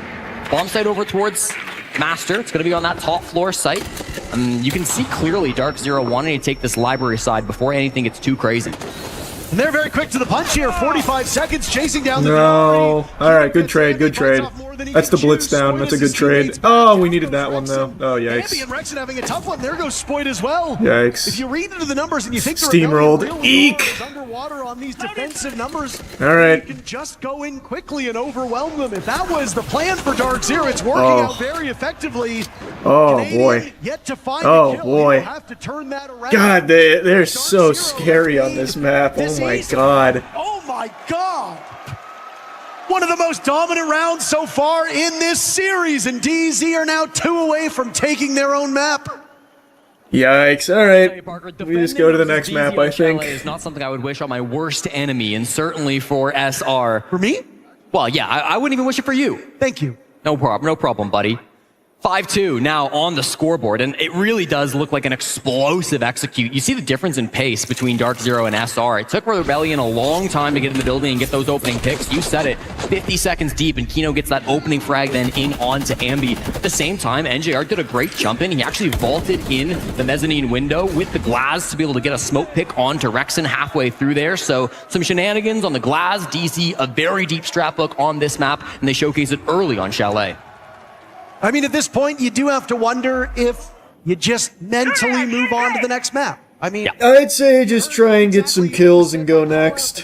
About map number 1. Hey, I think you just meet them on their push, get a couple kills, and then go next. I think this one's probably cooked here. I think that's the strat. To the SR fans, that round was. I wouldn't even bother trying to play slow or anything. I would just straight up like exactly what Rexon's doing here. It still beat them. It was still a difficult proposition. But they at least know that what they were expecting is what they're going to get. Just try and meet them on their run-in or something. Like, we just need to get a little something going into the next map. That plan in practice is often very difficult, but they should still know what their plan is through these next couple of rounds. They won't be completely shook by that first defense. What a turnaround it's been from Dark Zero on the kills component as well. They were really struggling on map number 1.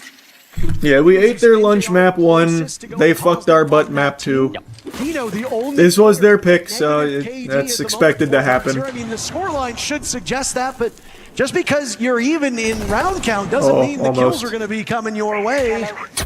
This is a rough spot to be in for Rexon, looking to not be the first casualty here in a very critical round for the Rebellion. They flushed him out of this chimney spot. He's now going to have to tuck into the alcove here in Library as that's where the assault from Dark Zero will come. Logic Bomb's following up on that counter arrow. This is a bit of a rough one right now as Fultz guns down. Rexon hits him with the good night in all chat. Dark Zero got the start that they wanted here on round number 8. What do you do as a Rebellion? You've got to find some way to make a play, but you're being flashed out of your current positions. No swing from Spoit. He can sit just inside the mezzanine for now. They haven't really applied that pressure that they're looking to, but the players on Dark Zero are all around this map. They've got Kino inside of Kitchen. They've got Engine. I legit think just play fucking unhinged, man. Just go crazy. One-dimensional push for long. Just fish for some kills, some wacky ones. Still persist. Spoit has taken up spot in that same area Rexon was playing in, a very critical part of this map, but he's punished by J90. DZ hunting SR for sport at this point. A slower round, but Dark Zero looked just as methodical as they did the time before. That calls upon the 3 remaining players from Rebellion with a minute to go to coalesce around this bomb site. Can they do it, Jesse? They've still got 2 toxic babes from Surf. They've got some good plant denial to play around. They really need to get aggressive. That's why you see Canadian all the way over the all Newers finds and moves aren't paying off, and now it's a 2v5. And it's Surf and Canadian yet again. Canadian still searching for that first kill. They will call upon him as well as Surf does double duty. Watching in Freezer as a nade drops in his lap. He just manages to inch away from it as the toxic gas goes out. Canadian out-dueled, and there wow. Yeah. Round as Dark Zero moves to map points. They're too good on that map. They're too good on that map. From the team in purple. Just straight up too good on there. We said they had to respond with a statement of their own, and Parker, it looks like they're doing just that. It was 7-2 for the Rebellion on map number 1, and now we are just 3 minutes away from another 7-2, but this time the sides are swapped. Dark Zero dominating their own map pick, just like we saw from the Rebellion. You gotta give credit to how well DZ were isolating these picks. It seemed like it was always like a 1v4, a 1v5 on all of these frags, especially early on the top floor. It just wasn't a team game from the Rebellion. They were being picked apart one by one as Dark Zero were able to work from multiple different angles. I said it earlier, but players in Kitchen, players in Piano. That happens. They rinsed us here. It just felt like all the angles that DZ could be in, they were in. Makes it incredibly oppressive to play against, and SR will need to be flawless for the next 4 if they want overtime. Well, I mean, I don't envy Fox and Laxing's job after that one. What do you pick up on? Do you pick up on the intel game? Do you pick up on the trades? Do you pick up on the map control? Do you pick up on the utility play? Because there really has been no downside to this Dark Zero Chalet. They have dominated the Rebellion on both sides of this map. As we expected, the numbers show just how weak the Rebellion are on defense. Dark Zero are exploiting that, and they are doing it. Yeah, we are not very good on this map. And they are so good on this one. On their second map, he was the lowest rated player on DZ back through map number 1, but he's answered big time here on their own pick. It's just his second ever career event. He won the 6th Invitational. It has taken 19 straight events since to make it back to a grand finals, but Fultz has done just that here against Rebellion. You know he's not going to let this moment pass. Amazingly, I remember when Fultz was on that old Challenger League team with Merc and the like, and I was patiently waiting for the debut at a Tier 1 level, and now Fultz is seen as the elder by a lot of players. I am so old, Jesse, and so too is Fultz as he captains this team and gives tons of valuable experience to the rest of these players. He was playing against Super down in Challenger League back in the days when he was on OC and Super was on Elephant Gang. It was the good old days down in Tier 2, let me tell you. All right, let's just get us a little something. Let's just get us a little something. Utility pushing these Rebellion players into their waiting arms. Logic bombs go off. Bees as well. Here it comes. Canadian is through the smoke. Kino will now hunt for something. Make a misstep in the Rebellion's round. Could go up in smoke. Jane, I know, punishing Spoit. Nobody on the Rebellion able to put up much of a fight on this second half at all. Halfway point, oh, still yikes. damage being done. There goes Surf. Oh. Taking serious damage. This one just might be over already. And another flawless? What do you do? God damn, man. Have to be able to find a way to battle back, but at this absolutely point, dismantled us on this map. Jane, I know, already a single kill from outside the building. Why not another? Finds Canadian on a rotation, and Ambi and Rexen are left with it all to do. Could it be another flawless round? Would this really be it? A 4th flawless round for DZ Rexen? No flawless. Down goes Kino, unable to stop the defuse kit, and the drop will not be had. Yeah, that was terrible. All right, they 7-2'd us there. All right, really want a repeat performance on Bank. Really want this to go the way it did the last time we played Bank. That's honestly on me. I thought I'd give a call, say, hey guys, your analyst segment's doing great. I guess it popped up the Doke thing. It wasn't meant to be such an explosive call. My Korean's a little bit rusty, but isn't Doke something about an imp? Jesse, you are a little impish as a human being, so I mean, it does make an awful lot of sense. You might want to lay low, though. They are looking for you. You're wanted for murder. So. All right, well, hopefully Fox can put himself back together for the second analyst segment after this map. But for now, Parker, we've got to load into Bank. And some would tell you that we're already 40% of the way through this grand final, but I would argue it is just getting started. The way these best of 5 goes, you get ban, pick, ban, and then only 3 maps remain. While this is technically going to be the pick of Shopify Rebellion, both of these teams banned maps out, and so we got just 3 maps left in the pool. So we expect both teams to be very comfortable. Let's get it. Let's get it. Absolutely, and I think we're let's go ballistic. Have a pretty good show of this, as you said before. Chalet was fully over. It's a best of 3 now. The advantages are gone. It just comes down to map pools. So buckle up. Sit tight, go maybe get some beverages. It's, Salt Lake, get a little thirsty. Salt probably doesn't help. Make sure you're grab some soda. That's all the rage here. And prepare yourself for Bank, as one of these teams will move to series point with a victory here on Bank. And then it really just comes down to, does that same team carry Cafe for a 3-1 victory?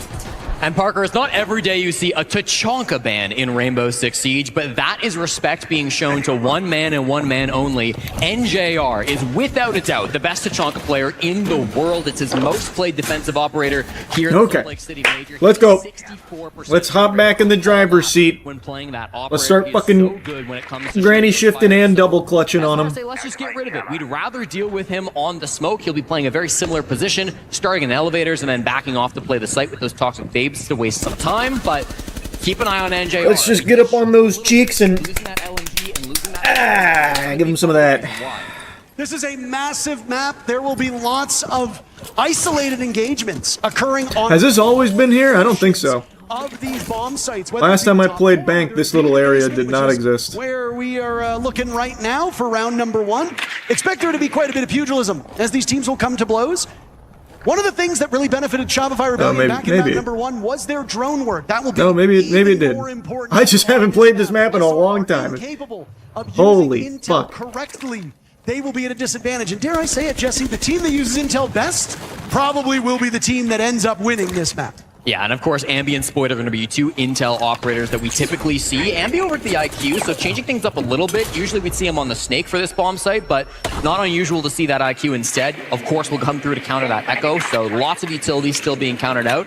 This really is not an aggressive hold from Dark Zero. They're happy to sit inside the bomb site. We started with Newers inside of open area. We started with NJR inside the elevators, but all of them had hatches that they were able to quickly drop back down to site, so not a surprise to see this one start so slow, but it'll really come down to the execute of the Rebellion. Let's go, boys. They've got the Habana. All the hatches should be open with no problem, but you're looking at this site and you're seeing yokai camps, you're seeing C4s, you're seeing toxic babes. There's so much utility in the site. No. You've got to start with some man advantage, and that is not what they wanted. That's Well, you say Kino's a good SAS operator. They passed one of those two. We didn't drone that? The first pick here Or did we just... on Bank will come in his hands.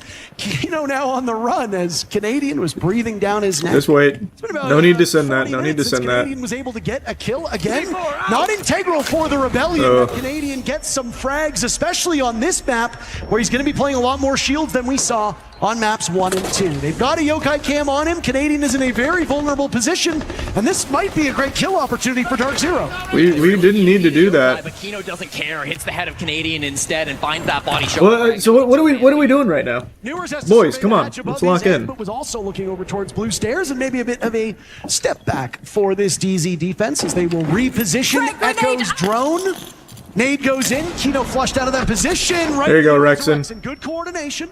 Rebellion still trailing numbers. 30 seconds to go. There goes the yokai drone in that same position. Rexon Ambi Surf. So integral to give information to Dark Zero. They will be flying a bit blind. Oh, he's so low. J9O will go for a full flank. What damage can he do?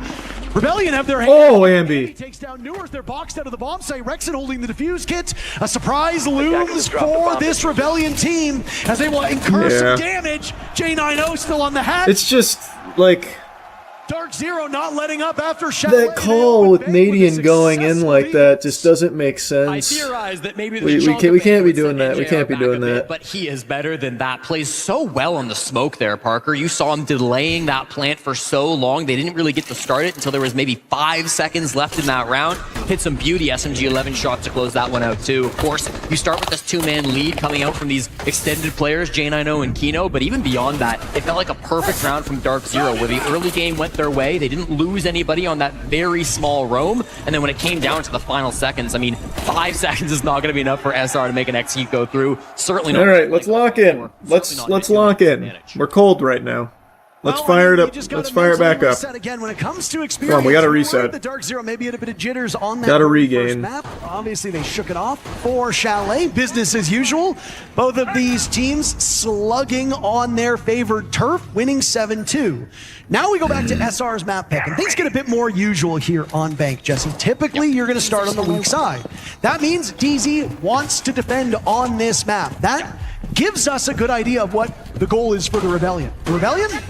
They probably want to win 2-3 rounds, but that is the high water mark for this map on their side. Okay, come on. These two teams, like, Bank maybe slightly leans defender-sided, but these two teams are both very good at attacking, so you really think 3-3 or 4-2 in either direction is fine, and I would expect that. If we get to a 5-1, okay, the panic alarms start to ring, but DZ win their primary bomb site, that shouldn't be alarm bells just yet for Rebellion fans. They'll get a second opportunity when round 4 comes through, but of course for the second round, we will move upstairs. This is where DZ likes to try to defend with a little bit more presence. They've got Faults back on this Echo who can try to use this information to enable some early picks coming the way of DZ. But SR, look at this. All right.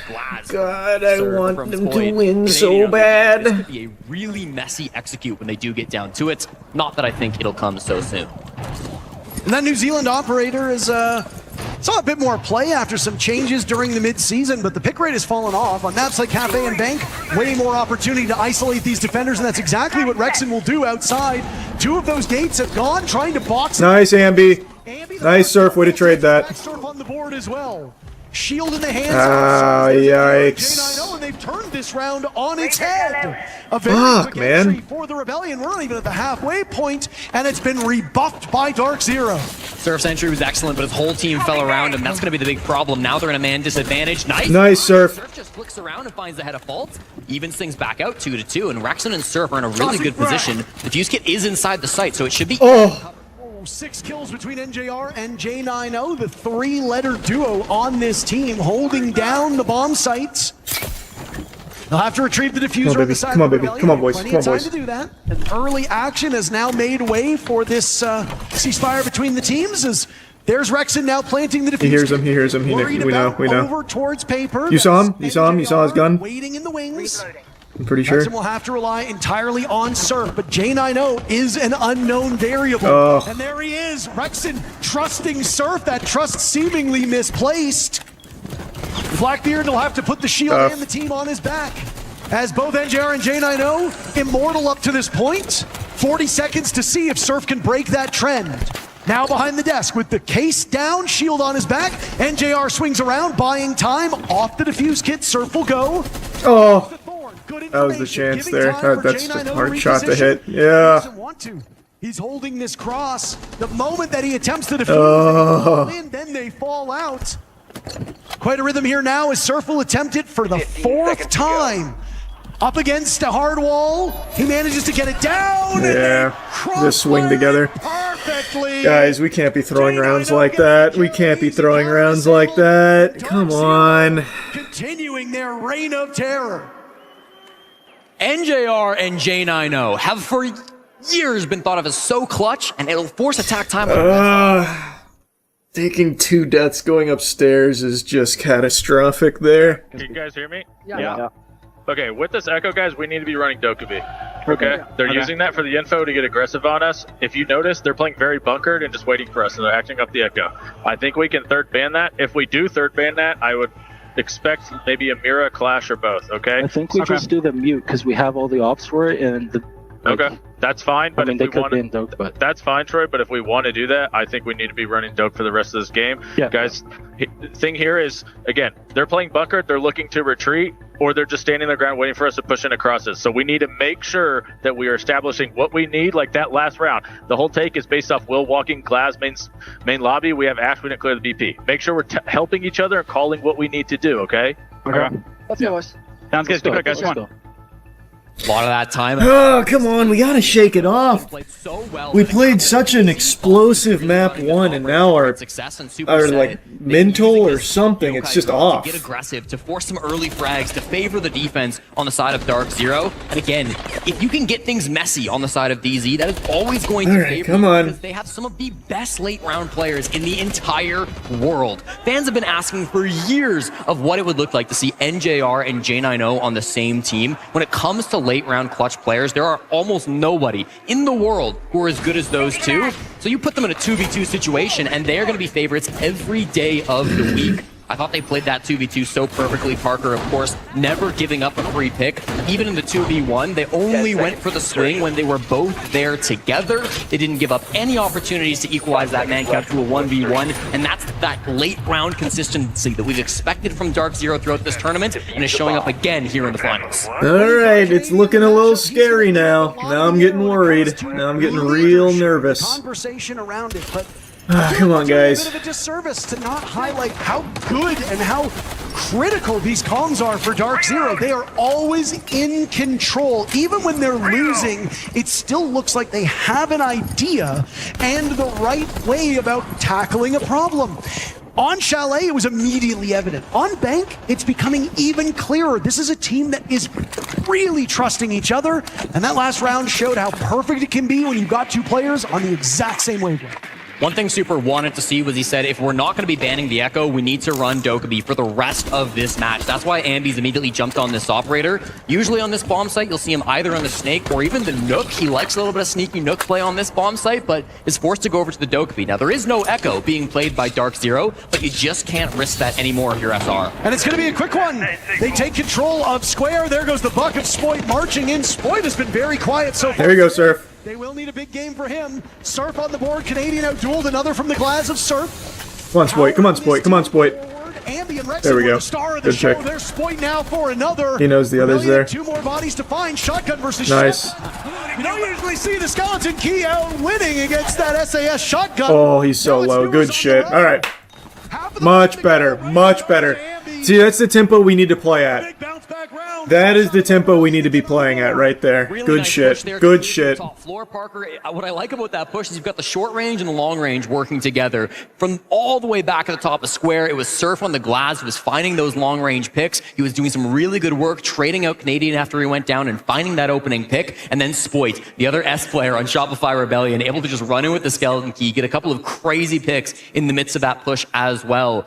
You mentioned it briefly in that moment, Parker. The pace being set by SR is really nice to see. Again, they didn't have great pace coming through that first couple of rounds. That's largely due to the bomb site. It's really hard to have a fast-paced push when they're defending on the basements and they're not going for a roam game. But if you let SR take control of the game in the early moments, I mean, that can be where they thrive. Dark0, one of the best all-around teams in the entire world. But if SR can get more of these early fights, that could start to favor them. Of course, let's also I think that's the exact way we have to play is early fights. Just don't even let it go to late. That is exactly how we need to be playing right there. Map 1, as we saw in map 2, a 4-2 scoreline at this point is looking most likely. And again, knowing what we know of the map, knowing what we know of the teams on the starting sides, Dark0 and Shopify Rebellion are setting us up perfectly for that when the second half arrives. Yeah, I would say this game is still neck and neck. Even if DZ win this bottom floor bomb site, I still feel like it's pretty neck and neck because SR will have those opportunities to bounce back on the secondary and tertiary bomb sites through rounds 5 and 6. Okay, come on. Let's get it. Just fucking ARAM their shit. Once again, they will not choose to ban out the Echo. This is something that Troy said during that timeout. He said, I'd rather ban the Mute because we've got the tools to deal with the Echo. The Mute is something that we don't have as many tools to play with, so they will continue to run this Dokkaebi. It will probably not be swapped off for the rest of this half, but now with the Mute not on board, they can start to play a little bit more aggressive. The Havana can start to be a little bit more effective with these long-range hard breaches coming through too, so good tools from the Rebellion. And again, Parker, we have a relatively passive hold playing by Dark0. Newers and Faults maybe a little aggressive on that mid-floor. Newers just inside a cafeteria to start things off, so there could be a moment where they want to get aggro. Let's get Rexon back online here. Always got to be so worried when you try to roam on this map. It can be really difficult to survive with your life. Spoit is in a position where, if they are not aware of this, he could cause some real chaos amongst the ranks of Dark0.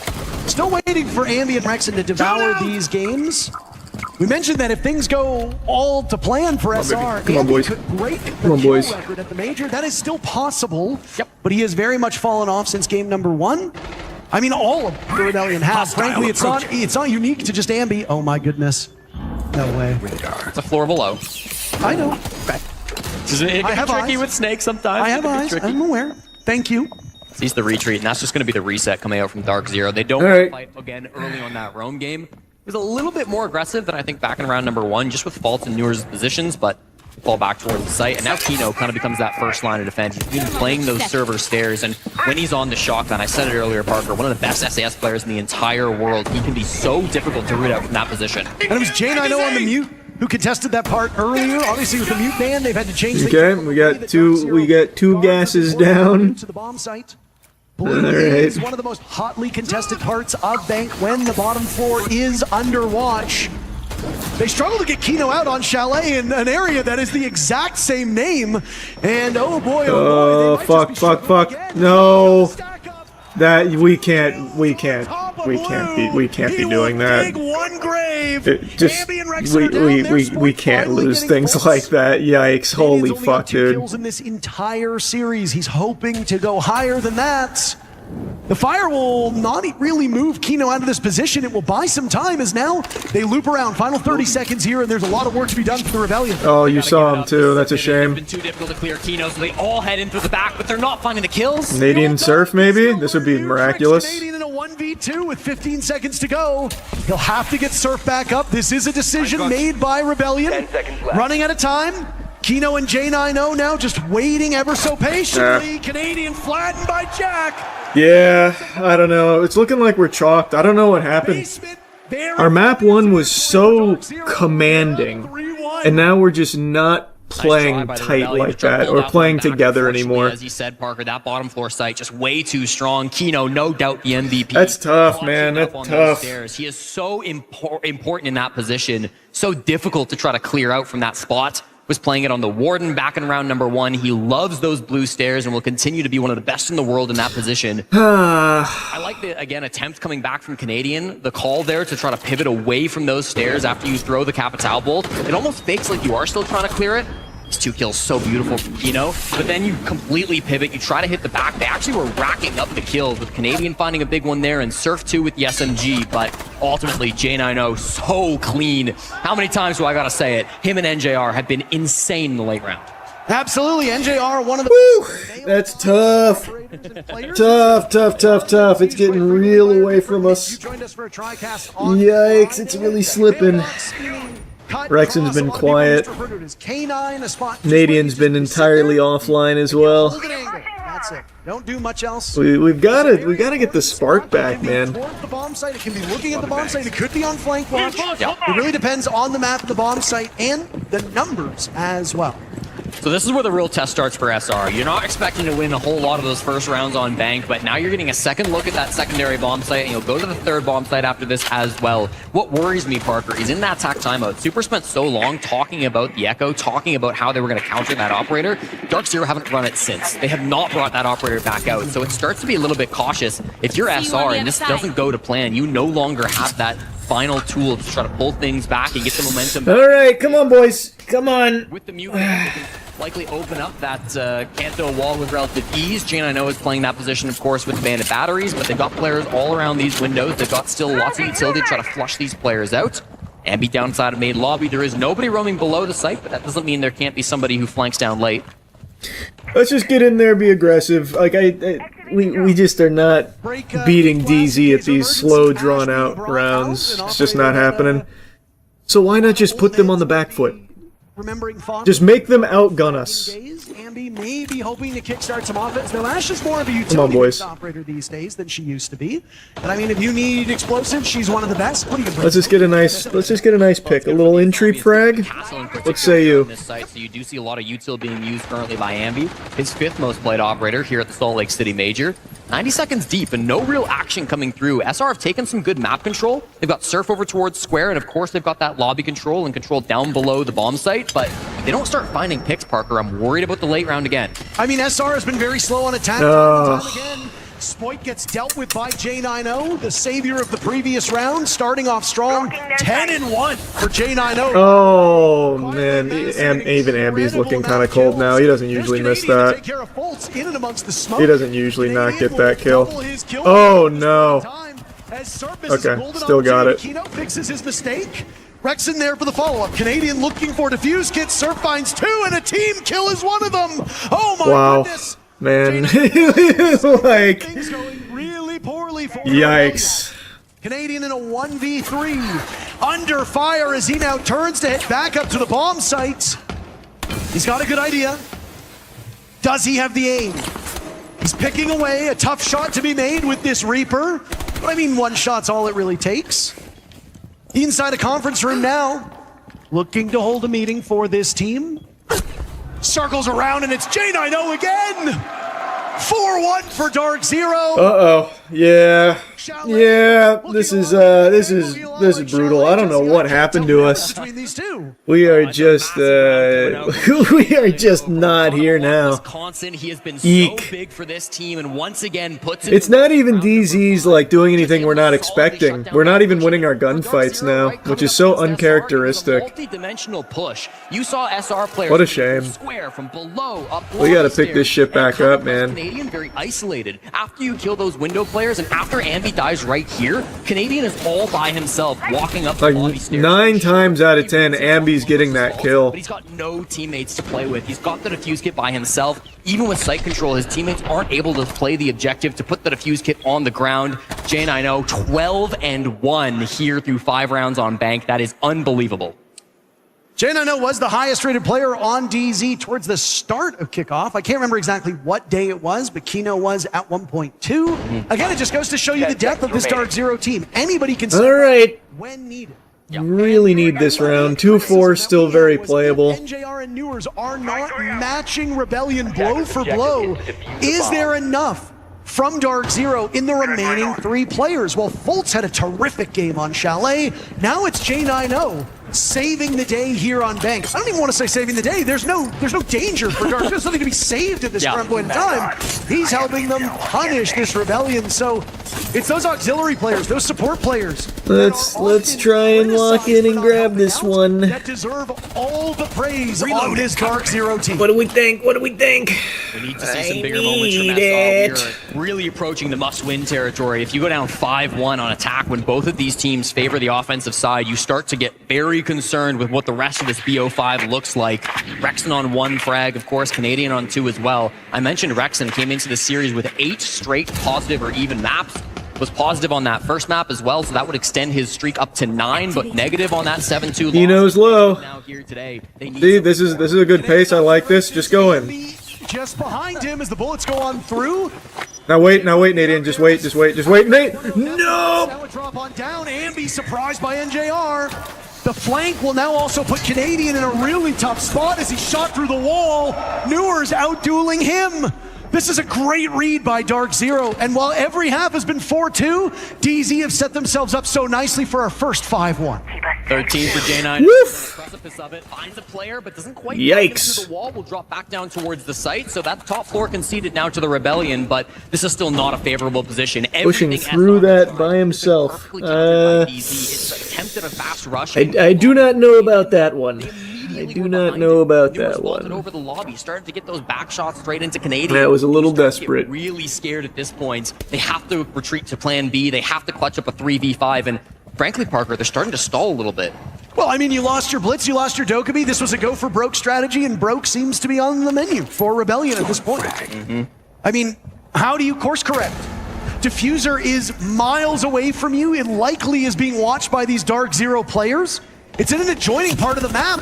And there you go, Spoit. That was good positioning. That was nice. His position is given away by half not, but as long as they trade, Dark Zero will be in a beautiful spot to send this one away. Doubled up by the remaining Dark Zero players. Rebellion has their work cut out for them. There's Newers playing with impunity. Spoit will collect a kill on default. This would be crazy. The only person able to find frags so far on this Rebellion round. I don't know if I like this position for Spoit one bit, especially since he's given his position away, heralding his rival to the bomb site. He'll pick up the defuse kit, twitching around but running out of time. Woo! Down goes Newers. All hope now rests on Spoit, but there's J90 again! A walloping. Spoit's getting some frags. He's fragging out a little bit, but we are not playing very well together. Time to go in this map for them to see. Oh man. Holy shit, dude. Sorry. Give me a second. Listen, on the basement side. Get you a Miller. If we, fellas, detach, listen. On that basement side right there, if they fucking... Alright. What we talked about, we can do Junior on the Twitch, we can throw it as a light info, you take it knock. In through the lobby side, like take your Twitch stone, throw it across the map, then go to the debug side. If we need to kill the blue guy, Junior can use his SNI, you can try to cross on that, but in general, Kino and Bulker, if you see that, I want you guys to go fuck that guy on blue stairs and just go straight to side side. They have the... Okay, go back. I'm gonna keep talking. You can talk anyway. Listen, on the if they're doing the anchor and they're doing their fucking blue stairs extension with the clash inside of server bulker, we're gonna take the Thatcher anyways. We can fuck that dude. Like you can take the Ying paired with the Thatcher, and then we can literally just Ying the shit out of him. Thatcher him so we can't clash shield. We can drop down, crank that guy. Just pop the main hatch first, because otherwise. If caps up, can I just double cap him too? Yeah, you can. Yeah, you okay, can. the CMP. The only reason I was saying the Ying is because we can also Ying blue stairs off that as well. Like we use a Thatcher for ward dogs. We can do both. Yeah. Okay, I like that comp. Yeah, just Blitz better. No, not yeah, it doesn't have to be on the Ying. You could also take the shield if you want to go for like the Blackbeard plant, whatever. Okay. Yeah, whatever. On execute, Let's really start to pop off here on defense, huh? Guys, every Thoughts? attack I saw from them, they tried to finish server. Okay, so that's one thing we need to make sure. When the second time I saw them clear for that, the only change was that they went Grim to Cap and IQ to Striker. Literally same exact execute positions, okay? So again, look out for that. Doesn't mean it's a guarantee, but if that's what we think we're setting up for, think about those positions, okay? For CEO, they do have a square take that they were doing with Glaz. Callie sits on the main lobby repels. They won't be able to do it really here with the Glaz. They could still try to maybe do it with the Ying. For that, he repelled in to just try to basically push. Nomad was top square. Thermite opened both the square walls. Fultz, like, literally sat outside stock, just flashing curve. They repelled in, and they just tried to play, like, basically to get aggro while they were planting behind, okay? What time was that on the last one? Woof! Alright. Let's come alive. Sledge play CEO repels. When the going gets tough, that's when experience can make the difference. And there is nobody in NA more experienced than Shopify Rebellion's captain. He's won 2 hammers. He's won a major in the past in this very country. He knows what it takes to dig deep. He will have to channel that resilience, down 5-1 now versus DZ. All right. Lots of strats being spoken by both Callout and Super. All right. Lots of words being exchanged between both really Callout and his players in that one, where he says, listen, I need to control the This would be a biblical comeback. You guys a lot of ideas that I can put into your heads. Like a little history. Parker, there's no other way to cut it. Dark Zero enter this matchup as the best attack team in the tournaments. They have been dominating, winning 68% of their attacking rounds through the tournament so far. They will need to be held to just 1 if SR want overtime here on map 3. Yeah, a really staggering set of numbers for Dark Zero on this map and just in general. I mean, we expected this to be a close one. And map number 1 maybe gave some false confidence to the fans of Shopify Rebellion, but this DZ team has played without many weaknesses through much of this tournament. Okay. They stunned us all yesterday. Let's start lat spreading on defense. World champions. Very few people had them toppling FaZe Clan, and yet they were able to pull it off. It's a bit more of a heated rivalry between Rebellion and Twisted Minds to get to this point. But I mean, hey, DZ and SR, it's a great matchup on paper. We need SR to play better if we want that Ambi-Rex have been kind of shut down on bank here. Because right now, Dark Zero are marching their way to another major championship on North American soil. This round is going to tell us a lot about how this second half is going to go, Parker. Shopify Rebellion get to play the best site on the map. They get to go down towards the bottom floor. They have the most minimal amount of bans they're going to have on this bomb site throughout the rest of this series. They lose the Two-Brow, they lose the smoke. That's okay. They move Surf over to the Tachanka. I talk about NJR as the best Tachanka in the world. I still back that, but Surf is incredible on this operator as well. Very used to playing with the Shamika launcher, so we know how good he can be in this position. And Canadian back over to the Clash. This was something we saw a lot from him over the last couple of maps. He's very confident here with this operator. Won't be taking any early gunfights, but can maybe shoot some drones, maybe cause some panic early on the side of DZ. Okay, we got the intel. We got the info. Help his teammates to slow down this round. I know that we focused a lot on Canadians' kills, but the one person I want to touch on that needs to really step it up is Rexon. 13 kills in map number 1, 4 kills since. That is just not going to get the job done. And while our concerns about Dark Zero's fraggers were very real, I think we've messed up the teams here. Our concern about fragging is now on the side of the Rebellion. Damage is damage. A familiar spot for him when he's defending. He'll get knocked away by the taser of the Clash.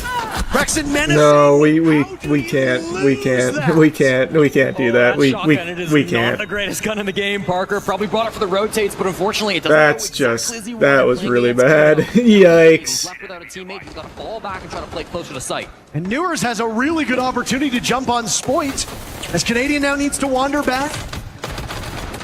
Dark Zero assembling their forces over here, and down goes Canadian, waiting for the call. Spoit will likely slip up. Here they come. The cavalry has arrived. Dark Zero need a single kill, and they will move to match point. All right. Well, I mean, can you believe it? You can't win if you can't at least get that early pick that was kind of free. Parker, back-to-back maps now. They have gotten 3 rounds over the last nearly 2 hours playing versus DZ. This has been a disaster of a turn of events. The last couple rounds both felt like they had to be must-wins. They didn't win on their primary sites. Even with that opening pick going the way of Dark Zero, it felt like they had the control. It felt like they were still able to win through the 4v5, but what counters were coming out from Dark Zero? You saw them bash away that Clash, doing a great job to apply pressure to Canadian. This play from Kino, one of the best shield players in the entire world. And you gotta look at the Clash from Canadian, maybe a little bit far back, maybe a little bit passive when he could have been up helping Rex at the top of those stairs. Then just through the smokes. I mean, it's a massacre coming through towards the end here. Faults a couple of big kills to get to even in round number 7. Okay. 13 and overtime seems like a pipe dream. Can we just get something for a little momentum going into map 4? Just a little something, just a bit to put into our bellies. Undefeated We are playing so afraid, and just we're not getting our kills anymore when we have some good opportunities. Didn't look as strong, or so we thought. Yeah. Maybe they were just saving some of the gas in the tank for this exact moment, and the longer that this series has gone on, as longer that this event has gone on, Dark Zero has made steady improvements. And I mean, you'd be forgiven if you said this was DZ's map. This is SR's map. There is a high likelihood we go to Cafe with DZ sitting on series point. How big do you think Fresh's smile is right now on his coach? Oh, shut up. All right. Jack was like, DZ. All right. Obviously, when they struggled against wildcard, Panicking. and when they beat FaZe yesterday, Jack just went back and like necro posted. Okay, huge. Well, they're not done yet. 6-1 is still something you can come back from. A Canadian will start us off strong. Shotgun frag right onto Newers. Shut him down now 4 and 6. Open area is the bomb site, but the top floor is always going to be a heavily contested area. Kino jumps in now. He's the one with the defuse kit. Still a couple of Rebellion players up on this top floor. It's going to be Ambi and Rexon trying to hold this down. When do they drop? Do they know? The standoff now is Rexon's the intended target. Pivoting up. Good Nitro. Also well, there goes Kino. Rebellion need anything to keep themselves in this series. 3 more kills will buy them some time, but this team... Perfect timing. They were in free fall. Perfect timing. Around here on this defense as Ambi will find a kill of his own. J90 and NJR have made magic happen on this map, but not against the odds that they currently face. If anybody would win a 2v5, it's these guys, Parker. No. It might be the start. They take Rexon down through the conference wall. J90 with the secure. NJR following up on the flash. We cannot throw this one. We cannot throw. If we throw this one, it's just super curtains. He's extremely low. Holding over towards Archives. There we go. All right, good. Good. All right. That's good for the mental. That's good for the brain. Even if we don't go to overtime there, that's at least good for the brain. Stems the bleeding. Crisis averted. The 2 best clutch players in North America shut down in that 2v5. Thank God. The Rebellion very much still a hill to climb, as you say, Parker. I mean, that attack from Dark Zero gets a little off balance early. Newers loses an isolated 1v1 close with the shotgun, and then really it's just a lack of information on the top floor. They did bring a Deimos for intel, but with him being the opening death, they had no Snake, they had no Dokkaebi, they had no real drone operators to go through and find those players, so it was always going to be a tough sell, clearing that top floor, top side of the map. Can they do it 5 times in a row? That's the question. All right. For most teams, let's get some more. Let's get some more. No. Let's get some more. Don't forget that one timely clutch from the Rebellion yesterday propelled them to a 7 consecutive round victory. Unfortunately, that is true. Different teams, we won 10 rounds straight from yesterday to today. North American teams, and well, how lucky that your matchup in the grand finals is against another NA squad. Dark Zero have really shown very limited weaknesses on these last 2 maps. They expected to lose Nighthaven Labs. They lost it, all according to plan. Now, the Rebellion, they probably never expected to lose this bank matchup. They thought they would lose Chalet, sure, but now here, they are in trouble. Dark Zero made some small mistakes in that previous round, but I don't know, Jesse. I don't know if Dark Zero has it in them to fumble round after round after round after Everyone has it in them to fumble. Uncharacteristic of this DZ squad. No team's been more fumbling is part of human condition. Parker, they've been so good when the moments have been the biggest. Now they'll have would love to see it. I would love to see them fumble. Dark Zero. I'd put a big old smile on my face. Top square around the windows as well. Dealing with the Azami is going to be a bit of a nightmare here. Spoit inside of stock, continue to close these angles, continue to shut down some of these window positions. Pistol little DPS out there, that's good. Not currently going to be a big contest, but DZ start to rotate to his position, and now Spoit's in an early fight. Spoit using all those Kiva barriers very selfishly over towards the stock trading. Nice, good shit, Spoit. Easy kill on Kino. Oh, be careful in there. This is great play by Spoit. Willie holding down the wow, that was good. That was fucking huge, actually. Colossal.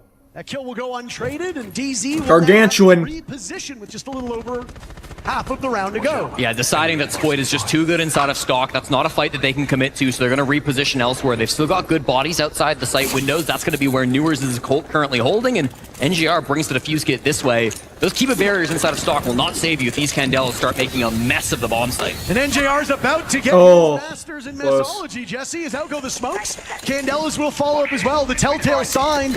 Bolt's looking for an opening, but perfect timing. Good shit, Spoit. We know, right? Yes, we do. Nice surf. By the Rebellion's momentum.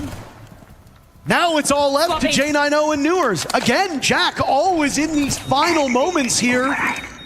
Odds are a little bit better than the previous round, but still, you can't favor Dark Zero in this position. We don't need to peek. We don't need to peek. SR have a lot of time to waste down. J90 and Newers can start to play with... Oh, but we do anyway. Attaboy, Surf. Good from the Rebellion. Newers in the 1v4. He'll have to double his kill count to win this round. I feel a timeout coming by this Dark Zero team as they will almost certainly lose their second round in a row. Good work. All right. All right, good. That's very good for the brain. For Shopify Rebellion, the crowd favoring SR starting to get a bit more lively. All comebacks start with one round, and they've stitched two together. SR still showing signs of life on Bank. Now we've got momentum in the SR camp. Attack timeout not being called by callout. We're not in dire straits just yet. Gonna let them go through this map or this op ban phase at the very least. You're worried a little bit about just this pressure that is starting to apply to DZ. Of course, this is a team who have really with this core never the highest of heights. J90 struggled in some of his finals in the past, but that was a long time ago. Here's the tack. Can you guys hear me? Yeah. Okay, for the delay, if that's what we want to run, we need to be careful of the Thatcher. It's going, if we run the Echo, they can just Thatcher the Echoes if they actually run it. Guys, the thing I want to say here too is Will did it last round. We need to be making places. Oh, yeah. Right. Also bring the knockout too. You don't have to force it, but if you see the opportunity, again. Don't feel like you need to force it though.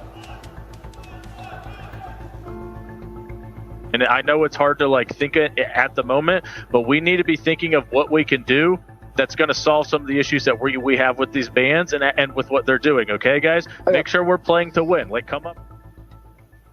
Couldn't have said it better myself. That is the tack timeout from Dark Zero. Just to be clear, SR's was burned early in this match, so call out deciding now is the time to have some words with his team, stem the bleeding before things get too out of hand. When you need a miracle, when you need 5 straight rounds to stay alive in the third map of a BO5, you look to heroes. And there's maybe no player in this lobby who has filled the shoes of a hero more than Spoit. The MVP back during the Berlin Major, the first event of his career, and what a round he has in round number 9 to be able to pull SR back from this moment. Again, shuts down that stock push entirely. Only gets 1 frag from that position, but it forces an entire rotate from the players on DZ. Catches another one early in that round, and then the final frag there too. Okay, all right. On to Newers and a heavy man advantage. This would be amazing. I'd be so happy. Old days when he was a Let's keep climbing. Just keep climbing. Interesting. Trade mine on. At the very least, we're buckling down again. Good mechanical aim on Spoit's side of things, so if he can continue. Now just need Ambi Rexon to start firing on all cylinders again. Start coming online, activating. It's a long road again. You said this 5 rounds in a row, and then you still have overtime. It's daunting. Yeah. But I mean, you're a major winner. You've seen adversity firsthand. That rogue phase game was one for the ages, and you enter with no real experience, and you put up that statement game that he did, and of course you've got good leadership backing you up. Anything is possible on this Rebellion team. They just need to show us that they can accomplish it. Yeah, both Spoit and Canadian had really difficult roads to win their respective majors. 5 maps required in both. Here comes the roam clear, and just beside the hatch, they will manage to fall back towards the site. No early picks going the way of Dark Zero. The Shopify Rebellion happy to fall off. They do not want to take gunfights when they're playing a combination with Kaid, with Goyo, with the Chonka, with the Echo. They've got so much for this bomb site. 5v5 is exactly where SR want to be. Kino just did that clear all by himself on Blitz. Reminds me of another particular matchup we saw in Bank about 7 years ago or so. A flying V, some maybe would say, but Kino able to pull that one off. It scares Andy out of his position, and I mean, I don't want to deal with a blitz going head-to-head with me, especially if you don't know what follows. Kino is scary on shields on his own, but if there's a 1-2 punch, the best bet that you can hope for is to trade it off. Come on, Smart move come by on, the Rebellion is come now on. that allows Dark Zero to settle in here on this main floor, using Thatcher effectively, as Callout had spoken of, to get these claws off of the hatches. Yeah, it's for the claws, it's for the yokai cams, it's for information on even the bulletproof. Like, there is so much utility being brought by SR, but the frags will still favor the Rebellion. Spoit with the first. Canadian falls. It's alright, it's alright. That's Newers wagging the dog on Canadian. Down goes NJR to Spoit. So, I mean, you talked about the impact that Spoit could have. He's already on the board in this round. They're going to need so much more out of him now.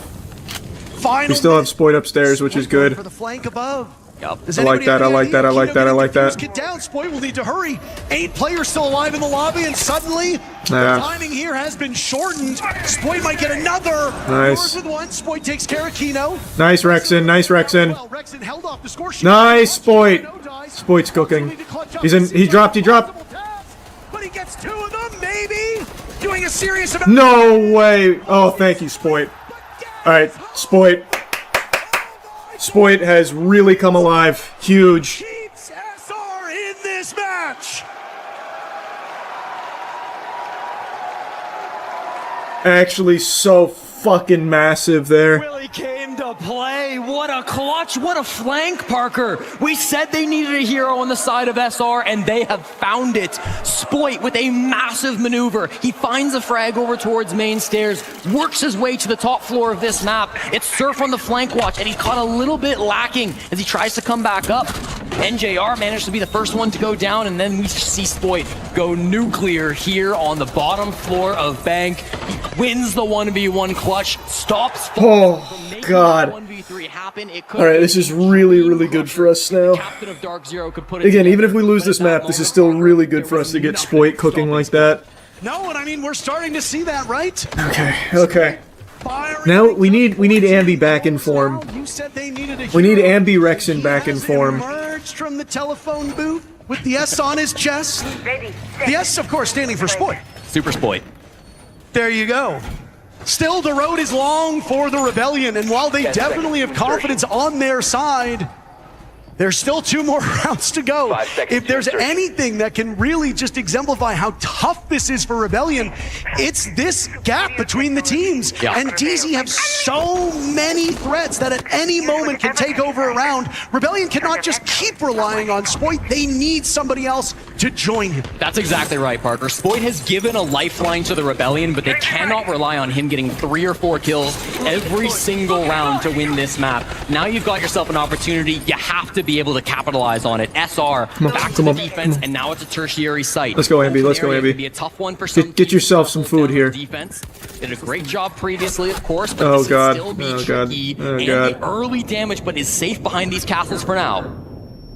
Dark Zero have watched as a team with a pretty horrendous win rate on defense has run up the score on them 3 in a row now from Shopify Rebellion. Poor fans, they're probably starting to believe at this point. Come on, Ambi. Heartbreak can happen at a moment's notice. Ambi's done great things on this position before. It was 21-1 game on Bank where he went absolutely crazy to keep SR competitive here in the playoffs, to advance them here to the grand finals. They could rely on him once more. Yes, Canadian. Set up the Yep, just wait. He knows. Not played yet. Spoit a human magnet at that point in time as 2 separate Perfect timing. land on him. Nice, Canadian. Actually, perfect timing. The dynamite is good, but Spoit is off the board. That is troubling for the Rebellion. They have struggled for kills beyond Spoit. Now it's the reserve players. Ambi drops, gambling what little is left of his HP. All right, Rexon, Surf, Canadian, come on, please. Standards, and it will not help the A miraculous hold. Has a numbers advantage. Canadian was Don't do desperate that. for a refrag, but he just couldn't find Yeah. J90, so now it's a man lead for Dark Zero. This is their best shot that they've had. I wouldn't to challenge close out this. this game on the tertiary site where SR are going to struggle the most. They've gotten themselves the top floor control. They've gotten themselves a one-man lead, but without the entry point here, Parker, they can work the vert with the ram. Newers will start on that now, and they can likely pop that hatch inside of stock if they need to as well. But as the time ticks down, a 3v4 clutch from the Rebellion is not impossible. possible, J9O will rotate over towards the server stairs. This signals to me that they will be going for a square finish. It is critical that they watch their flanks when they go for this. Ooh, and J9O now searching for Canadian down in the escape tunnel. Managed to get his way out, but Canadian is trapped at the top of blue stairs. No, he doesn't know. J9O will see it. Canadian. Oh! Turns out he can't teach a dog new tricks. That could have blown the round up, but J9O is stunned by that one. He got a little cocky. He did. He was going to go for a knife. They can't execute from square. This is a disaster. And they're going to hunt for Canadian. As he still holds this position, they wander in. Dark Zero had so much going for them. Down goes Surf. Okay, no fucking way. Canadian, just run. No, just run! Oh. Yes, with 1 second left. I didn't realize I didn't realize that they had actually killed the second guy. I only saw the first guy go down and got panicked. Oh, big sad there. All right. 3-0 over the last couple of months. They beat Space Station back during the NAL kickoff. They beat Los here in Salt Lake. Okay, they're still smiling. The vibes seem good. They beat the Rebellion. Ambi was just laughing. Surf was smiling. Of the NAL kickoff. Okay, good. Vibes are there. Vibes are there. History says it will go DZ. Yeah, I mean, for the so let's get it. Let's get it. Let's get it. Let's pull it off. It has been really I want them to win so bad. On Shopify Rebellion. I mean, they have gone on a generational run. Life on this team for the last 2 maps. So many people counted them out. I want them to win it so bad. I want them to take the trophy. Like Ambi, I think we had a great interview in the crowd, and she said it right. Remember who you are. Remember that you're the Rebellion. This team have beaten so many incredible opponents just to get here to the grand finals. They battled their way through the lower bracket in NAL kickoff. They battled their way through phase 1 against so many of these international teams. They made it through Swiss. They made it through G2. They made it through Twisted Minds. And now here against Dark Zero, they have to remember what they're made of. It can't be a one hero performance. They tried that on Bank and it wasn't good enough. More than one person has to step up and be the hero for the Rebellion. It has to be a team effort. And I mean those 2 players whose names. Let's get it early. Let's take the lead early. Let's give them nothing. Have succeeded on starve them. Rexon has only had 6 kills in the 2 maps that followed. That is far below what we expect of him. For Ambi, that number is 8. 8 kills through the next 2 maps. Again, way below. We're used to seeing Ambi drop more than 8 kills a map, Jesse. So things are not going very well here on the. All right, come on, boys. Come on, boys. Come on, boys. Come on, boys. We thought might be an issue for Dark Zero, but frankly has not really materialized. J9O and Co have dominated the Rebellion in terms of kills. If they keep that up, this is their map. We could be done this major championship in no time at all. 4 years ago in Berlin, Spoit faced a very similar situation where he was down 2-1 in a best of 5. That was versus FaZe Clan, and I don't need to remind you how that one went. Rogue were able to win map 4, they won map 5, maximum overtime, 8-7 on the final map. It took everything that they had to be able to win that major so many. Drone this. Oh, fuck. Once more to do it here. First fight on the white stairs, it's going to be favoring Faults. We're just pushing blind, damn. I didn't hear a single phone call ring out. That is devastating for the Rebellion to lose that early on. Faults sustaining a little bit of damage. I'm not exactly sure from where. Activating glance. But will still survive for the time being as now Kino. There you go, Spoit. There's Spoit on the board. Down goes Newers. Oh, wow. For Spoit to be in and immediately follows up with his second EE1D. Still 1 remains in Puck as we hit the halfway point here of round number 1. J9O still top floor. He doesn't have a good way back. Oh. He's 1 HP. He's 1 HP. Oh, and that's GG. Tough. All right. And now these numbers continue to get worse for SR. Yeah.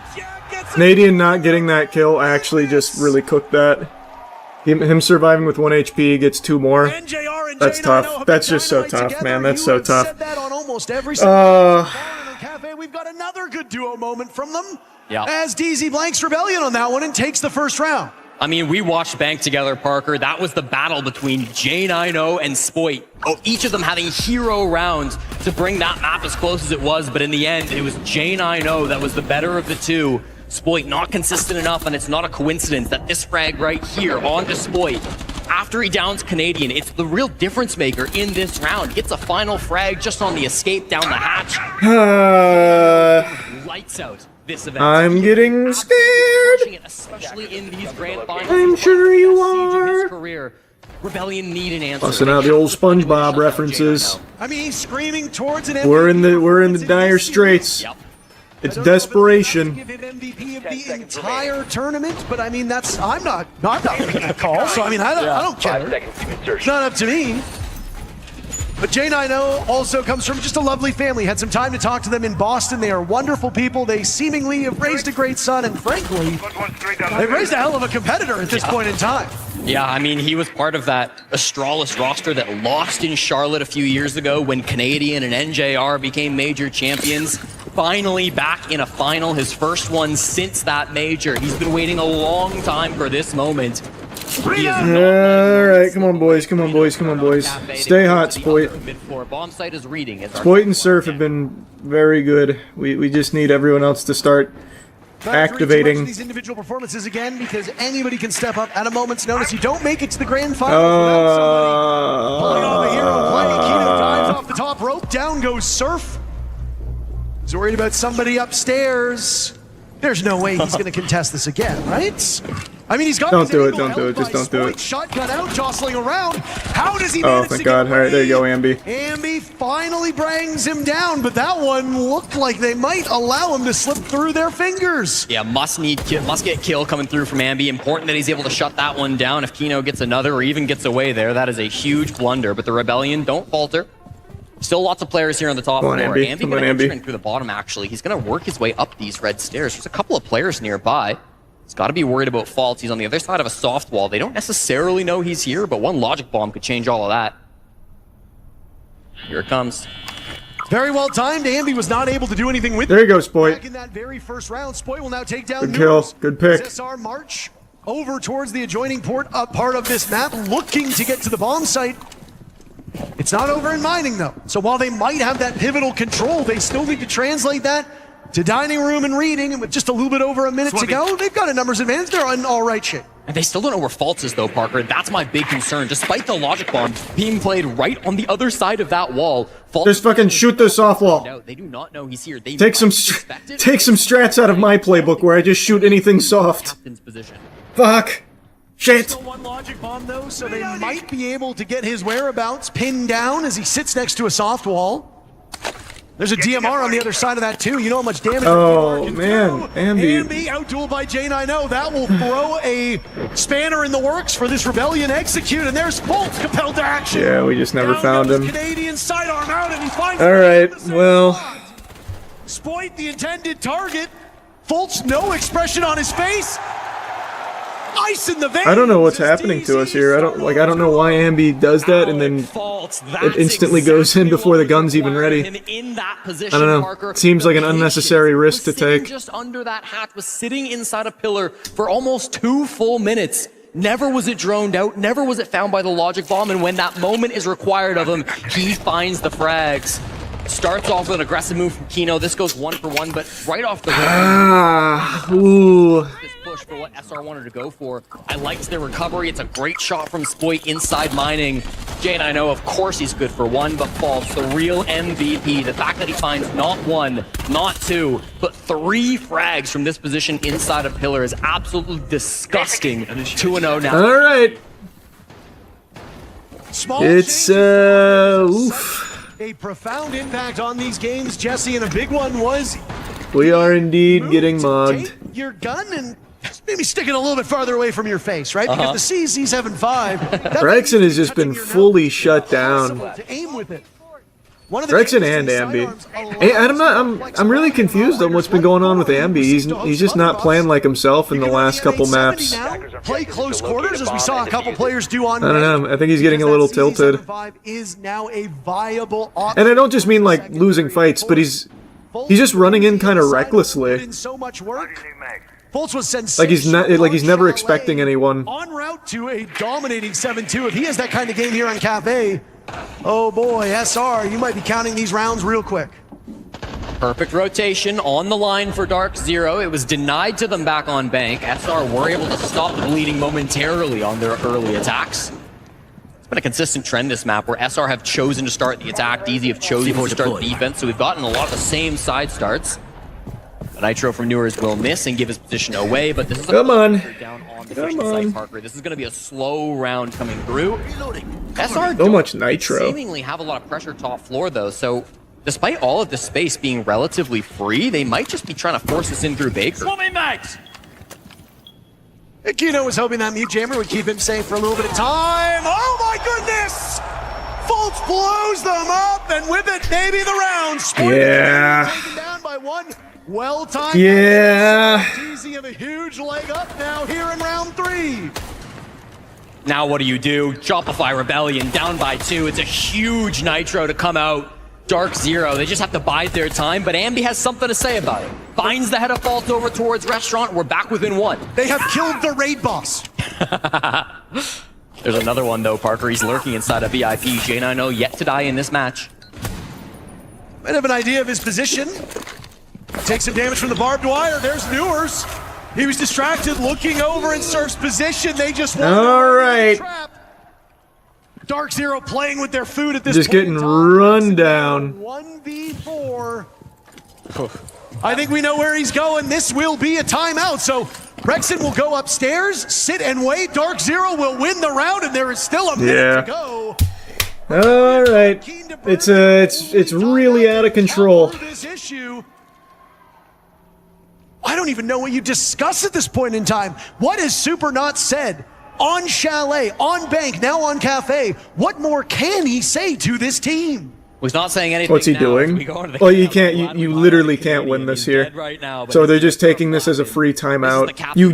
There is literally nothing Rexon can do on this site 1v4. So he's just using it as a timeout. To the fullest extent that they needed, but they did start. So that way they can talk through and maybe come up with a different game plan.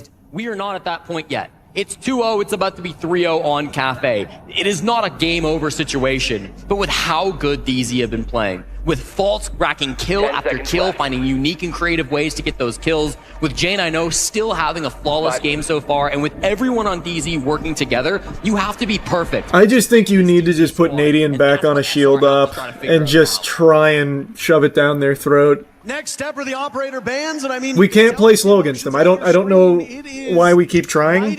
We cannot play slow against them. We don't win that. We haven't won that. Over for Shopify Rebellion. Just stick Nadian on shield and just try and run it at them. Blank stares, and frankly, for good reason. It has been a slog here for SR over the last 2 maps. The hope was that after you got demolished over on Chalet that you'd be able to fix it. Maybe the timeout here will do it. I want us to be clearing every round. To avoid the lurk, like we can play Snowside, but they're literally camping it and they're farming us on that. And we're trying to force them and we're getting punished solo for that, okay? Guys, play into our game, fucking clear these guys every round, okay? For C1, they're only running a Rooney. We can clear that guy if we want to. We have the option to clear that. The C1 fast that can work too. Yeah, we can clear. Listen to me. We need to make sure we're checking for thorn traps, like repelling in heaven if we want to. We don't even have to do that. We can just go for that kill. But guys, stop forcing shit solo. Let's just clear and play together. All right? These last 3 rounds here, every fucking round, everything you got. Make plays to win the fucking game, guys. Come on. We have the BB, we have the Glaz. I think all that really nade spam, bro. Like Hunger, who the fuck used to do to us? We just nade spam the corners. Like that is the most firm I have heard from a super attack timeout in a very long time. Some frustration starting to build on the side of the Rebellion, but the message is clear. They have to be playing together. They have to be clearing these angles. They can't keep trying to force individual plays because Dark Zero, they're winning those over and over again. That's true, they are. We are not winning our individual plays. We're losing our gunfights 1v1. They talk to Super again. We got a timeout, of course, after round 6 as well, but Shopify Rebellion, that might be too little too late. Yeah, I mean, you got yourself in quite a hole. We liked the turnaround that we started to see on Bank, but it was too little too late. Now it's DZ running up the score on you here, and I mean, what more is there to say? After Dark All right, come on, guys, please. Vaulted to the top of a lot of people's predictions to be the favored team. Granted, you only had 2 options. But if you take down the world champions, you've been the Kingslayers. For good reason, they think you're going to succeed. This would be legendary if we can pull this off. And the depth that this team has is just, it's suffocating. DZ have had a rough couple of years. The fans in the audience will know it better than anyone. They have been struggling over the last 2 years, but this rebuild... There we go, Nadine on a shield op, good. They have dominated this tournament so far. Now after the TAC timeout, they can really put their foot down, stop any momentum being built by SR. This is a critical round. If DZ can win this one, if they can win Mining and Dining for a second time, close the door on SR, stop their hopes from coming alive here in this first half of Cafe, Parker, I think that might be good enough for a trophy. Completely agreed with you. So, what happens in the next 2 minutes here? Rebellion averaging less than 2 kills a round, and it's not going to be a good start. Kino destroys that Nitro. Repel, and we just lost Spoit. There goes Dark Zero hey, see, we're losing every fight. I mean, that's GG. I don't think there's any way we bounce back. But I don't know what happened. We can't win any of our fights now. Dark Zero dominant from top to bottom. 4-0 now in the most confident, inspiring round we have seen all day long. Shopify Rebellion looks stunned. Yeah. Alright, I mean, it was still an incredible run. Even just getting here was really impressive. DZ looked stunned after that. Would have liked to have seen it go differently, but DZ's just played so well this whole tourney. They did the same shit to FaZe yesterday. They're just playing super fucking well. We looked incredibly good map 1. I thought we really had it, but it is what it is, man. DZ's just too good. They're too good. Players down. They're hitting insane shots round after round after round, and the Rebellion don't have an answer. The most amazing thing about the last 4 rounds, it's been both Kino and Fultz striking first. Those are not the guys that usually lead off. Let's see if we can get on the board. And yet they've been doing that. They've left NJR and Newers in reserves. NJR has 1 kill and 1 death. He's having the easiest map of his life. NJR's sitting there, reading the news, smoking a cigar. You guys got this, don't worry. J90 yet to die. How often are we going to bang this drum? Dark Zero are looking indomitable. NJR entered this series as the top frag player for DZ, entered with 113 kills. Only he and Newers had broken triple digits before this series, but Dark Zero, one of the most deep teams in the world. There we go. That's a little more characteristic of Ambi. 7-2 now after his early death in this round, but they need more than that. It's a hell of an angle from Ambi to get the kill over towards Fireplace. Ambi reunited with an R4C. Dare I say it, the stereotypical fragging gun. Yeah. Canadian now reunited with the shield. As he will march his way over towards Piano, Jack having to survey all of the windows. J90 sees Canadian, the call will be made. Yep, here comes the Nitro. Kino hoping to buy as much time as possible. Canadian in the bathroom already, and there goes the shield break. J90 struggling, Spoit goes down to the hands of Newers, and now Canadian will try again. So close. Worried about the skylight, Rexon falls. Canadian having to unsheath his shield. His hands full right now. Nice, there you go, Surf. Alright, 3v3, Surf. There you go, Surf. Surf will find another on the Kino. Dark Zero reduced to 2. We hear him, we hear him, we hear him. On this map, and they are still in a position where they can win, but they have to deal with the shield of Canadian. On half HP as he's chased off by NJR. This duel still over on White Stairs. Here comes Surf for the assist. He's a bit solo for a long time. Finally, Surf comes to help out his captain through the feet. Canadian gets down to just 1 HP on a sliver of health. Surf has to hit this shot. There you go, Surf. Very good trust. And now it's Newers in a 1v3. Newers has clutched before, and with that DMR, he can do some major damage. He finds the head of Surf. The F2 is a great gun. He needs to be very careful about lining himself up in this position. Canadian nice. There's Ambi for insurance. Nice. Rebellion showing signs of life. All right, let's see if we can get another one in there. Let's see if we can get another one in there. On Canadian on Monty. I'm shocked I'm saying this, but through 4 maps, that is only the second time Canadian has picked Monty in this best of 5 series, and it's not like we've been seeing it banned every single map. Round 1 of map 2 was the only other time that we saw Troy stick the mountain, stick the shield. He's played a little bit of blitz, but otherwise it's not been a very shield-focused strategy from SR.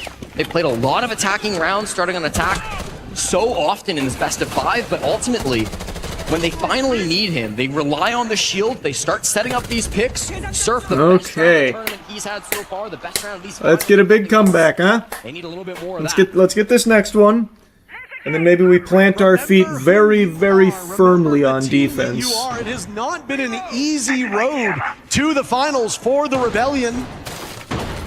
All of their victories hard-earned. Their defeats often heartbreaking. 10 seconds to go. But they are the second best team at worst at this event. 5 seconds left before insertion. Reloading. Razor wire off. Swapping mag. Nobody enters the grand finals wanting to say, yeah, well, we were second best. Everybody is fighting for that trophy on the stage. Some of these players looking for the first taste of a major victory. For others, they're looking to repeat success they found some long ago, some very recent if you're Kino. Final round of the first half. 30 seconds in, Dark Zero with a lead that could yet become insurmountable if they take this fateful 6th I thought he was going to try and peek that there. That was going to be scary. So far in the wedding window, force the Surf back just a bit. Wasted one of those nades, but the window remains relatively shut. They've got a couple angles, but that's okay. Last time we went to this bomb site, SR went for a very direct take. They were just kind of trying to flood in through restaurant, flood in through bakery. They didn't take top floor control. They've brought Andy on the sledge this time, so you might think, okay, they are going to go for top down, but that's not where their current positions suggest. It's probably going to be Ambi alone late in this round, trying to take control of mining, take control of train. And if Newer's existing up here, that could be a huge problem, but he army crawls his way away and stays alive. It's okay. The Bravo drone's not a trade I would make, Jesse, but of course I'm not. Oh, he's so low. Gets them both. He's so fucking low. More damage was done to Newers now as he scampered off of his position. You see him, Oh, close. Kino's attention elsewhere. Good read by Ambi from above. Kino has oh my god, and he got nitroed for it. They're trying to hunt. Oh, that just saved us. Thank you, Surf. Shopify Rebellion having a much better 6th round, but they've just lost their numbers advantage. Fultz coming in for the assist. Down goes Rexon. Canadian trapped in the corner. Uh-oh. Surf is the last man standing. Dark Zero wanting to finish this one off. As Surf takes down Newers and will now have to head back towards the main bakery door with... We had 2 chances there. We did have 2 chances. Surf's been one of the most clutch players for the Rebellion ever since he joined this roster, Parker. He's got full 60 seconds to work with. They're all in his line of sight. But he can't even find one frag. We had 2 big chances there. We just cooled off. In our first half. I think that Chalet map 2 kind of busted our brains a little bit. Do the Solus first, both second where we do this? Well, this would have to be a perfect defense. Last time we played season on Cafe, we were in like the exact same position. This was like what, over 2 stages ago? We got up like 6 over 5-1. They just started playing like absolute performance. So like be aware that, especially when we're going towards the window side on these bases. Yeah. Just lean into like full anti-cheese a little bit early. Take this first round pretty slow here to kind of feel out what they're actually doing. And then the biggest thing, though, is like Junior was saying, just fundamentally sound. That's all we got to do. Stay fundamentally sound. We don't have to do anything crazy, nothing special, simple and fundamental, and that is it. And just be aware of the fucking buffoonery. Yeah. I'm literally bagging. It's gonna be like probably like the fast layers too. If it's not the hard nose aggression, it's gonna be fast layers into like bunkers. Yeah, and if it is, then we're already in a good position because we banned the pulse, so it's gonna be a lot easier to actually see off that. It's gonna take a miracle. It's gonna take a miracle. Maybe some echo work, like with flanks. Oh, such, damn. Just start bringing out the IQ again. Quite frankly, we don't even need to force it in the beginning, but just be aware of it. Yeah, heard all the prep plant on that, so he's going to do it at the same time. When they did that, Newers walked down Brown. Ram was just playing the mining vert. Fultz just dropped the bomb with the sense. He can also go white and try to sense that off and like run across. And if they do that, the glass might go elsewhere if they have it. Second time they did the exact same thing, except Kino went Monty and he just pushed Whitehall with the Monty. Okay, so. Big thing here is both times for that, when they cleared, they did try to push that Whitehall to distract the VIP player. We need to make sure that in the pass against us for that bake, remember they've obviously ran Nomad, So if there's nomads, make sure that we're in a position where we can actually help to start your superstition rituals. I already did. I did all my superstition. Here, I'll change this though. I'll take this out. Pressuring, like holding white. It was there yesterday, but let's take it out and see what changes. Yeah. For mining, NJ's going to go snow. He's going to run striker. He's going to have. I already did all my superstitious shit. Deimos Heaven as well. So DZ's just better than they can do it with Fultz dropping superstition, I guess. Or sorry, Kino dropping Heaven off of Skylight off the Ram. J9 will just be sitting Christmas.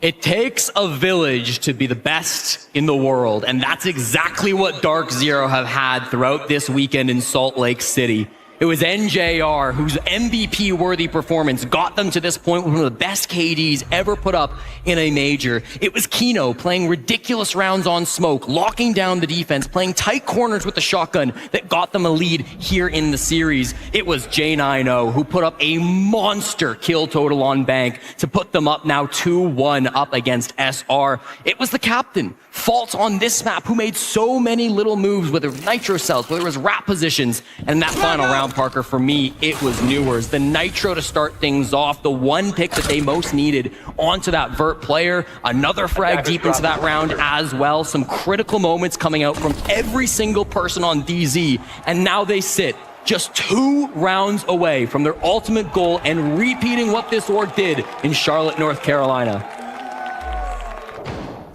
An incredible run from both of these teams. Shopify Rebellion have really ran the gauntlet. We need nice perfection. I think a nice 6-0 here. Then we take it to map 5, huh? A little 6-0 defense. Thoughts? Order up. Can I get a yes, chef? Does overexpose their map pool a little bit. For sure.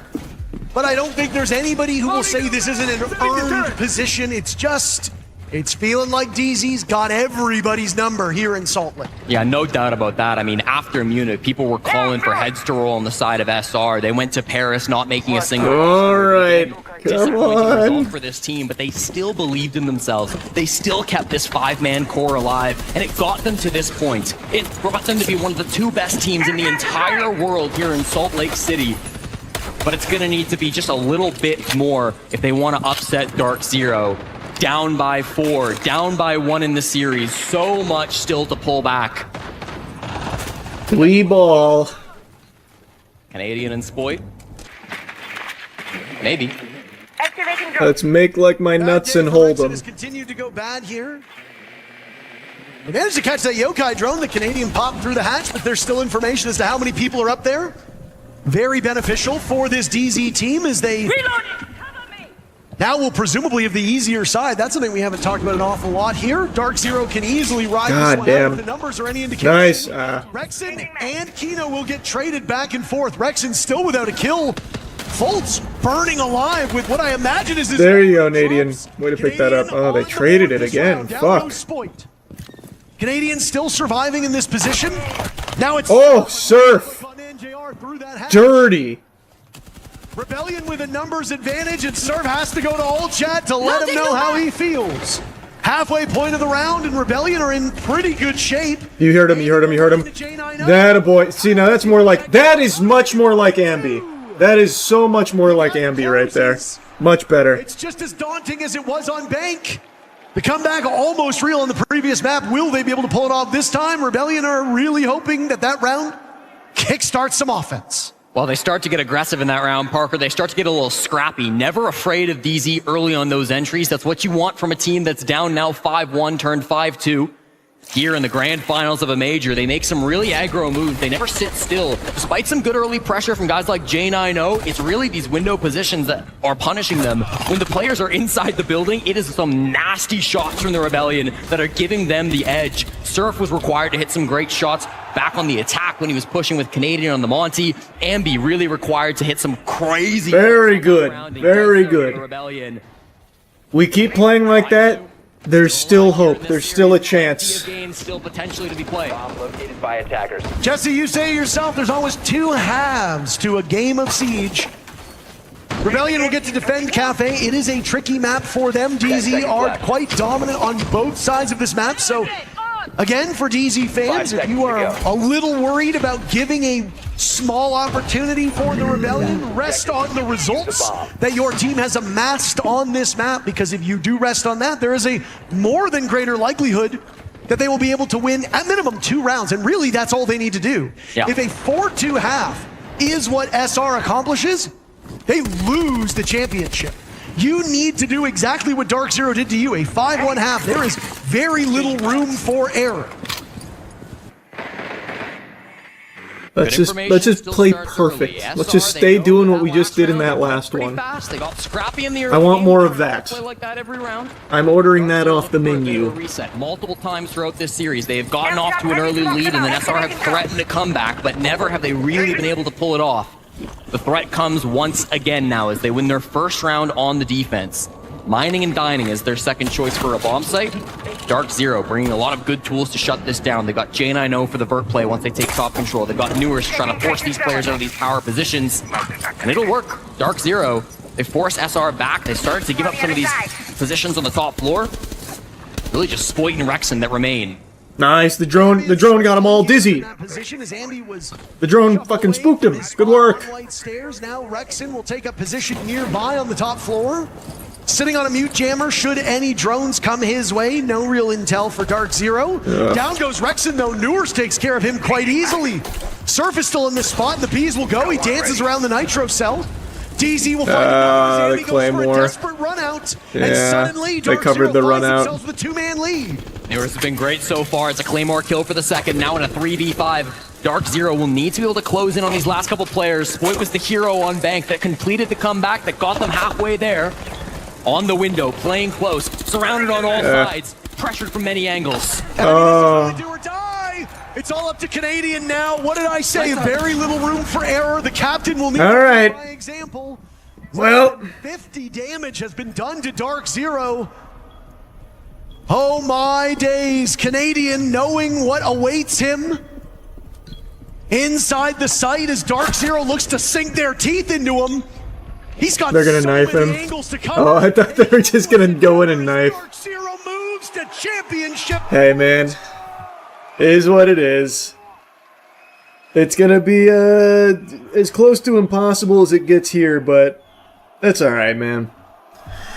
It was a great run from the squad. In Montreal in the very first year, we got the first ever All-American final, and it was Canadian who came out on top playing. First time in grand finals for hammer in CG Sports history. Good chunk there. Not a bad run. Another All-North American final, and once again it was Canadian on top that led Dark Zero to a championship. Yeah. Winning the first ever major for North It's 2-1 DZ, so this is the last bit. If they get this last round, it's over. They must be perfect through 4 straight defending on Cathay. Then they've got to win overtime. Then they've got to win map 5. The objective is so long for Canadian, but he's done it before. 6-2 now to DZ. This team looks unbeatable at the moment. Yeah, I mean, there's no real weaknesses here. Again, history is repeating itself for a 3rd time. Dark Zero is holding down this rebellion, picking them apart round by round, player by player. All right. DZ is not letting off the gas at all. They have this rebellion team on the ropes, and they are hoping to deliver the knockout blow here on Cathay. If not this round, maybe the next. But there are 4 opportunities for DZ to cement themselves and win yet another trophy in America. 1 round at a time. That's got to be the motto for both these teams. Sometimes the pressure is greatest when you're in the lead and a 6-2 advantage. It doesn't get easier. Here comes the utility from Dark Zero. This is once more going to be a bit of a 2-sided attack. They've got players up above with J9O on the ram, but they've also got horizontal pressure. Let's see if we can get a little pick here. See if we can get a little something. I imagine it'll be a slow one. Dark Zero doesn't need to rush it unless they see an open. Yeah, they're so good at playing slow. And if that opening does present itself, DZ is a team that so far has been very good at calling on the fly. They are obviously well-rehearsed and well-practiced. They have a great mind. One thing DZ's done extremely well is that they are checking every possible angle. Like what he just did right there was just clearing out soft wall just in case. Players here on Dark Zero. Yeah, they are playing so methodical. Since the start of the season, they cemented themselves as the best team in North America. They'll have another opportunity to prove it today. They've been showing that so far. 90. Really, our best bet is just to anchor here, I think. Basically, exactly what we're doing right now, I think, is the only way we can maybe get this. Ambi is likely going to be the first point of contact. As this hatch opens, he has to be sharp, but he's let 2 players drop. Yeah, that was really unfortunate timing. That was extremely unfortunate timing. That timing actually hurt my feelings. He just looked away from hatch. Alright, Canadian traded.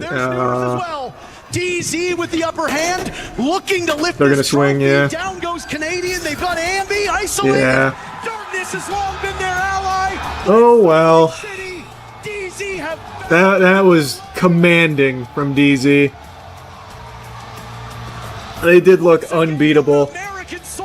We looked unbeatable in map 1, and that got flipped hard in map 2 and never came back. Oh well, it is what it is. It was a good run. It was a good run. It's rare that I can't yap up a wacky intro, but learning about this menace has left me stunned. I just saw this video from EWU Body Cams about this guy that would hide cameras in like every bathroom on the planet, it seems like. I wouldn't be surprised if he's got hidden cameras in my own porcelain throne territory there. Like he's infiltrated my domain and is filming me. I'm calling because we just received an anonymous tip that someone has a camera in our employee bathroom and is uploading videos online.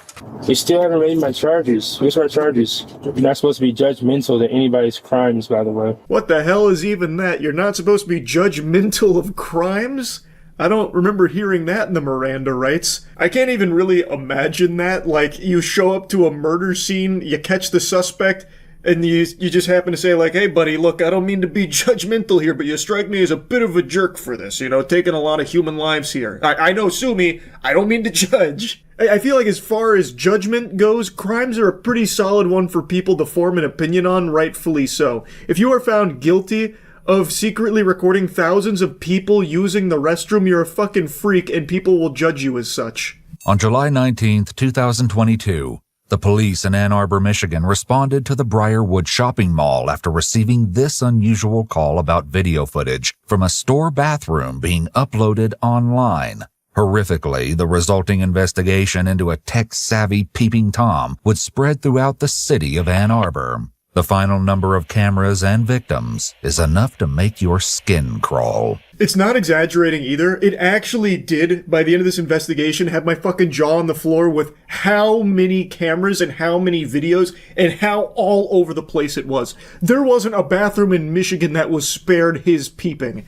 Like, this guy is like the supervillain of shitters. There was nowhere safe, no porcelain throne left unsullied by his eyes. His near omniscient eyes. He dedicated his whole life, put his soul into his craft of spying on every bathroom in Michigan. He was literally like the architect from The Matrix. This morning it was my boss who took the phone call. I don't know what time it was this morning from a restricted number. He was like, it's a restricted website, you're not going to find it, but I just wanted to let you know. The responding officer headed to the bathroom to take a look for herself. Notably, the bathroom was usually reserved for employees. Like sideways, yeah, on that shelf. But, I mean, I don't know how. I know they can be tiny. Police would learn soon enough that the employees at Altered State were not the only ones to have their privacy violated. In an unanticipated shocker, the police would find over 200 hidden camera videos from no less than 7 different bathrooms throughout the city over the next month and a half. So this was the first domino to fall here that led them down this crazy trail. They found so many cameras and videos from this guy. It was like actually hunting Riddler trophies in the Arkham series. It was crazy. He violated so many people's privacy, spied on so many people, and it turns out this is only the tip of the iceberg because he actually has a previous case very similar to this, and had in his possession 7,000 videos of unclothed or partially clothed individuals that he filmed without their consent.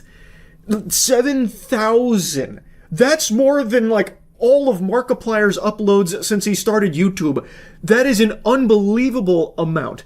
And that was in the course of 5 years from 2010 to 2015. We'll get to that here in a little bit, but this guy's entire life has been dedicated to violating people's privacy. All were filmed without consent between January and July 2022. Horrifically, this included illegal images of children. The depravity didn't stop there. When searching the offender's laptop, the police found he had engaged with online adult websites, where images and personal information of unknowing victims were distributed.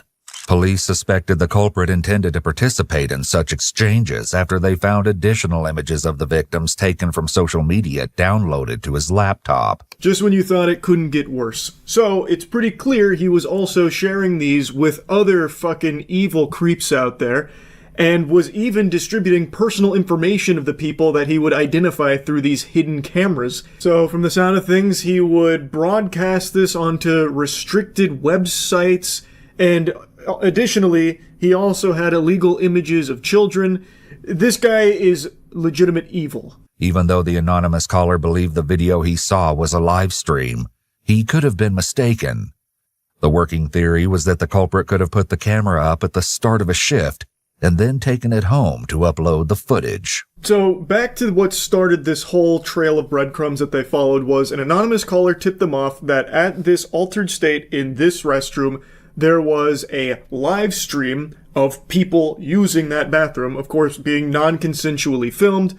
And so, officer went to the scene, they searched high and low for a camera, but they couldn't find it, but they did see that a lot had been, adjusted and moved around. So it's not that they completely disregarded this as just some kind of, phony baloney nonsense. It's one of those things where they started speculating, well, maybe it wasn't a live stream, maybe they had taken the camera home and uploaded the footage to those sites, and the caller was just mistaken, thinking that it was live.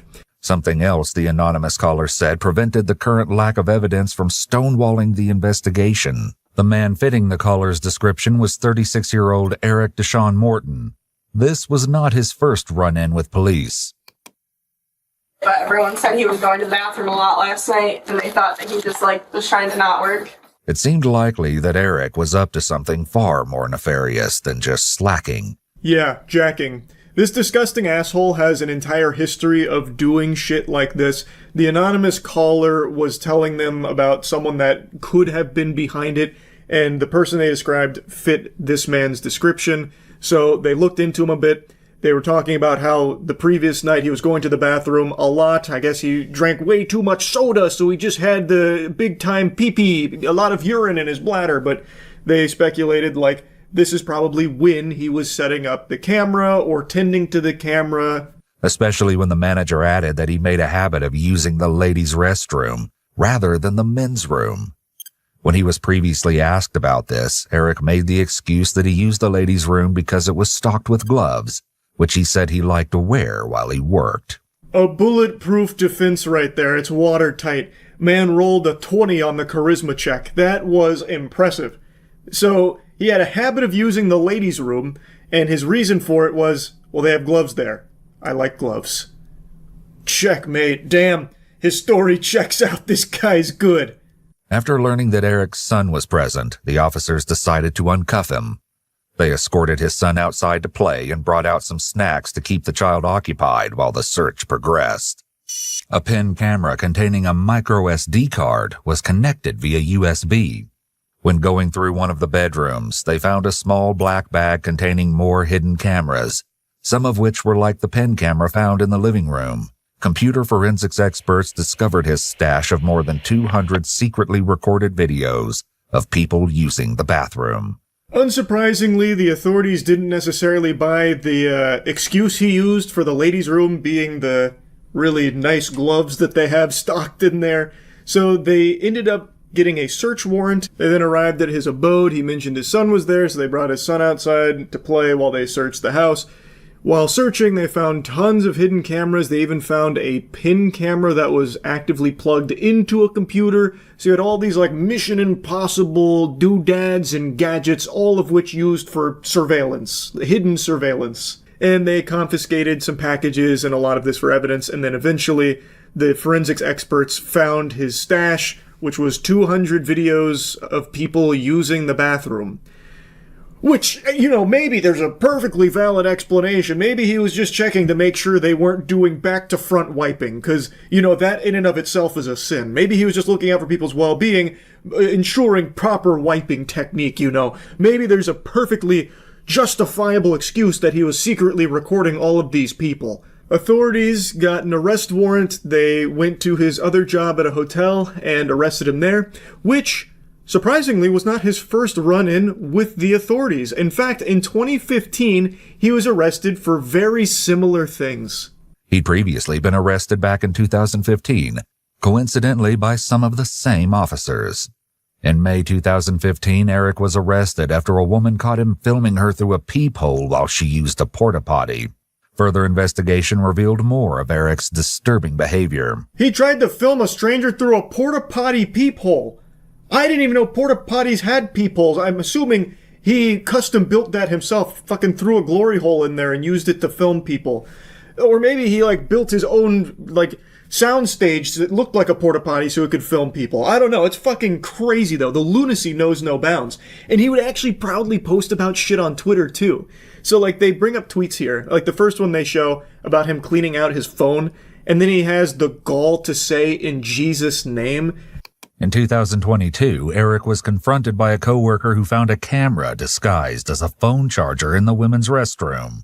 It was plugged in and facing the toilet. Eric insisted it was a regular phone charger and fled with the device. Unsurprisingly, he was fired from his job. I'm assuming this footage they're showing comes from his Twitter, or maybe he had a TikTok account where he's doing this loser shit like Naruto running while doing a 360. I have no idea. But it is unbelievable the links he would go to for this depravity. So he had a hidden camera phone charger, this fucking crazy, spy gadget that he plugged into a wall outlet in the bathroom and had face the toilet. You can't trust any household objects in Michigan while this guy was on the loose. I didn't realize technology reached the point where we could disguise phone chargers as hidden cameras. So good on the astute observer that happened to pick up on that and then confronted him about it, which of course he denied, and then he snatched it away and Naruto ran off into the distance. But it's just crazy. There was nothing sacred in bathrooms across Michigan. You think that that's a skid mark in the toilet from a previous poop? Nope. Actually a hidden camera from Eric. You think your parents are actually your parents? Nope. Actually DARPA drones that Eric designed for the sole purpose of trying to convince you to go to the bathroom so they could spy on you for Eric's hard drive. It's unbelievable how many cameras he was setting up in bathrooms across the entire area. The case escalated to a whole new level when the police found an appalling 7,000 videos of unclothed or partially clothed people in Eric's possession. Some had even been recorded in a private residence. They also found images taken up women's skirts, which suggested he had a camera device attached to his shoe. This particular unpleasant collection dated all the way back to 2010. 7,000 videos, and also turns out he was a notorious upskirt pervert creep. He put a camera on his shoes so he could take those pictures, and I'm guessing by that tweet would even post it on Twitter. He would publicly post the upskirts, it seems, or at least some of them. What? Also, it turns out he was arrested in 2006, but that one had actually been scrubbed from the records. That shit was like the cloning planet from Star Wars. It had just been removed from the archives because of a program to try and help young first-time offenders or something like that. Anyway, he posted his $100,000 bail. He did get picked up again later. Turns out him getting arrested didn't mean shit to him. In fact, through some of what they recovered, they were able to actually figure out the timing of a good chunk of it, and some of it he had recorded after being discharged the same day. So he just kind of viewed getting arrested as a nuisance. It wasn't actually a deterrent or anything for him. It was just kind of a bump in the road, he hit a pothole. So now all of a sudden he would have less videos that day, but he still went right back to it the second he had the ability to. It's fucking nuts. And then, in the back of the police car, this is where that clip in the beginning comes from. He then tries a bunch of weird conversational tactics and gotchas to try and I don't know, strengthen his case of innocence while in the back, and that eventually leads him to stating that the officer is not supposed to be judgmental of crime. So now he starts to try and lecture the officer on morality. You're not supposed to be judgmental to anybody's crimes, by the way. I need your badge number, by the way. I didn't do anything. I don't know what you're talking. No, when I say I do worse, when you say I do worse stuff when I was getting in the car. No, when you said you're not supposed to do that. Don't fight. I said, you're right. It's worse. Yeah, but you're not supposed to do that. Why am I not? Because you're not supposed to judge crimes. You're supposed to be. Okay. What are you talking about? All right, man. Not exactly Phoenix Wright, but a very interesting tactic to try nonetheless. You judged my crime. I'm going to need your badge number. You're not allowed to do that. And the officer's like, what the fuck are you talking about? I didn't even do that. In 2024, Eric was convicted of 13 felonies. Eric was sentenced to 8 to 20 years and will not be eligible for parole until 2030. The true number of Eric Morton's victims, along with the identity of the anonymous caller who started the investigation, will likely never be known. They successfully identified 15 victims, and Eric was convicted on these 13 felonies, so he's facing 8 to 20 years. Ideally, he'll get the full 20 behind bars, but the thing is, even 2 decades in the slammer, I feel like the day he gets released, he's going right back to it. He's hopping right back in the saddle. He has been doing this for over a decade, and no matter how many times he's been taken into custody and arrested, or even been in jail for these crimes, he then gets right back to it. Like, this is, to him, his life's mission. This is why he was put on this earth. To compromise bathrooms. It's fucking sickening. Anyway, though, I wanted to just talk about this a little bit. This story just had me stunned. So yeah, that's really about it. See ya. Season 4 finale of Invincible just dropped. I put my peepers on it nice and early this morning. I got up real excited. And I gotta let you know, I wasn't let down. I thought it was a really strong finale to a very strong season. But I'm gonna rip the Band-Aid off right now. I'm not gonna sugarcoat this. Grip your chair right now, sports fans, because it's about to get spicy. The animation blows major ass.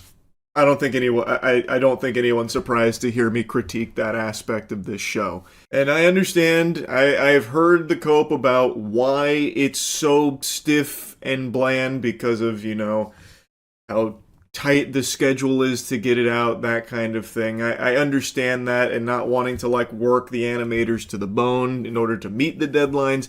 I get all of that. So then let's play ball with a little thought experiment here. What if we don't have it come out on such a strict timeline and give the animators more time to flesh it out to make it look even better? I am not someone that needs the jingling keys at all moments of a show. A lot of my favorite shows are slow burns. Invincible is not that. Every episode of Invincible, basically, has action. So when you have an action-heavy show where the action looks like action figures colliding in this weightless fucking of nothing, it's jarring and feels underwhelming, taking the wind out of the sails of a show that carries so much momentum through extraordinary writing. But since they like to have everything end in an actual physical fight, when it stands out like this, for being really not great, it just kind of sucks. Like PNGs floating around. There are multiple moments in Season 4 that are reminiscent of fucking Garu sliding down the hill in One Punch Man Season 3. And honestly, if this show wasn't so action right up in your titties at all times, I wouldn't care as much because the writing is so strong and I'm really invested in this world and this characters. But with every episode basically having fighting in it and it looks this bad, it stands out a lot and it becomes a big eye-rolling moment. And I know everyone likes to shoot spitballs and bukkake on episode 4 of this season, the one where they go to hell and it feels like filler. That is the most egregious example of it, but it's not just reserved for that. Pretty much all fights, every time they clash, looks like that, save for the key moments. And this is where it shows that they have the talent, they have the ability to make beautiful animated fights and these incredible, breathtaking sequences. They save that for like the most pivotal moments, like Conquest Round 2, the fucking remix, or Nolan and Thrag, or really just everything with Thrag getting involved there. Which I get makes sense from their budget and timeline to focus those resources there to elevate those moments because they are so important and it is a huge fight moment. but because it's used so seldomly in the season, it just lets you know what could have been if they decided to actually, you know, maybe pump the brakes a little bit on the cutthroat release schedule and let the whole season get this treatment. It would make everything so much better, in my opinion, and I would personally be fine with a longer wait in between seasons if the entire season can look like that, or look like how it did in Season 1. I praised the animation in Season 1 right when Invincible started. I thought it was beautiful. I thought they did a great job with all of it, and apparently that took like 3 years to do, so I understand that might not be feasible, and that is a much longer wait in between seasons, but surely there's got to be a Goldilocks zone in here somewhere in the pipeline where you get great animation and a timely-ish release where it doesn't, you know, just fucking fall into the Stranger Things category of everyone forgetting about it in between seasons. My point is, this show is an incredibly good show. I love Invincible. I think it is captivating. I think it is so fucking strong. But I am constantly let down with the animation now because it just seems to get progressively weaker. So I would just love if that could be spruced up a bit to get back to its former glory of animation quality or something at least closer to it. But anyway, I don't want to harp on that too long because I do have a very positive takeaway from this season. Like I was very, very entertained. As I said, I am very invested in the world and the characters, and I think Season 4 gives you so much to chew on. Because it brings in, I think, the most interesting character, which is Nolan. Omni-Man is doing everything he can to try and atone for his sins, but this show doesn't just flip the switch like, oh, he's a good guy now, so we all have to forgive him. It plays with this very complicated character and this very messy man as he's battling his own demons and trying so desperately to prove that he has changed. But with his whole family devastated by what he's done, no one can trust him and everyone's afraid of him. It is so well written that it's not just like this instant switch that gets flipped where everyone's like, okay, we love Nolan now, see how great he's doing, let's all pat Nolan on the ass, alright, let's go suck a fart out his butt, Nolan's a good guy now, yeehaw. They put him in his place, let him know what he did is fucked up and that he probably will never be able to actually get forgiveness for it. And Nolan starts to wrangle with that too and starts to accept that they're probably right. He probably won't be forgiven, but he's going to keep trying because now he knows what's right from wrong and it's what he wants to do. It's so well delivered. I genuinely think they have done an incredible job with Nolan. And it's not like his relationship with Mark and Oliver instantly get repaired because now they're fighting in this war to eradicate the rest of the Viltrumites to save Earth and everyone they care about. They don't just instantly become, you know, this perfect father and son relationship, but slowly and surely they do start to connect again on a human level. And I also really liked Thrag. He lived up to the hype.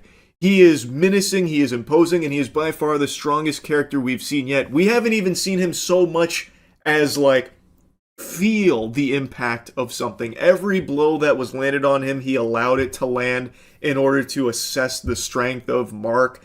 And at every point, he just aura farms and lets him know that this is disappointing, this is underwhelming, and they stand no fucking chance. Even Space Racer, who has, like, the anti-everything weapon, Thrag doesn't even blink at it. It can one-shot Viltrumites, it fucking one-shots planets, and Thrag just aura farms on top of it.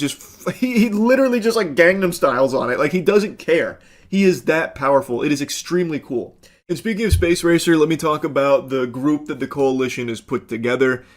Overall, I really like everyone here. I think Alan is still a very enjoyable character.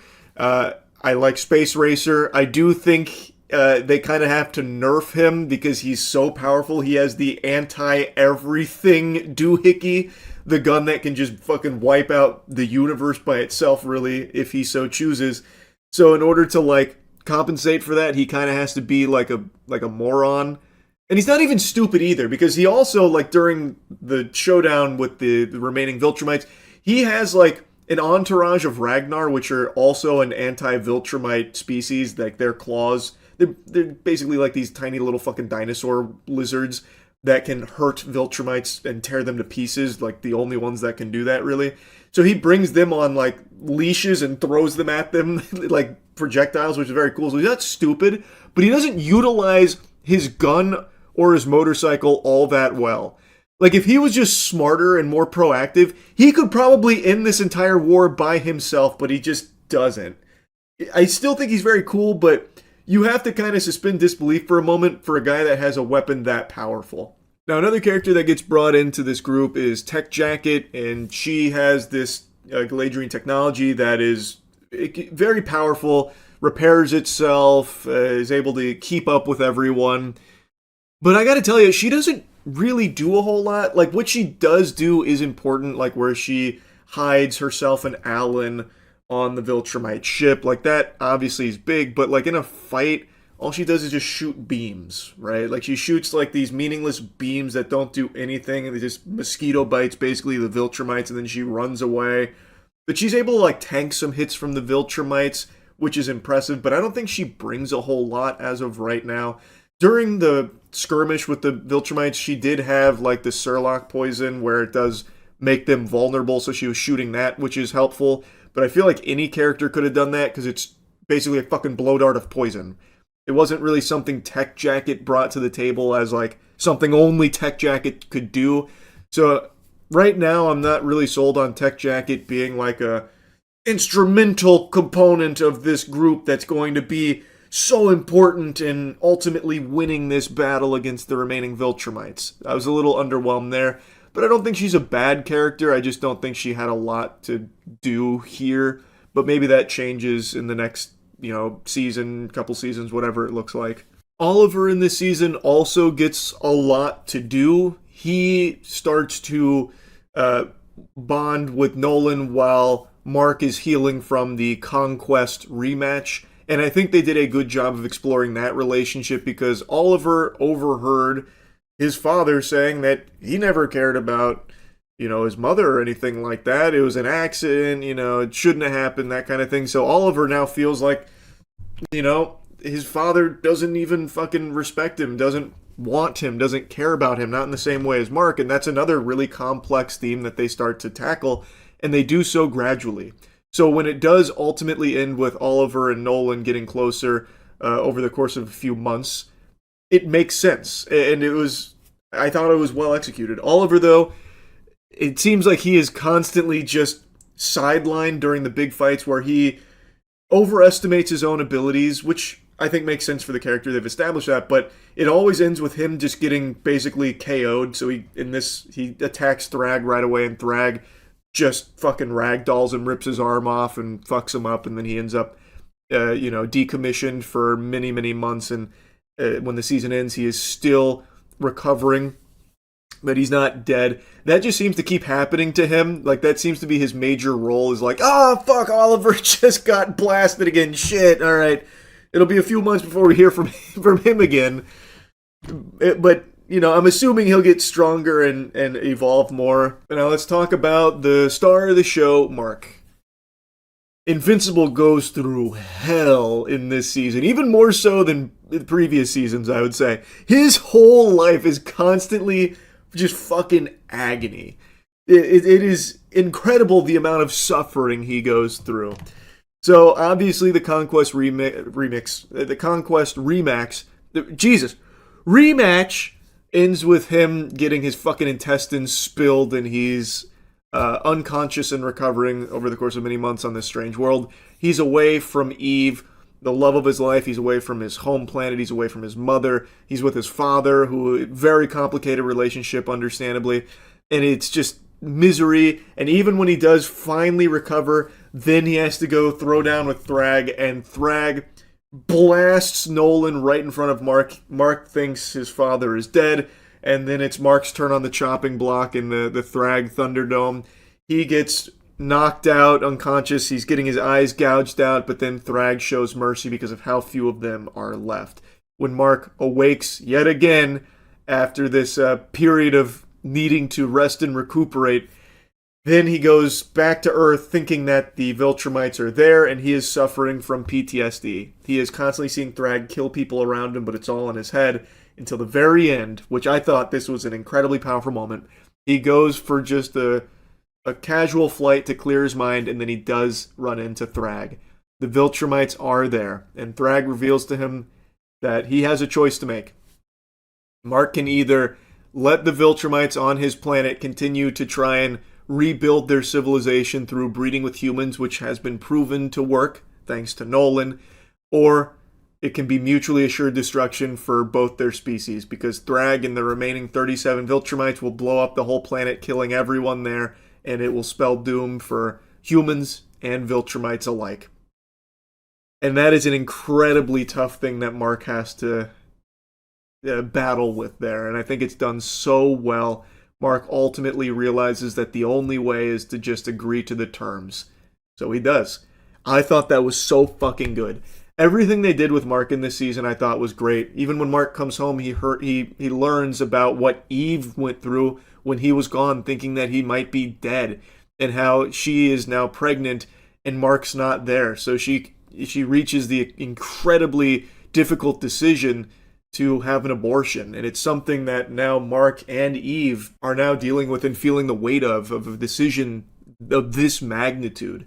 Season 4 really, I thought, did an incredible job of building every character and getting them to a point where you genuinely care where it goes next. And they tackle some very deep themes, and I think they do a great job with the writing. But like I said, my big complaint is the animation. If this wasn't a show that had so much action at every step of the way, I wouldn't care as much, because it would solely be, this incredible story with this incredible writing and these great characters that I care about. But because there is always a fight that happens in basically every episode, it stands out when it looks this bad. I'm sorry to say it, but it does. So I just really, really hope that maybe in the next season we can take more time here, give the animators more time to really cook it and let it breathe. Let them finally craft the fights like they did in season 1 or in the Adam Eve special. Just getting to something of that quality again would do wonders for the show, especially where it currently is.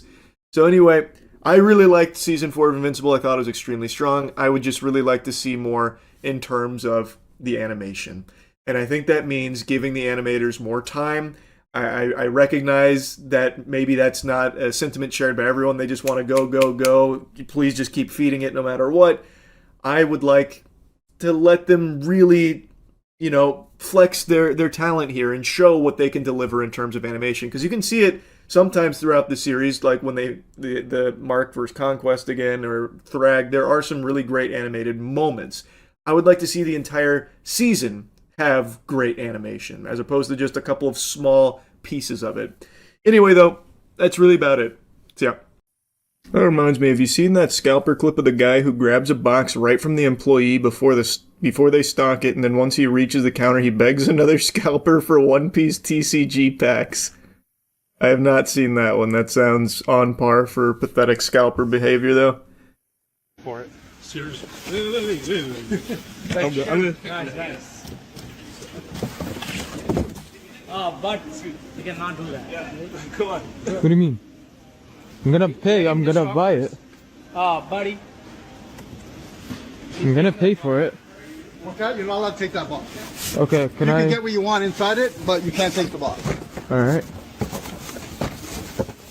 Yo, could you not touch my... Yo. Can you not... This guy has the gall. Can you not touch my box?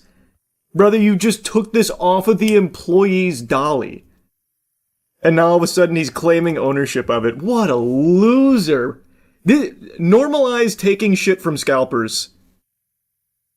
First come, first serve, bro. Yeah, but I was there first. Yo.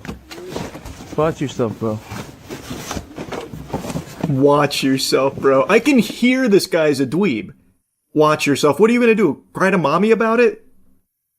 The chutzpah. Wow. What a dork.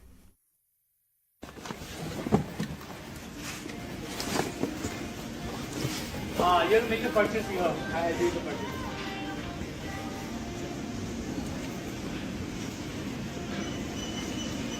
Fucking insane.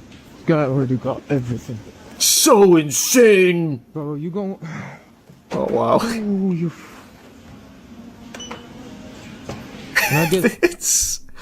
It's so crazy how many scalpers are just unapologetically doing this shit, man. Ugh. I haven't seen one in the wild yet, but I imagine it's because I go to Walmart in the afternoon. These fucking vultures are there in the morning. The second restock happens. But to just go from, like, the restock over here to just another scalper with a whole cart full of product. Some packs of One Piece? I only got 6 here, man. No way. Sorry. Can I get one ETB? No, I need them all. Oh, just one. 2, 4, there's 4. Seriously. Man. Ooh, it's so cringe. Ah, it's so pathetic. His day is ruined. How can you be so mean? I know he wouldn't share his product with the other scalper, dude. What? No honor among thieves? What kind of madness? He's violating scalper code. I like how this guy says, I need them all. I only have 6. I miss being able to actually participate in my hobby. Haven't gotten a single card in months. Yeah, I mean, it sucks, bro. Blame these losers. I heard the more Pokemon you scalp, the worse your hairline gets. True. That is brutal. That is rough. That's a should be wearing a hat type of style there, I would say. Not too familiar with One Piece TCG, but is scalping new for it, or has it just gotten worse? No, it's new for it. When I was actively competing in One Piece, I used to constantly talk about, like, how accessible it was, like, in terms of, like, competitive decks. Now everything's super expensive because it's just so hard to get your hands on product to open it. But even in the beginning for the One Piece TCG, there was a product shortage. They didn't print enough, so it was kind of hard to get boxes anyway. But at least the people that got boxes then, like, played it, or at least actively engaged in it, so they'd, like, sell the cards to others or, you know, trade them. Now it's just scalpers that hoard them. So it's just much worse. Was this craze still from the COVID era? TCGs blew up during COVID, but no. You can't blame this on, like, the COVID hysteria around cards. This is truly just the state of, like, everything. It's not just cards. There's scalpers for literally everything. Fucking Nitos, Burger King collabs, McDonald's collabs, Popeyes collabs, everything. You saw the Elden Ring cast got announced? No. Tom Burke, Havana Rose, Liu, Sonoya Mizuno, Jonathan Price, Ruby Cruz, John Hodgkinson, Jefferson Hall, Emma Laird, and Peter Serafinowicz. I know none of them. And then also Kit Connor, Ben Winshaw, Kaylee Spaney, Nick Offerman. What? Nick Offerman? What the hell is he? Is he gonna be Sunbro? Imagine they bring him in for that. Just very out of place. They just bring in Sunbro for some reason just to fucking farm the pointing at the screen. Did the Dark Souls fans hype? Ben Wishaw is the voice of Paddington. Ah. That's cool.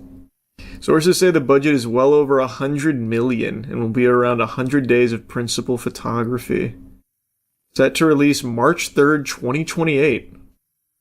I just don't know how you make a good movie out of this. I really don't see it, but I'd love if it actually did turn out great. It needs to be a lot of action. Like you would think, right? It'd have to be. Which would be so expensive and extremely difficult to do well.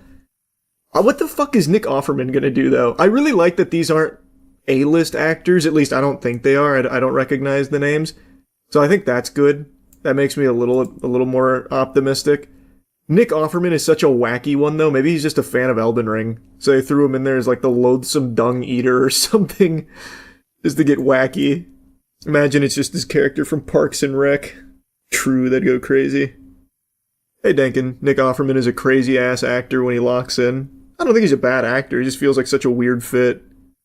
No Tom Holland, Jack Black, Timothy Chalamet, or Chris Pratt. Box office bomb, here we come. I know, right? No Zendaya either? Like, this has no chance. No one's gonna see a movie without any of them. They also announced the cast for the new Netflix Gundam movie. Did I know they were doing that? It sounds like vaguely familiar.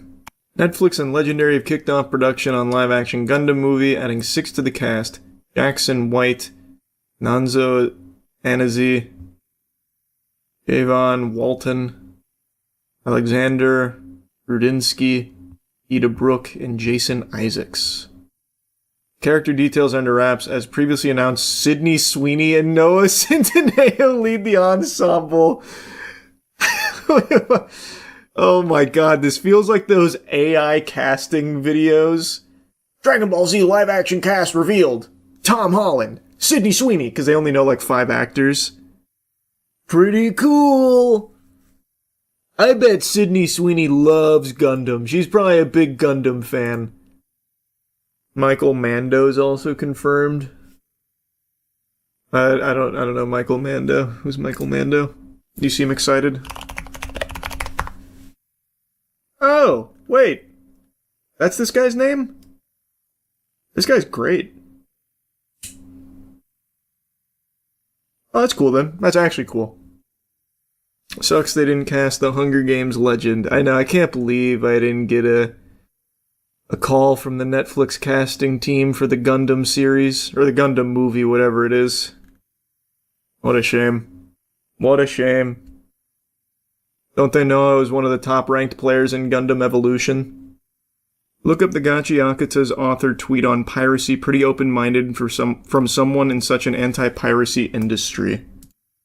I've spent the past few days researching the circumstances in different countries, including financial situations. I understand that for many people, pirate sites are the only way they can read manga. I also understand that prices can be higher overseas. I've even seen people saying, don't bring this issue up. But if we do not speak up now, the value of Japanese manga and creative works built through the sacrifices of relentless efforts and those who came before us will be wasted. I've also seen people say, reading for free doesn't hurt sales. That's not true. Free lowers the value of things. Once people grow used to getting something for free, they stop looking toward legitimate versions. I also understand that people who truly love a work will still support it properly.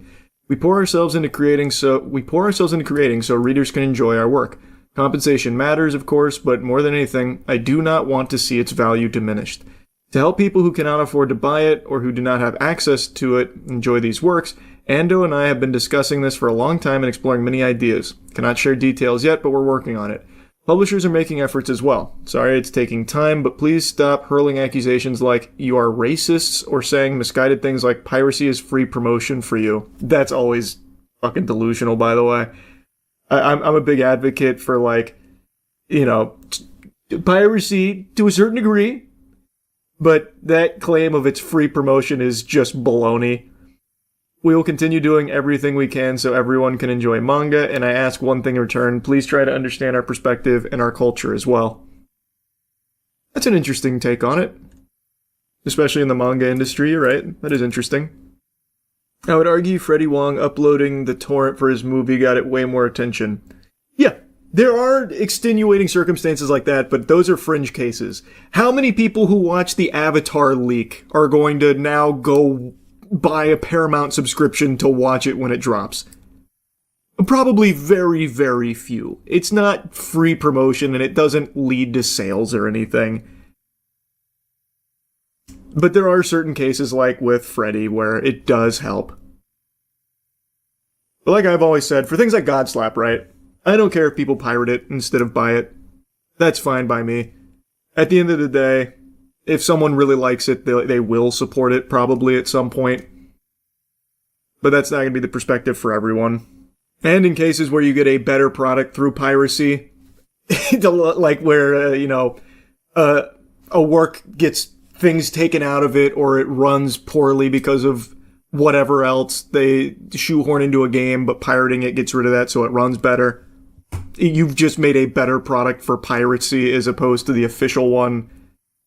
There's a lot of different nuance to it. Lord Gabin has the right idea. Give the customer something better than piracy. I always quote Gabe in on that. He famously said piracy is a service problem. And he's right. To an extent. That is a big component of it. Think about how difficult it is to watch some shows now because of how many times they change streaming hands and licensing. Whereas if you just pirated a show, you get the whole thing. No headache. Sometimes in better quality. Yeah, sometimes in better quality. When I say I'm going to do something, I rarely follow through. It's a bad habit of mine. I get really excited about things and I'm like, yeah, I'm real gung-ho about this, can't wait to do it. And then I don't do it, or I only give like a little half-assed measure and, you know, paddle around in like the shallow end of it, but I never get like deep into something like a big commitment until my Resident Evil marathon. 2 months of playing through 29 Resident Evil games. Some stinky shit, but then some incredible masterpieces. 2 months of almost exclusively playing Resident Evil games, and I finally played through every single one of them, except for one. Degeneration. It's an N-Gage exclusive game. I could not get my hands on an N-Gage to physically do it, and I couldn't get the emulator to work even when I tried reaching out to an expert like Bakba Soup. It's just such a headache, and it wasn't worth the extraordinary trouble to get it to work. So I played every other Resident Evil game except that. Also, I didn't play ports. So anything like Resident Evil 4 on the Zeebo, I didn't play those. I didn't just do every single port either. I just did every like individual Resident Evil game and all of the spin-offs. So here is my ranking for all of them, the entire franchise. I think I got some spicy shit in here, so don't expect to see like the, you know, grandma's tier list here when it comes to this, because I literally rank them from the worst of the worst to the best. It's not like a S tier, A tier, B tier, that kind of thing. This ain't your grandmother's tier list, and I'm going to tell you right now, I don't care about your feelings. This is the definitive, objectively correct tier list, in my opinion. And I'm really happy with it. So, just wanted to make that known up top. If you want to see all of my playthroughs for this franchise, I have them all up on my gaming channel, Moist Critical Gaming. Let's dive in. Oh, I guess one more thing to make note of up top. I thought I had played 28 games, but after ranking all of them, turns out I played 29, I guess. Or something went cattywampus in the way that I numerically ordered them. I'm not sure. I played either 28 or 29. That's how many there are. Alright, let's start. We got a lot of games to go through. So I kind of already spoiled my worst game. It is undoubtedly Umbrella Corp. Umbrella Corp, I think, is the worst Resident Evil game in the franchise. I know it's kind of a lukewarm take, but to make it a little spicier, I don't actually think it's the most objectively bad. I think it's the most shameful. So, to explain, Umbrella Corp is a multiplayer game, but it has like a single player component, which is this. It's only 3 objectives. You either grab briefcases, 5 briefcases and you win, or you collect 20 DNA samples and you win, or you hold the location for like 5 seconds and you win. And you do that for 2 hours, and that's its single player content. Umbrella Corp is embarrassing. And it's multiplayer. Like, I actually had a really fun time playing, but only because it's so fucking bad that it's good. Like, everyone's got turbo speed. Like, this is not me at 2 times speed, by the way. This is just the speed of the game. It is just a disastrous game, like, top to bottom. Just a horrible idea. Melee's also a one-tap, by the way. I got him. So you can crawl on the ground and just snake around the entire map and just blast people, which I had so much fun doing. Here, hold on, let me go to a point where I was doing that. Up there. Zombie got me. Not here. Oh. This is me prone right now, by the way. Nice. And I won on like a 15-player kill streak. They're not ready for this sneak attack. But yeah, Umbrella Corp, I think, is the worst Resident Evil game. Bar none. Not only multiplayer, but single player, conceptually, everything about it, huge stinkerooski. But I do think there is a Resident Evil game that is objectively worse. And it is... Where is it here? They're so small I can't actually read them. Oh, here it is. Resident Evil Survivor 2. This game is only 30 minutes long. It is a light gun shooter, kind of. Well, I mean, it is a light gun shooter by, like, genre, but it doesn't work. So, like, you can only aim here, and it does all of the shooting and the aiming for you. You just hold straight. You hold W, and that's it. It was originally an arcade cabinet. Exactly, yeah. It might have been better as a cabinet. I find that hard to believe because just it is so bad, top to bottom. I just can't imagine it ever being fun. Run, Claire, run!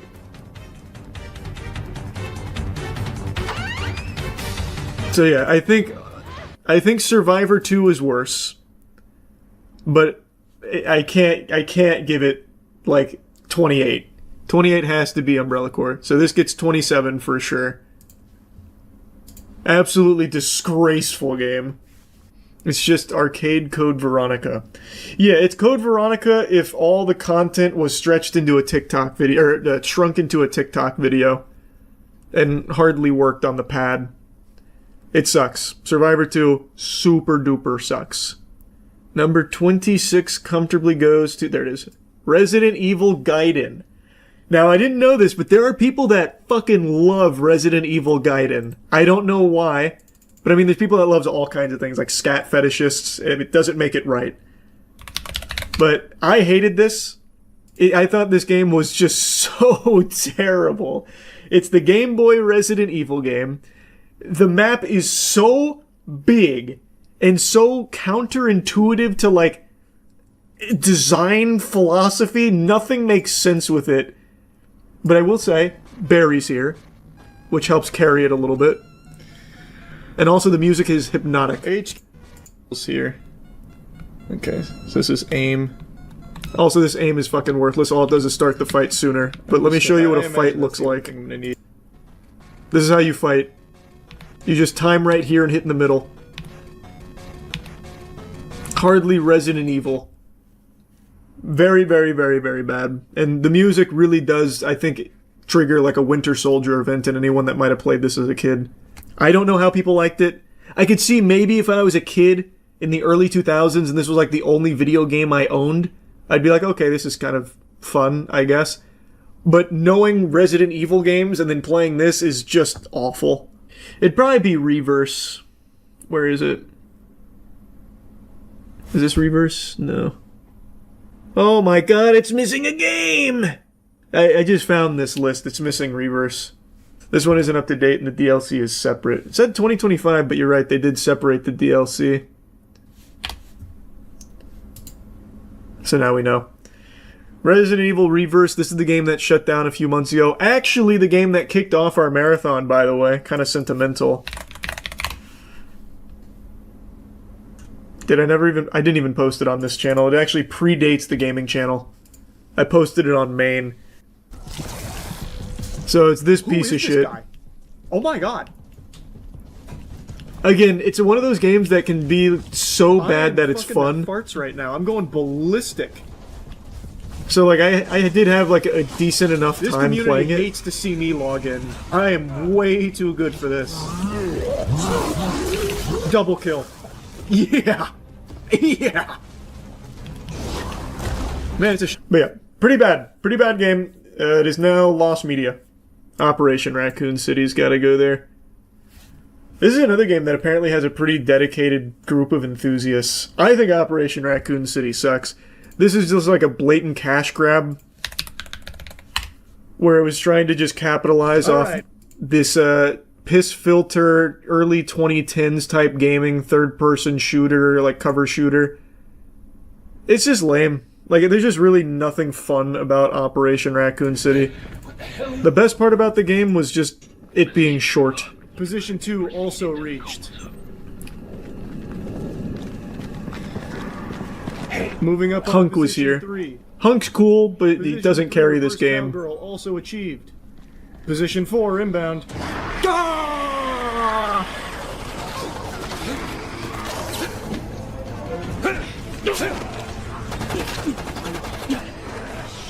There's just so little to like about this game to me.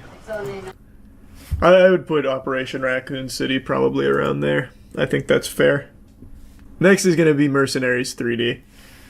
The thing is, I went into this expecting to fully hate it, but I bought a 3DS, and I played it for like 20 minutes for the video. I actually went back and played it again. It's like actually kind of fun. Mercenaries in and of itself is just like a fun game mode, but I didn't think it'd be fun to just like make that an entire standalone game. Kinda is fun though on the 3DS, I'm gonna tell you right now. It's kind of enjoyable. It's like a very nostalgic little thing. Even though I never had a DS, I could just really imagine myself kind of getting lost in this if I ever did, back in the day. Went to the midnight release for Raccoon City, loved the game. Looking back, it's bad. Hey man, if you had fun, that's all that matters. But yeah, I feel pretty confident putting Mercenaries 3D there. Again, it is just Mercenaries on the DS, and it's novel. I got no, like, big complaints on it. Doesn't hold up, like, amazingly well, but it's still a good time. I think now we finally bring in Resistance. I said this during Resistance, much to the chagrin of a lot of, like, Resistance avid haters. I think it's the best multiplayer Resident Evil game. Now, that's a really low bar. It's comparing poop to shit. Like, it's not super different, but I at least appreciate they tried something. So Resident Evil Resistance is the game where you play as survivors and one person plays as, like, the mastermind.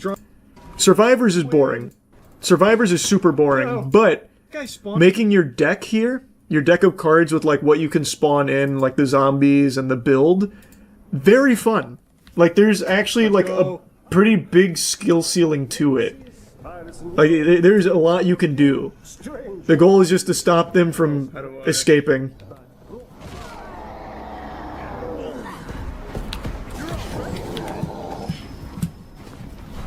I enjoyed that. What is that? Enjoyed, I'm using a little loosey-goosey. But I was surprised by how much I didn't hate it. I guess, to be more accurate. I'd probably go Umbrella Chronicles next. I think that's this one, right? Is this Umbrella Chronicles? I'm pretty sure. Hold on. I'm pretty sure it's Umbrella Chronicles. It's a fine light gun shooter. Like I said, I don't think it's bad. We're in the territory where the games I don't think are bad. They're just mid. And Umbrella Chronicles is just fine. So there's a ton of content. Like, you get a lot of bang for your buck here. There's like fucking 45 campaigns here. And it's fine. I don't have a whole lot to say about it, it's just fine. Now is probably when I'd go Resident Evil Survivor, which I think a lot of people are probably going to give me some flack for, because people hate this game. I actually found it to be fun. Like, I actually thought this was like a really creative idea for its time, and I think it's like decently executed, to be honest with you. Like, yeah, it's got that crazy glitch where you can't take damage if you're not looking at the enemies, but who gives a fuck? That makes it even more fun. It's skill expression. It's a cool game. They take it first person. It's very interesting. Okay.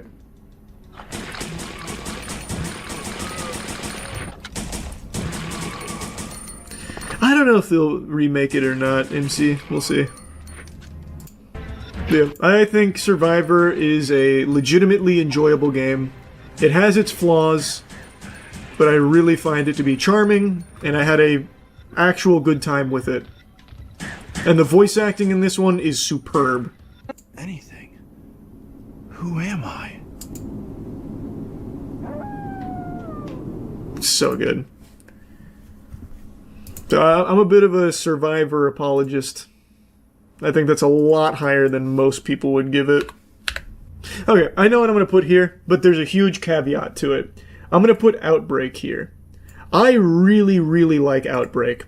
And again, this is another one of those things where, like, Resident Evil was trying to reinvent the wheel. Like, they fucking swung for the fences conceptually. This came out in, what was it, 2003?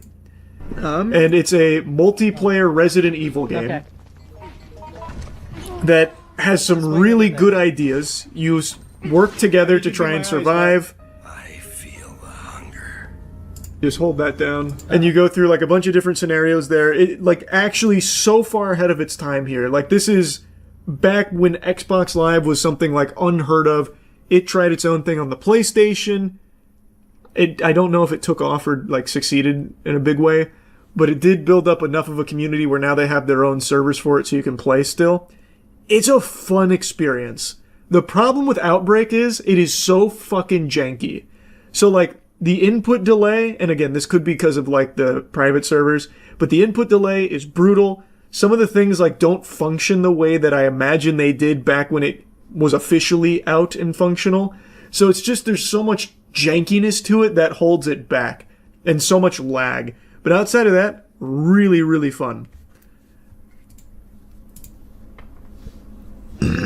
So it's like, it's kind of low here, I see, but like, it's solid. Like, it is solid. I think this is where I'm finally going to slide in Resident Evil 3 Remake. Again, the game is like good. Like, gameplay-wise, it's super smooth. That shit is silky. It looks good. I do like what they did with Nemesis. Well, until they turn him into just a dog. I do like, you know, like this intro. Okay, does it? And I do think they did a really good job story-wise. Like, they gave the characters a little more, like, fleshing out. But it came at the cost of removing over half of the original game. There's way too much cut content in here. It feels very incomplete and half-baked, considering the original. My turn, bitch. But if you've never played the original, maybe you were like totally satisfied with this. The dodge feels a lot better. Like, there is a lot to like about it. It's just, it's worse than the original. And it could have been so much better. It could have been like a Resident Evil 2 remake. There is a lot to like about Code Veronica, but there is so much I fucking hate about it. Resident Evil. This game, after finishing the franchise, I can confidently say this had the most backtracking. Bar none. Okay. It felt like I was just caught in an endless fucking Dormammu time loop. Anytime I would progress, I'd have to go back. Hunters are gonna be fucking awful in this game, I can already tell. But I really appreciate that the knife is glitched. So when you do like a knife swing, you hit like 25 times. It's actually the first time the knife felt really strong. There's a lot to like about it. I really like the characters in here. It tells a really good story. It's so fucking cinematic.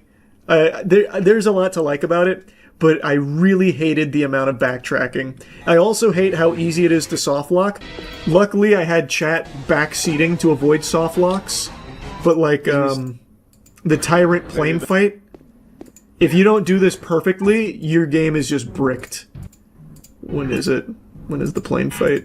I think it's around here. It's like the halfway point. And then also at in-game, you can soft lock. Here. And that's just kind of inexcusable and as annoying. I'm trying to show you that you can soft lock real easy because this fight is some fucking barnacles. But it's such a long video, such a long game, I can't get there in time. There it is. So this is extremely easy to just get fucked in. Chat told me the exact amount that I needed in order to avoid the soft lock, so I was able to squeeze through. I know Bakba Soup, when he played this the first time around, apparently he got soft locked. 1, 2, 3. So it is easy. It's common. And then you hit him out of the plane with that. Overall, like, it is a good game. I just think it has some very inexcusable shortcomings. Next is going to be Resident Evil 6. I couldn't decide if I was going to do 6 here or if I was going to do 0 here. But I think 6. I do not dislike this game nearly as much as most people. This used to be my least favorite Resident Evil game. I played it when it came out. I fucking hated it. I thought for sure this was going to be in my like bottom 5.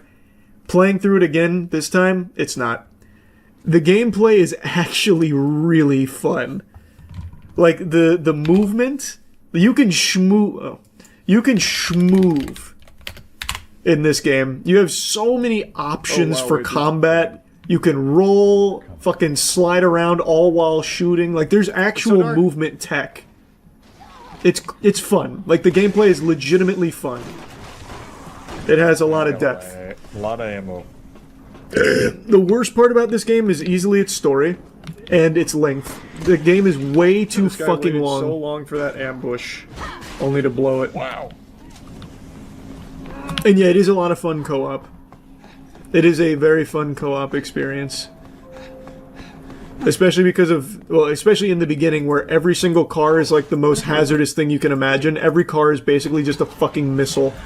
No one in the city can drive. So anytime you step foot on the road, you just get blasted by 20 cars. I need that. We're gaming. Like, and everyone, for some reason, instantly panics, and they made Leon, like, the biggest imbecile ever. They completely nerfed him. He got hit by the Orb of Confusion. So, like, he freaks out every time he sees a zombie. He's like, fuck! Crashes his car. Bus driver does the same thing. It is so, like, cheesy action movie that it's charming. It loops back around to being charming, but it is not great as a story or anything. But I do still think it's fun. The gameplay is very fun. And then here's where I'm going to put Resident Evil 0. Oh man, I should have been reading through my notes. There were some other things that I forgot to mention for some of the ones that I put a little lower. Another thing about Operation Raccoon City that blew my fucking lid off every time it happened is your character takes cover randomly, so there's no button to take cover in this game. You just have to go up to the cover and pray that your character locks onto it. So it's a cover shooter with no actual cover system. I actually really did hate that one. Yeah, I should have definitely been looking through here because I wrote like some very specific notes that I'm blanking on because it's been a while for some of these now.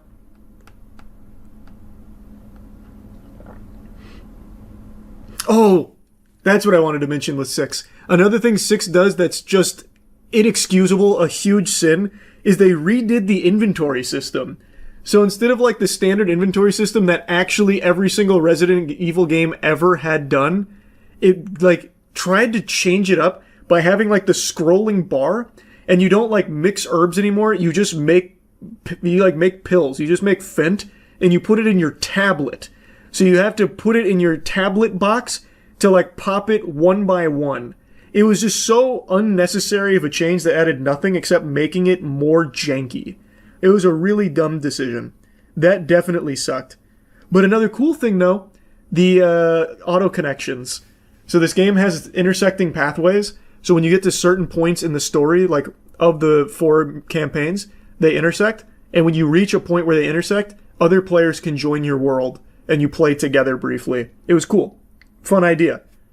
And since I played it on stream, chat joined, and the intersection actually kind of slapped. Resident Evil 0, I think, also has a lot to like. Like, it's a very fine game.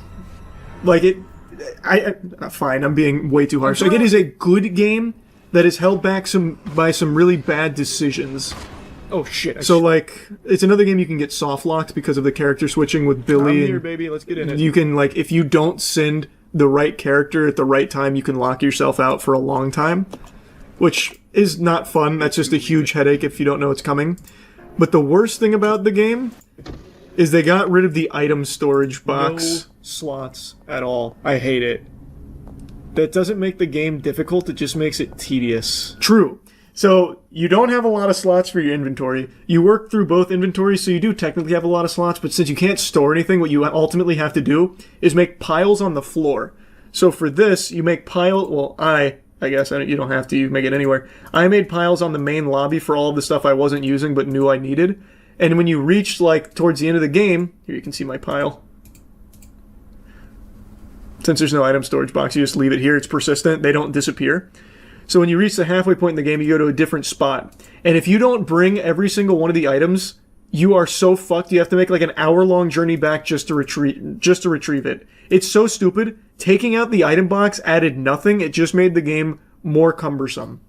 It was a headache for the sake of a headache. It's just a chore for no reason. I really enjoyed the story of this one. I wish they brought Billy back in some capacity. It's kind of a shame that Billy never came back. Or Rebecca. Like, they're both really strong characters here. I really like Billy's backstory in the army and the horrors that he went through. I don't know. I thought they did a good job there. I also really liked the locations. I hate the Bat Boss, though. The Bat Boss was shitty, but not nearly as bad as people made it out to be. So I'll read the Caveman Cliff Notes. Hard game, but fun. Love story, train car was hype. Mansion map layout was amazing, felt intuitive, rarely got lost. Hated no item box. Baffling decision, complete dog shit. Yeah, basically what I was saying, but in bullet points written like someone was overdosing. I think, yeah, I'm gonna give it to Revelations 2. Revelations is a series I really wish they would continue. They set up some really interesting shit with these. I like the upgrade idea. I don't like the partner here. The AI controlled partner here is the worst in any game I've ever seen. They do not do anything. They actually outright refuse to do anything. They don't fight. They don't fuck. They don't shoot. They don't do anything. They don't work on puzzles. They just stand there idly, brain dead. No. But it's a good story. Barry is back. Barry's my fucking boy. The upgrades are creative. Yeah, but Barry, the thing is, it's more dangerous to leave her unattended at a boat on an island full of monsters. See, classic Barry thought processes, by the way. I really wish they would make a Revelations 3 to close the story, but whatever.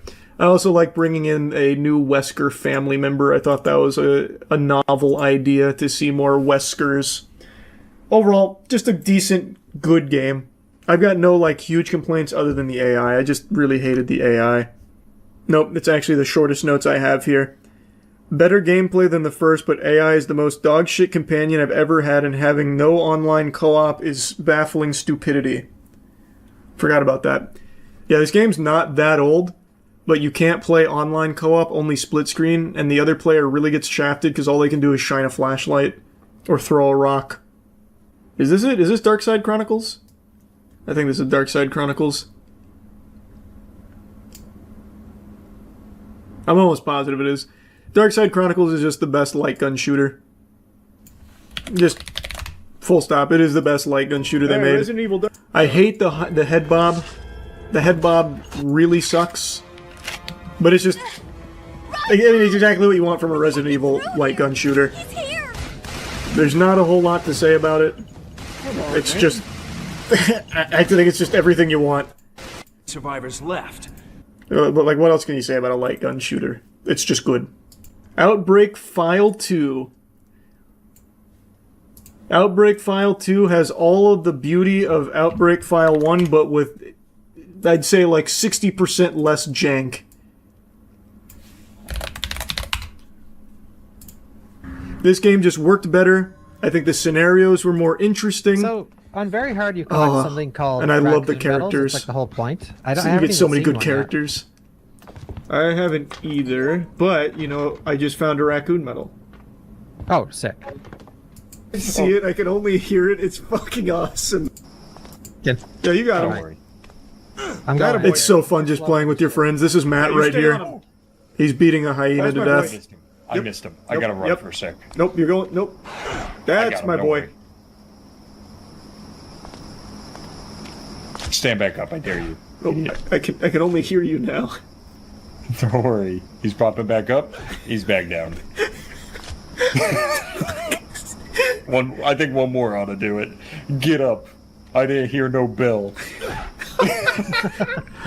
It's so good. I actually really like Outbreak 2 a lot. I think the game, again, took what Outbreak 1 did, but the technology was better, so it just worked better. It didn't really change much from this first game, it just was smoother, and they improved the scenarios. So I really like Outbreak File 2. Next, we have what I think to be a criminally slept-on game that has the best music in the entire franchise, and I'm saying that unironically, Dead Aim. Also, I saw someone in chat mention that this is a light gun shooter. I actually totally forgot that. I think Dead Aim slaps. I really liked this. Hey, the only bad thing about Dead Aim, and you'll see it in the title, if you get the assault rifle, just close your eyes or don't use it. Fuck. But this is a third-person and first-person shooter. It's so good. Yeah, this is where I got the silence. You didn't play any as a light gun shooter? Yeah, but this one doesn't even register to me as a light gun shooter. It just feels so far removed. Helpful map I've ever seen in my life. It's just the blueprints. I just wish the game was longer, honestly. Exactly, took everything Survivor did, made it better. And man, did they go all out for the music. Boner jams out the wazoo. Where's the save music? Dodge will work if you do it just as they hit you. What, hit the opposite direction twice? Also, the main villain is amazing. The main villain just wants everyone to be beautiful. Well, he wants a utopia of just beautiful people. So then he takes the virus and it gives him titties. That's how he becomes more beautiful. Where is he? Of course. You got it. This boss sucks though. That boss is actually trash.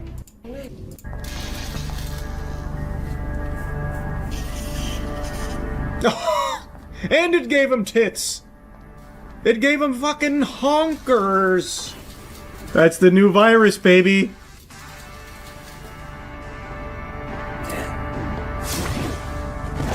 God, Dead Aim was so good.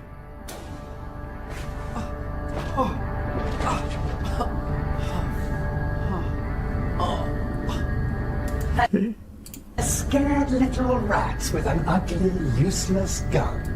Yeah, you need to hear the music, though. Actually, the best music in Resident Evil. I think it's the best save room theme and just the overall best OST.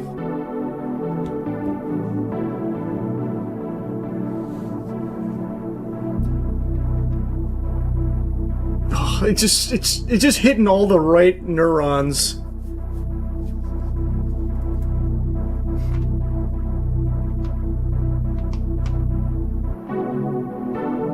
And then they even had their own song for it, too. I even have this on my playlist now. Unfortunately, this section got muted, but, Gunshot here, it's old school new metal. And it plays in the intro of the game as like a AMV almost for Dead Aim. It's like an actual great song. Now we're into the top 10. Dead Aim just barely outside of the top 10. Okay, I think number 10's gotta be Revelations. Again, I like Revelations. I really wish they would finish the story.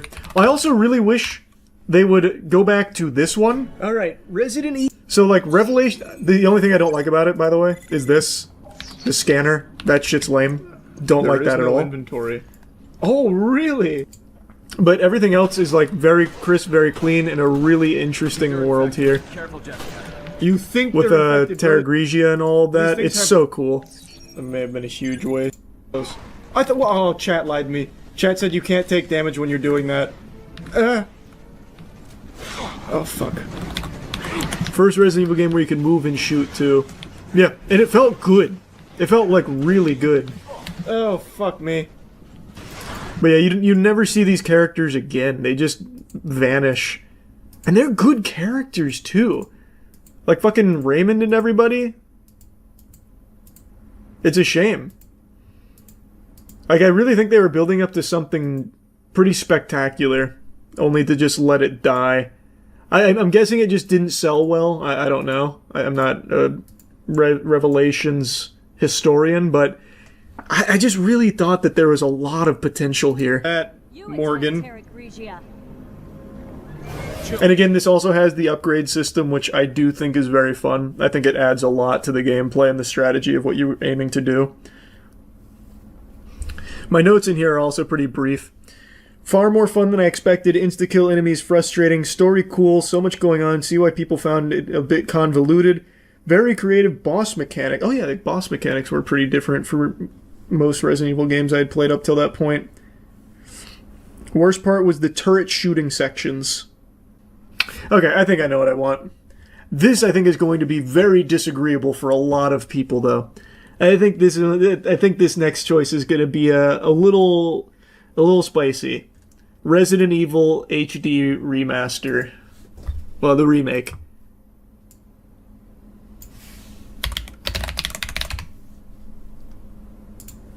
We're doing the full all-encompassing Resident Evil marathon. I know this is a little spicy. This is a little spicy. I really like it. I think it's great. I thought it was really, really fun. I didn't like playing as Chris. I thought playing as Chris sucked. I would have liked to have just... can will separate an item. The problem with playing with Chris is, like, he has all these fucking pockets, but you can't use any of them. So I just ended up never really having a lot of space to do shit. I love the idea of Crimson Head. I love how they upgraded everything visually. I, of course, missed the iconic shitty voice acting. It was super amazing. But I think this game is spectacular. I might have just got really lucky with that first bait. Great game. I haven't pulled it off since. I feel like there's nothing more that can be said about this game that hasn't been said a million times. And I know people aren't going to like that it's at the number 9 spot, especially considering what I'm putting at number 8. But this is based purely off empirical data. This is the objectively correct ranking, so just know you're wrong if you disagree. Resident Evil 5. I think this game holds up so fucking well. I think Resident Evil 5 is still such a turbo banger. I played through it with Matt, of course, and it's still so fun. It is incredibly nostalgic to me, and it still slaps. Like, it's still just so good. Oh, wait. The only thing that really sucks about it is the turret sections. The turrets are bad. I hate the turret sections. You get rid of some of the turret sections, this game's even higher, but, like, overall, I don't really have complaints about it. Agadina. Come on! Oops. Stomping heads is instant. 5's not above 1, it's only above 1 HD remaster. It's not above OG. Don't get it twisted, wait a minute. Okay, is there a fundamental misunderstanding of the marathon? Did you guys not watch every single one of these over the last 2 months? There's 2. There's Resident Evil HD Remaster and Resident Evil OG. You'll notice OG's not in there yet. But I did like Resident Evil 5 more than the HD remake, I'm sorry to say. I had an incredible time with this. It's probably bad. Me and Matt were even talking about, like, how... Like, just look at this! It's so good! We've been talking about how well it holds up. They're infected, but they're not fully, like, turned yet. Eyes. So good. I am a huge fan of Resident Evil 5. Did I even write down, like, a single complaint outside of the turrets? I don't think so.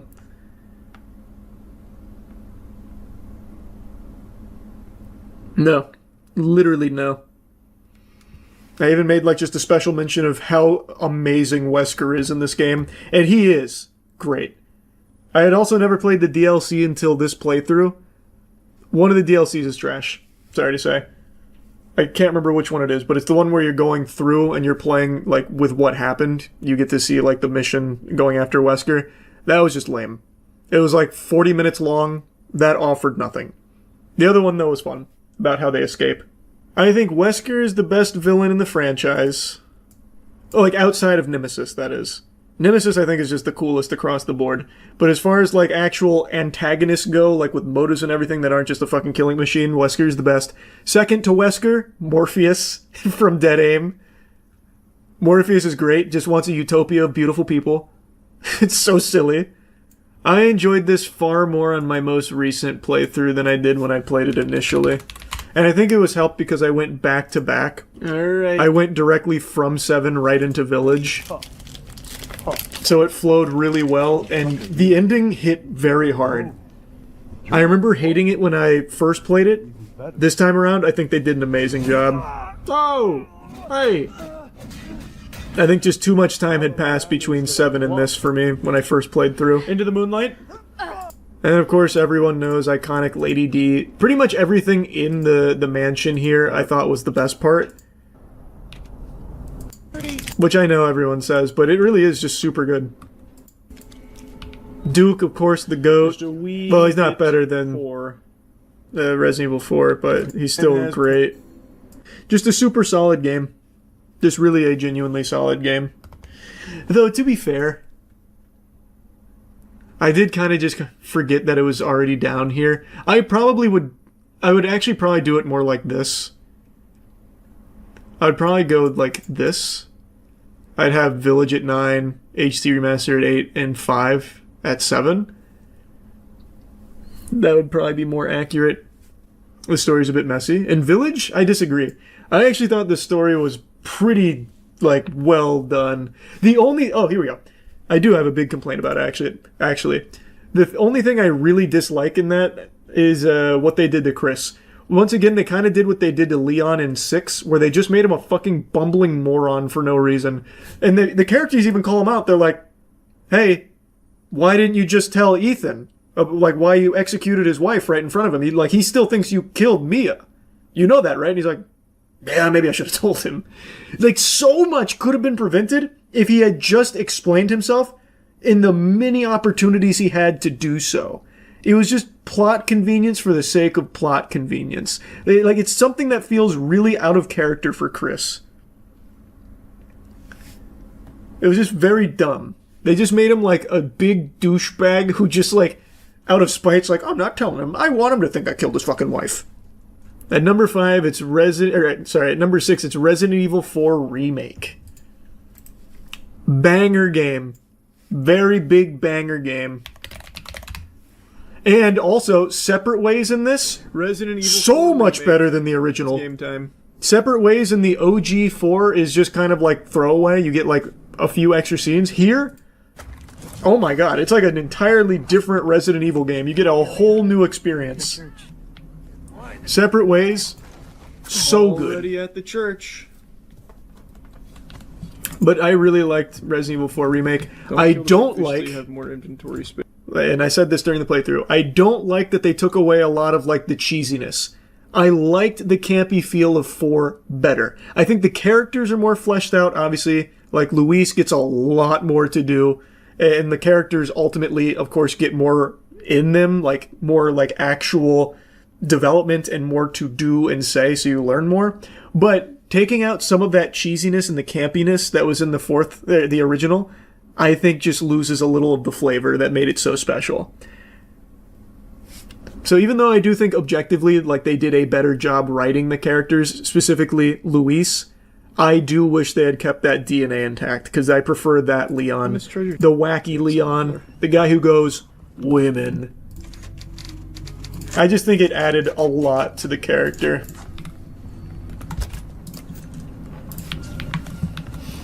Oh yeah, Ashley's way better in this game too. Ashley in the OG is basically just like a mannequin. She's just like a fucking doll that walks around. So agreed. They did do a better job on Ashley as well. I think this is going to be another one of the spicy ones that people get really mad at me for. But it's going to be a Resident Evil 2 remake.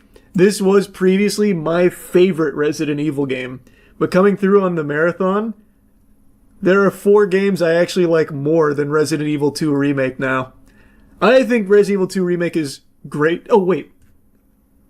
I totally forgot to put the OG. Sorry, I do like Remake more than OG. Sorry, I forgot 2 was still down here. Sorry, it'd be like this. I completely forgot that I hadn't done 2 yet. I still like Remake more than OG. But I'm going to put them side by side because I actually think 2, like the OG, did some things better than this. So the big thing in the original that I loved was zapping. Conceptually, I loved the zapping idea. Where some of the things you do in this campaign directly influence what the other campaign gets. So what you do in A affects what happens in Leon B, vice versa. The zapping is really, really cool. I like that idea. This was so strong. I really, really liked Resident Evil 2 OG. It holds up super well. It plays smooth. It's still got great everything. It also has my favorite cheesiness still intact. So yeah, OG is great. I do like Remake more though. Remake fleshes out the relationship between Leon and Ada better. The gameplay, of course, just feels extremely good. I'm a huge fan of this gameplay. I think they've kind of fucking nailed this formula now. So I do like Remake more than OG. But they're both great. I think both are amazing, and the police station is iconic. I do think, though, past OG and Remake, they overused the police station like a motherfucker. Every single game had you go to the goddamn RPD. Pretty much all of them. Did I play 29 games, not 28? I thought I played 28. I'll just do a tier above number 1. There's so much lag on this website, it's crazy. Okay. Anyway, though, the order goes OG, Resident Evil OG, is where I was going next. Just over Resident Evil 2 Remake. Now, I know most people view HD Remake better than OG, and objectively, it plays better. It is a more solid game. I get that. But there was something truly special about going back and playing the game that started basically the whole genre. I still think the FMV is iconic. I still think the game plays really well. Like, yes, it's a little janky, but the voice acting, the atmosphere, everything is just so good. What is this?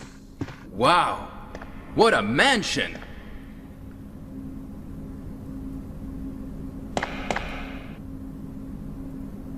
Captain Wesker, where's Chris? Stop it! Don't open that door! But Chris is...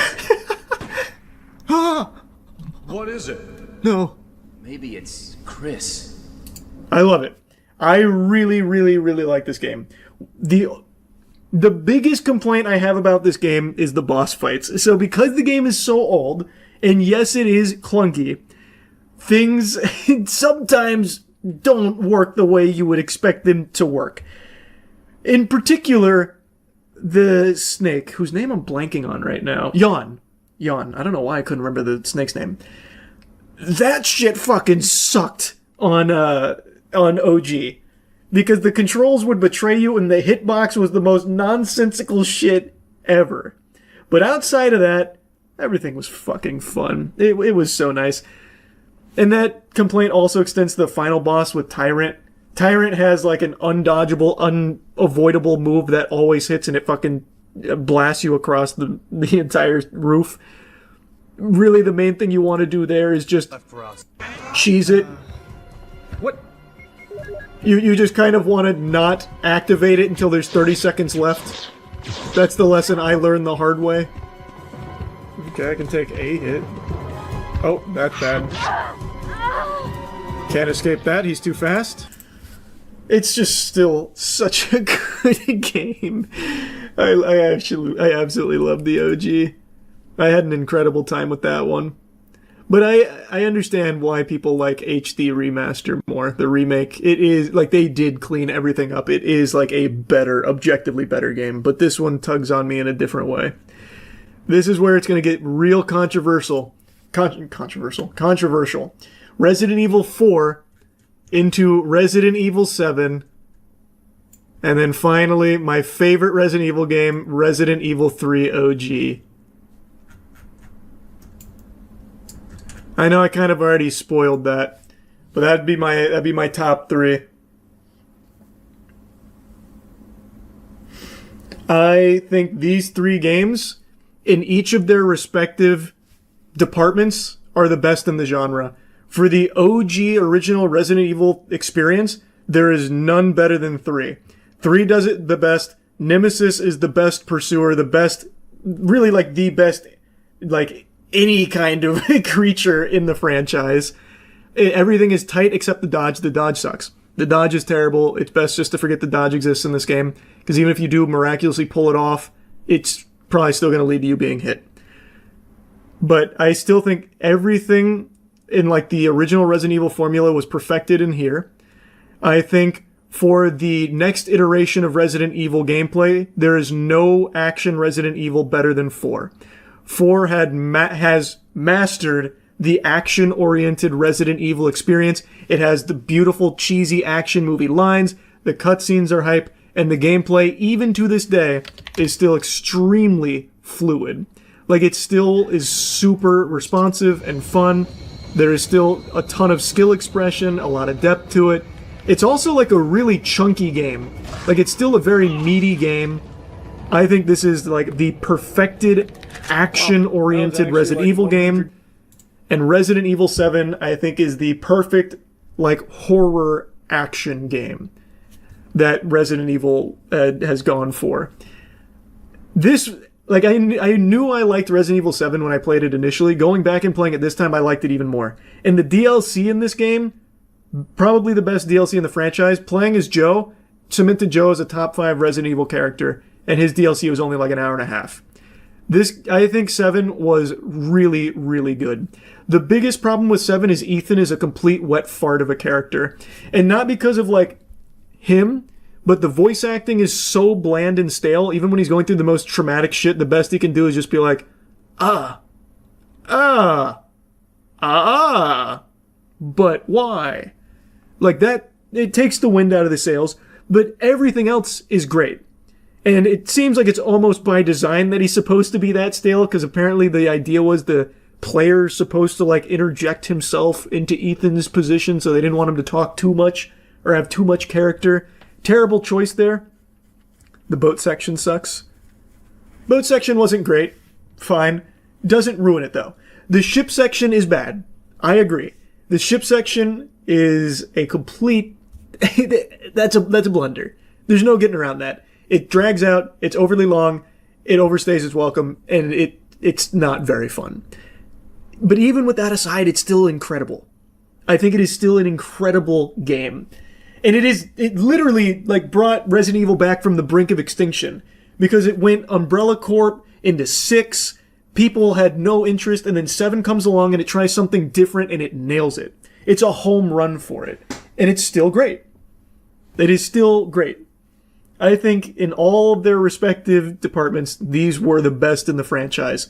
OG experience, modern horror experience, and modern action gaming. I think these 3 are just the best. To be honest, you can kind of interchange them however you want.